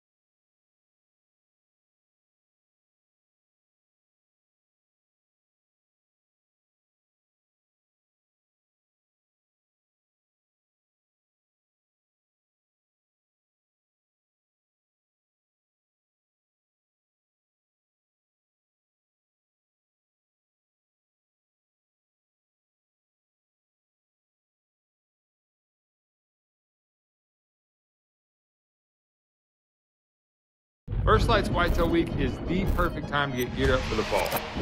From October 2nd to October 8th. A totally avoidable situation. I must take you back to January, however, which for many of us was about not repeating the failures of the past and letting Republican voters across the country down once again, when in the past, for many years, when Republicans have had majorities in this chamber, we have passed our major spending bills predominantly with Democrat votes, something the other side of the House has never and would never do with majority control. Back in January, I expressed my concern that the previous 2 years, during my first term here in this House, we had not used every tool at our disposal to fight against the harmful, radical Democrat agenda that is destroying the country, bankrupting the country, and under which the American people are suffering. But most in here wouldn't know that I helped persuade my 5 colleagues who comprised the remaining resistance in the wee morning hours of January 7 to switch our votes to present to let Mr. McCarthy become Speaker. And I went to him on this very floor to tell him that he was finally going to become Speaker on the next vote. In that moment, it was clear to me that I or we could have asked for anything in exchange for switching our votes to present, but I and we asked for nothing. The very next week, I requested and had a meeting with Speaker McCarthy to tell him he had my full support and that I wanted him to be successful because the country needed him to be successful. In the ensuing months, I helped him narrowly pass the Parents' Bill of Rights and the Limit, Save, Grow bill. I think both of those by just 1 or 2 votes, helping persuade some of my most conservative colleagues to come along despite some of the concerns they had with those bills. And we remained united as a conference through the Limit, Save, Grow vote as we passed a bill that was cutting spending to pre-COVID levels for non-defense discretionary spending, or just over $100 billion, historic spending cuts, as the Speaker had committed to do in January, and it also included a host of other conservative fiscal reforms. Unfortunately, however, that unity and that commitment to significant year 1 cuts and spending reforms were discarded in the Failed Responsibility Act, as I call it, which passed overwhelmingly, once again, with a majority of Democrat votes, validating the concern many of us had in January. Many of us had begged the Speaker, pleaded with the Speaker repeatedly to utilize the debt ceiling to leverage spending cuts and reforms. But instead, he negotiated an unlimited increase to the debt ceiling through January of 25, as much as we can come together and gleefully spend through January of 25, with no significant wins for the American people in that FRA, or Failed Responsibility Act. But the Speaker then said that we would use appropriations. We would use appropriations to bring the fight and finally reduce our spending. He said the levels of the FRA were the ceiling and not the floor, and recommitted multiple times to go back to the $1.471 trillion that was the Limit, Save, Grow levels, radically, historically, saving $100 billion and lowering the deficit this year under Republican majority from $2.2 trillion to $2.1 trillion. That's what we were asking the Republican House to do, to go to $2.1 trillion. Meanwhile, the Speaker had committed to bring a balanced budget vote to this floor, something that still has not happened, despite the work that's been done in our Budget Committee to mark it up and have it ready to come to the floor. He also promised that we would bring all 12 appropriation bills well before the September 30 fiscal deadline. We did not. We simply, as Republicans, needed the Speaker to cast the vision, request the support of the entire conference, all of whom voted for the Limit, Save, Grow levels, except for 4 who wanted to go even further, to lead us in joining him, sticking with him, supporting him, and sending the most conservative spending bills with the most conservative cuts possible to the Senate as the best starting position for negotiations with the Senate. Many of us begged and pleaded with the Speaker to do that over the past 5 months. When the Speaker failed us to pass our spending bills, bringing only 1 of 12 to the floor before the August district work period, members began to negotiate amongst themselves without the Speaker to find compromise. I was among those who reluctantly agreed last month to split the difference between failed responsibilities 1.586 and the limit save grow 1.471, I reluctantly agreed to do that, to go to 1.526 in order to pass our bills on to the Senate. We then essentially forced the Speaker, with the pressure of the calendar, the debt ceiling, or excuse me, the shutdown threat of the calendar, to bring those 4 bills to the floor last week, all of which I voted for, despite some of them not cutting to the levels we'd agreed to and other concerns I had with the bills. I reluctantly voted for the 30-day conditional CR, or continuing resolution, because it cut an additional $10 billion in the month of October, going back to the pre-COVID 1.471 levels for defense, non-defense discretionary, 30%, and it had border security. I voted for that. However, when that vote failed, the Speaker this past Friday in the Republican conference meeting made it abundantly clear that he was willing to do anything to avoid the temporary discomfort and the pressure of a pause in the 15% of the non-essential federal government operations, which would guarantee that we would lose to the Senate Democrats and the White House. If you're not willing to say no, then you're guaranteed to lose. And that was confirmed with the passage of the unconditional 45-day CR this past Saturday, once again with 209 Democrat votes. The Republican bill, 209 to 1 Democrats, 51 to 0 in the Senate side.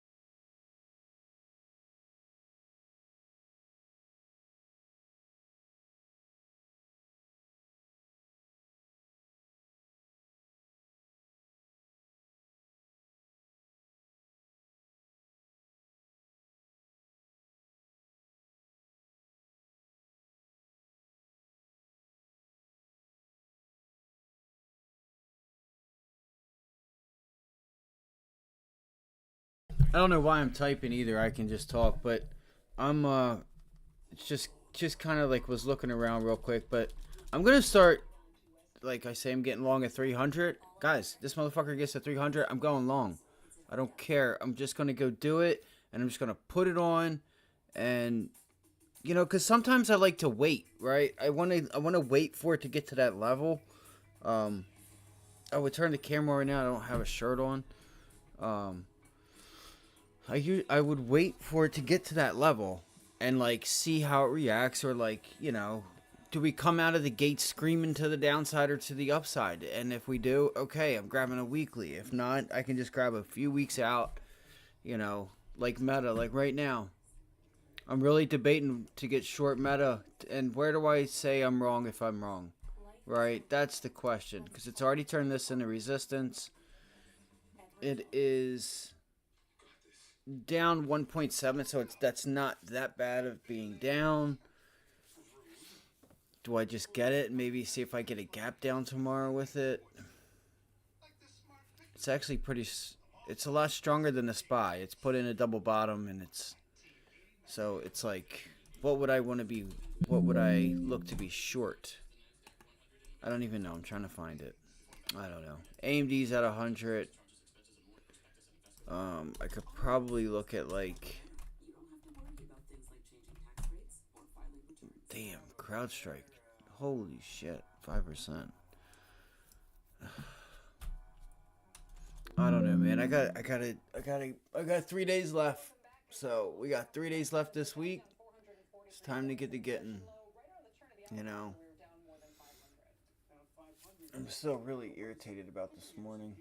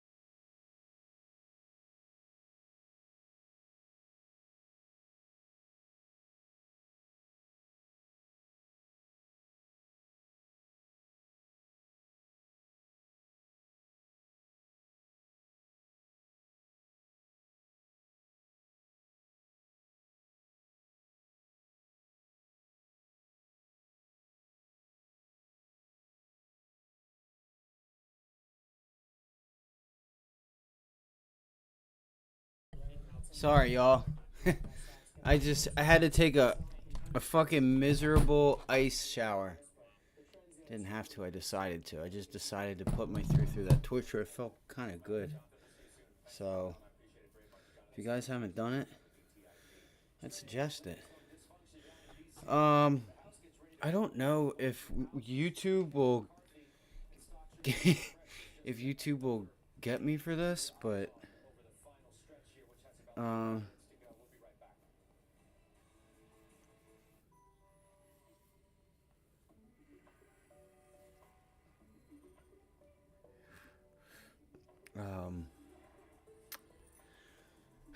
so today I did not buy anything. I didn't do anything because the data kind of came out. I was looking at AMD. Forgot about Amazon. I don't know why that sounded so hillbilly-ish. I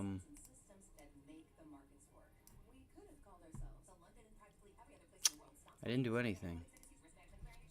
I missed it. I should have taken this Amazon up here, and this flip of the data.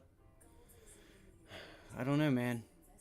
It was still holding high a day while SPY's making new lows, and I figured it would have been only a matter of time before it sold off, and it did. And it only sold off from 103 to like 99, right? It's $4. $4 is $4, you know, and being that it's AMD, that's still a pretty decent, whatchamacallit.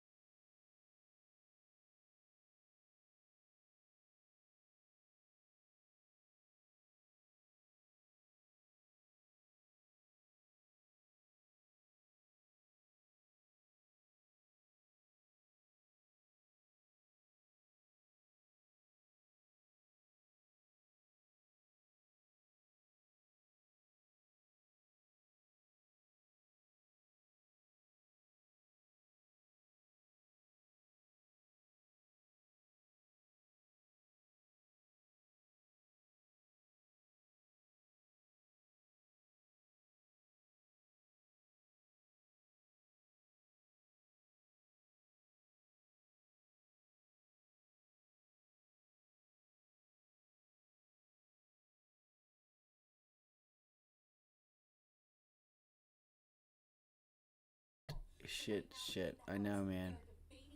Nah, I wasn't muted. I just took a ice shower just to give myself pain and misery. So every time I have a missed opportunity up here, you got to go through it. It's the only way I'm not going to do it again. No, but again, the data came out, and I still had time to take it. But this thing's sitting at where we opened, right? And the SPY's making new lows. And I'm like, do I really want to short AMD? It's just a matter of time. Is it going to give me that trade? Do you know what I'm saying? And it gave you the trade eventually, but, you know, like, look at something like, you know, like CrowdStrike. Like, look at that, right? Like, that's a trade that broke the opening price. Like, semiconductors in general have a little bit of strength, right? Intel, still green on the day, right? So you're kind of fighting against the trend there if I'm trying to short AMD. Even though I really want to short it to 100, get long down there at like 98.50, and see if I can catch a bounce back to the 50-day. So semiconductors, let's see, Taiwan Semiconductors, what is that? TCM? No. Or Qualcomm? That's another one. Oh, it got hammered. No, Qualcomm. See, Qualcomm kind of the same thing. They all put in this pattern here, where it took them a little bit to break the lows. It's like they thought about it, and then they did it. They didn't just follow the market down. It's all good. It's all good. It's all good. It's all good. But Nvidia, it definitely didn't hesitate to go to the downside. Right? It broke the lows just a few minutes after we opened. I don't know. That's all. And Amazon, I forgot. We talked about that last night, and then I forgot about it. You know. So I hope you guys got it though, man. That's awesome. If you guys took AMD, that's awesome. Rock out. That's awesome. So yeah, I'm just gonna probably go work out, take another ice bath because it just, I don't know, now I'm addicted to it. It sucks. It like takes my breath away. But I'm trying to get better at it because I'm such a wussy when it comes to cold water. So I just, I feel like my day's over with. So what I'm going to do is I'm going to call the stream for right now because I don't see anything that's worth me even looking at or taking. Unless you guys need charts or something and need me to leave it up there. Which I absolutely can. What's Tesla doing? It's a good thing I didn't take that long on Tesla because I thought about it. It's a good thing I didn't do that. Yeah, man. Yeah, I'll catch you guys tonight. I'm gonna do some stuff for college football. You guys have a great day. I'll see you guys later on tonight.